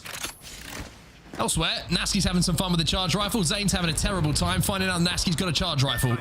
He's going to be taken down. ZiPLina Mafia have moved from checkpoint, by the way, to have a look at this. Killer Whale's still alive at this point. Finally, it looks like Alliance will get enough damage to take them down. And Killer Whales will indeed fall. FaZe trying to get healthy at this point. But Zane has been finished, like we mentioned, but they look to stick this one in the comfort and the comfy corners of one of these loot pills. Doesn't look very comfortable. It's full of spikes at the moment. It looks like a horrible place to be, but thankfully you can stand on your own spikes. And 07 not looking to push up on this yet. They're reluctant to push out because of what's happening elsewhere. They do have other teams kind of looking towards them here, and if you expose yourself, you just find yourself a little bit too vulnerable from the likes of the 30-30s and the snipers. There's Alliance now down to 2, but unlucky, might be able to get him back up, but no, he just uses the shield initially and then pulls out the Eva 8. Charge rifle from distance, though. SLR now having a look at this. Alliance probably thinking, can everyone just chill? Just trying to live our life here. ZiPLina Mafia will be dealt with, and Alliance say, okay, if we're not going to chill, who's next? Sadly, if you are the team that everyone knows is going to take that fight, everyone's going to try and capitalize on the damage that's being done, but Alliance are doing so well just to keep teams away here. Oh my god, effect! Oh my god, effect! 2 down! Only 1 remaining. I don't blame Effect, to be honest, for going for that. It would have been quite the clip. And Alliance all of a sudden are on fire. They'll get Effect back at some point, but the amount of KP they just picked up, Alliance just held off 3 teams. 3! And they will get back up. There's no one else on the north. They just killed them all. They just killed everyone, yeah. GoNext still alive. And they are currently being hunted by Nameless still. All that information being provided by the crypto. And now GoNext may be looking to take advantage of the EMP. Yeah, Roman should be taken down here. Will be able to do so. Light did go down, though. The henchman now going to be very, very careful. And take a few seconds just to get his shields back here. Panda's still holding on high with that 30-30, just giving him a bird's eye view of what's going down. Decides to drop down to his teammates instead. The EMP not available for the crypto, and now they're going to take the height off of them. And GoNext have to play this one down on the low ground. The finish should come in as well. Henchman and Kinda probably thinking about trying to swing one of these players together. 72's good, but it looks like more damage was exchanged. Catball does go down. Hello. Oh, Henchman got absolutely plucked out of the Dark Veil and sent into the Nether Realm. Now Kinda maybe has to try and escape here. This is an isolated fight, so he's not going to run into anyone else at the moment, but Kinda does take down one. Does get a shield swap. 1v1. I think it's 1v2 now. They got res. Okay. Kinda decides, I've done enough. Ryumatsu, though, great shots from him. Look at the medkits here. He's got a couple of medkits to work with for Kinda, so he can retreat into the zone. Of course, on Crypto as well, much easier to res once you get those banners back. Being able to send that drone out to a respawn beacon to bring your teammates back in. Nameless, in the meantime, have managed to get the respawn. By the way, all of this a long way away from zone. Everything we've seen so far has been so far away from zone that on dogs are probably questioning, did we call zone right, even with beacon? NVMI also going to be moving in late from the northeast, as are Endorse, and they're alongside Alliance. They're the only 4 teams really outside of this circle. This is an interesting fight as well on the south. Na'Vi versus FaZe clan. You win this one and you will have the entirety of the south to yourself. FaZe just struggling to really get the poke damage they want, and in the end, Na'Vi send it. On away. Nax now gets tickled by a Maggie ball. And it's going to be Zane who will fall. Na'Vi win the fight. And then Jaco will get back to his feet. And being tickled by a Maggie ball is never fun. It's like a deep tissue massage from someone who's not quite trained in it. Even though it's meant to be fun, it just really isn't. Yeah, I remember getting beaten up by someone in Thailand once. It was meant to be a massage and I was in agony. I'm not gonna lie, it was bad. You just walked into the wrong bar. No, it wasn't even a massage. It was a reputable place. Let's get that right, everyone. NVMI will have the ability to traverse very quickly via the Trident. It's about where they go here. And they full-on boost themselves into Ceto, and they've done it successfully.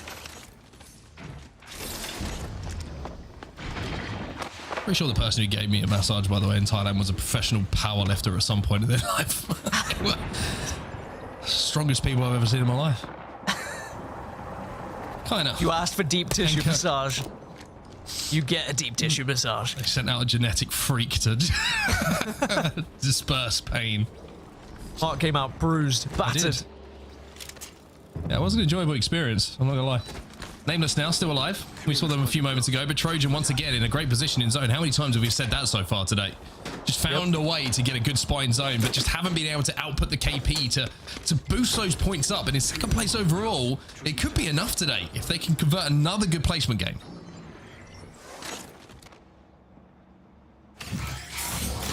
Especially if GoNext go down, but GoNext are still alive and kicking at the moment. And it's kind of have meds. Got the res. No, I think he's going to go down. They're going to pick him up.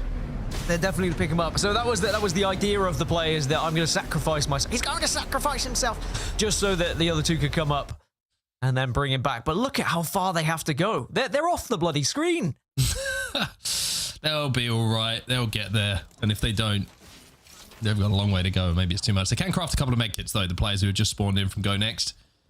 But Zone 3 is certainly going to sting more. And Zone 4 might be kind of unsurvivable for them.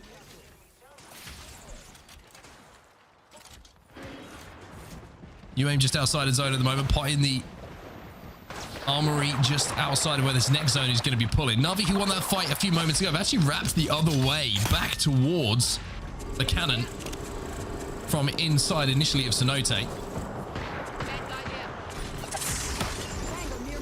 Xhaka looking for any teams who are trying to wrap behind them. They know there's someone here, and it's going to be GoNext who are going to be now inside of the zone. Alliance, by the way, they're on for a banger game if they can convert. The amount of KP they got from those early scuffles, absolutely ridiculous. And now they found their way into middle. Na'Vi now being forced to fight. Xhaka and Hyaka last alive for the team, and Hyaka's had his shields broken as well. Yeah, in the smoke, just checking all your corners to see if you can find anyone, but looks like Na'Vi really struggling with this one. Now GoNext. Again showing aggression, but they are, of course, at a very big armor disadvantage here. Have to be careful. They don't want to overextend. They're also worried about a potential third party. It's going to be Pot watching from a distance. Zone's a problem, though. It's going to be unsurvivable for a lot of these teams, Zone 4, especially with teams looking to hold them out. Na'Vi have been eliminated. GoNext trying to survive, kind of spent most of this game just trying to escape the clutches of teams around him. It looks like he's going to be able to survive for at least a few seconds here. Light's going to go down, kind of finds himself in the same situation again. And on Crypto, just going to try and sneak with the zone here. If he can just get inside, past the attention of Nameless and Pot. Everyone's looking at Nameless at the moment. He might be able to scupper through here. Oh, survive, kind of. No, he goes down. He did everything he could. Look how close he was. Tell you what, that does open things up for Trojan. They're only 6 points behind GoNext here. Are we going to potentially see someone steal it right at the death? Cancel that. And take today's series by the scruff of its neck. Now, there's still a lot to do here, and you can see the portal is potentially going to be the play, because Trojan are not safe for this next zone. They still have to go a little bit further south, but the good news is, so do a lot of other teams. Oh, that hurt. No, some beautiful shots for that 30-30. Had to be as well. No mag on that thing. Now he's looking at third and capitalize on this damage, but there's 3 players alive here from VCGO, and if he's not careful, he might get knocked. Jumps into the void at just the right time, but he's going to be last alive, and Trojan in a 1v1 scenario to win this might win them the day, but they go down, as do VCGO. That may have just secured it for GoNext. There's maybe still a chance for Pot. If Pot can win this game with a lot of kills, then potentially Pot could catch up. Alliance also have an opening to maybe push into the top 3 with those deaths as well, because remember, VCGO were in 3rd place. As I say that, Pot now go down, and suddenly it does open up for Alliance to potentially push themselves into the top 3. There is definitely points available for Alliance here. NVMI, they've taken so much ring damage so far this game, but now they find themselves in the fight. Oh, Kashak hit the big shot, but then he missed the next 2, and that really has cost NVMI. Endorse have been eliminated in the meantime. 7 squads still alive here on Storm Point as we try to convert and work out who's going to be finishing where.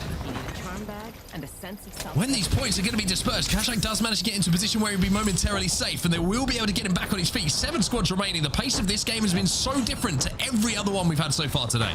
So we have 5th and 6th alive in Alliance and NVMI, who are both trying to push into the top 3 here. Elsewhere, you've got 11th, 13th, 14th, 15th, and 17th alive. So all the bottom half of the leaderboard with an opportunity to also jump up and gain some big points when we're looking at Pro League and we're looking at trying to secure yourself, not even just to get to regional finals, but looking further than that as Nameless get eliminated.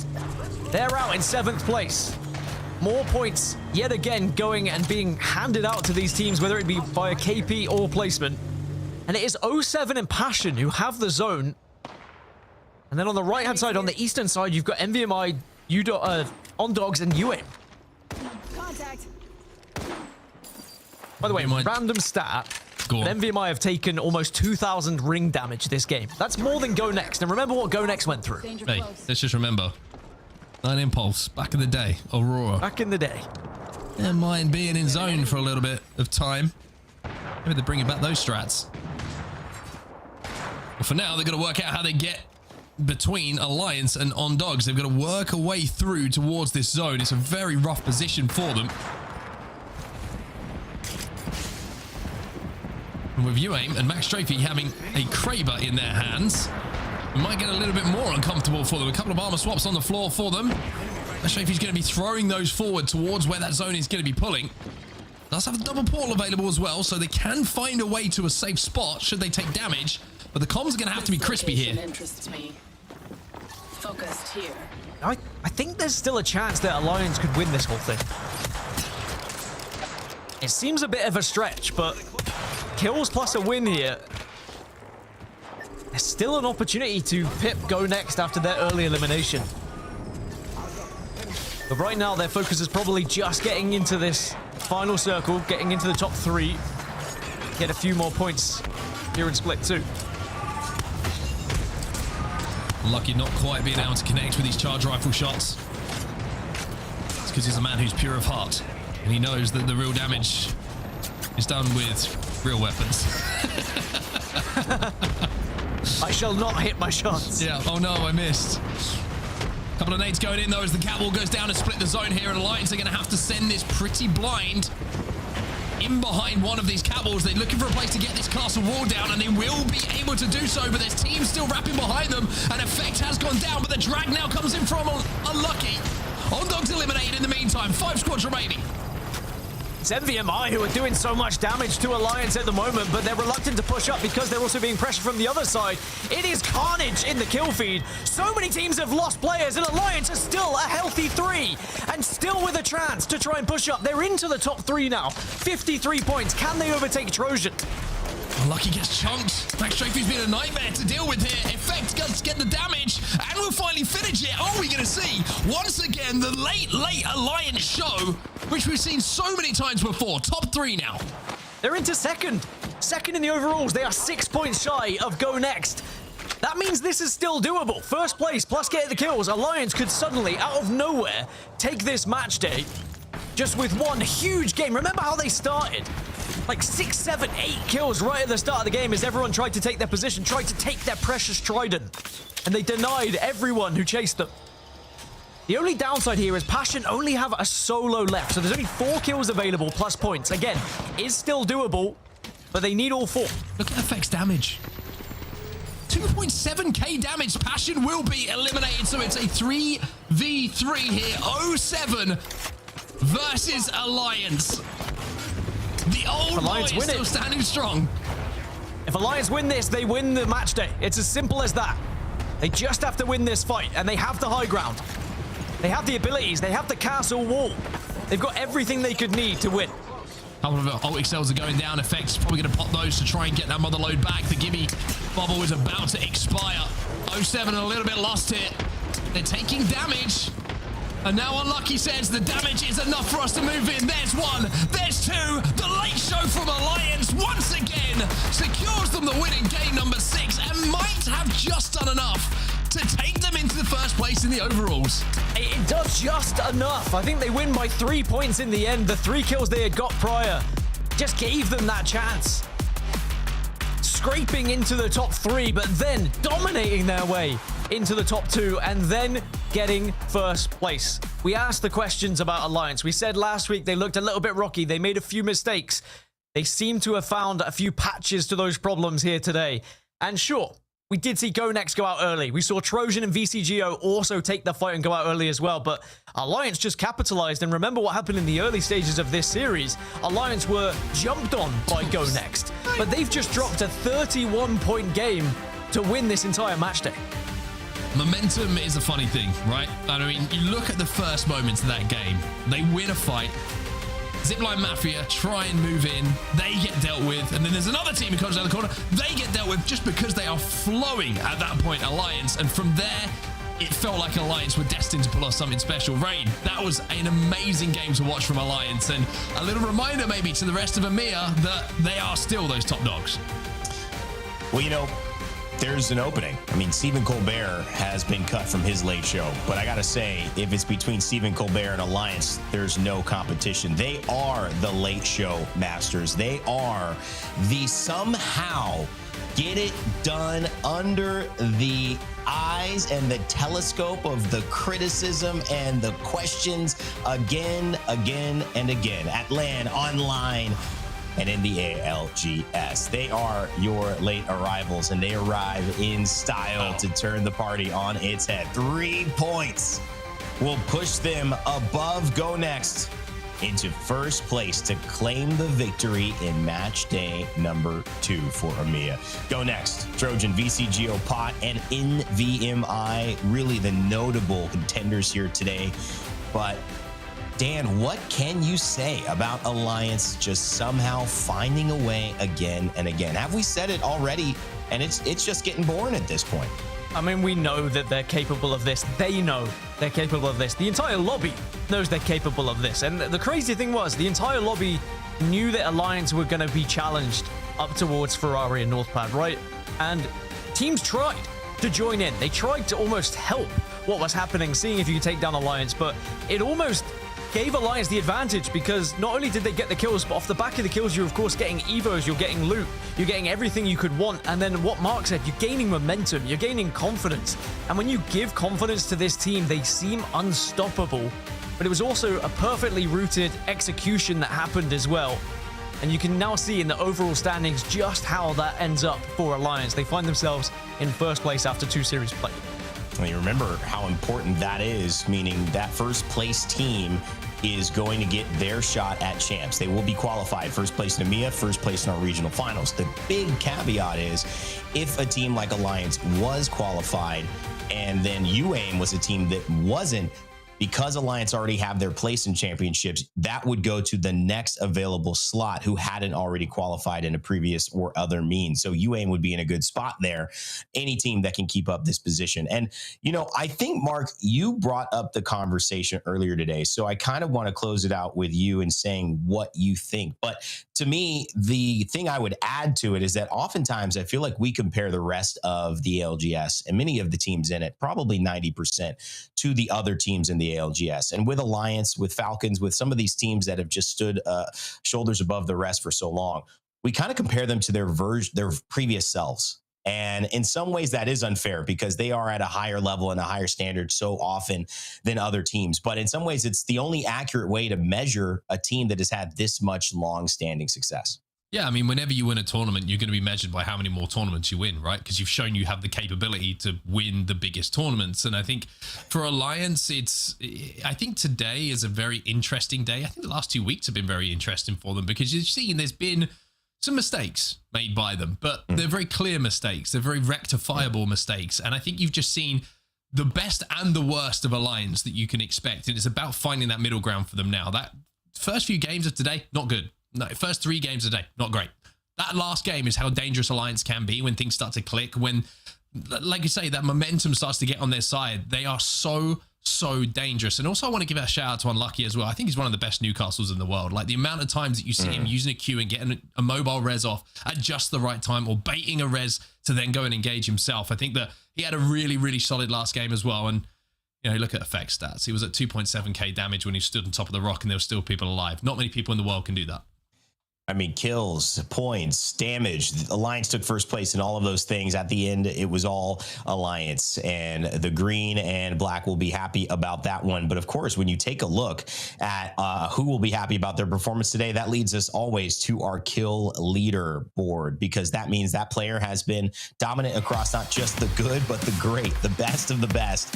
And it is so often that we see these two names above everyone else, often together. Effect and Unlucky. unlucky, but Effect out and far away, 5 above unlucky, and he has claimed the kill leader top spot for today. Danny's really just, you know, I mean, this is a guy that has come into his own lately. Truly one of those conversations when you say this or that, him or her, Panic or Imperial Hal. I mean, you've got to always consider Effect, and you can't guarantee anyone would take anybody over him. He's that good. He is that good. And I think what's more impressive is, for me, this meta nerfs Effect a little bit because he's so good with those SMGs. And even though we saw him with the R99 today, you know, RE45 coming into the equation, you could see on the kill leaderboard there, the Peacekeeper does take priority and you kind of have to be using it. And now Effect still amazing with the PK, but everyone else is also pretty good with the Peacekeeper. And I feel like that skill gap closes a little bit with Effect and everyone can kind of catch him up. But when he does get to do stuff like this with the R99, when the R99 is the meta, when the SMGs are the meta, that's when Effect really shines. So the fact he's still shining in a meta that arguably is a little bit easier for other people to catch up, that's even more impressive for me. And this Alliance roster is still disgustingly good, disgustingly consistent, and they will always continue to be one of the biggest threats in the world. And when they play this well, man, it just shows you that, of course, EMEA is not just a region rebuilding. They are a powerhouse, and it's just a matter of when they show up. This is a showcase of our Sony in-zone kill leader, and of course, Effect with 19 kills takes another top spot in another match day. Guys, it's been fantastic. Mark, Dan, Onset, Gaskin, you guys are amazing, and I need you to get your rest because in just a little bit, we have got another show. North America is right around the corner, and we all need a little bit of food, a little bit of rest, and to get back at it and have some fun. So take care, guys. Great cast today, and we'll be seeing you soon. All right, guys, that is going to bring us to an end here. What an amazing day in EMEA. It kind of sets the stage for where we are with match day 2 and heading into match day 3 and really split 2 in general. As this region starts to rebuild, to think about the things that they need to do to become champions yet again, where they hoisted that trophy a year ago in Sapporo. They've got to find ways to be more consistent than ever with performances like that in Alliance, because they're not just going up against the best of EMEA. They're going up against the best of the Americas as well, which you can get a preview as to what they'll be doing. What's their theme for Split 2 in match day 2? We'll have that for you in just about an hour at 6:10 p.m. Eastern time. We'll be kicking that off. And again, that's an hour from now. So go get a little bit of food, maybe take a quick power nap, and we'll see you all shortly. My name's been Rain Day. I've been here with Onset and Gaskin. Thank you to everybody behind the scenes who made this happen. And of course, to all of our players. We will be back with some more Apex Legends Global Series right after the break. So do not go anywhere, and we'll see you for North America.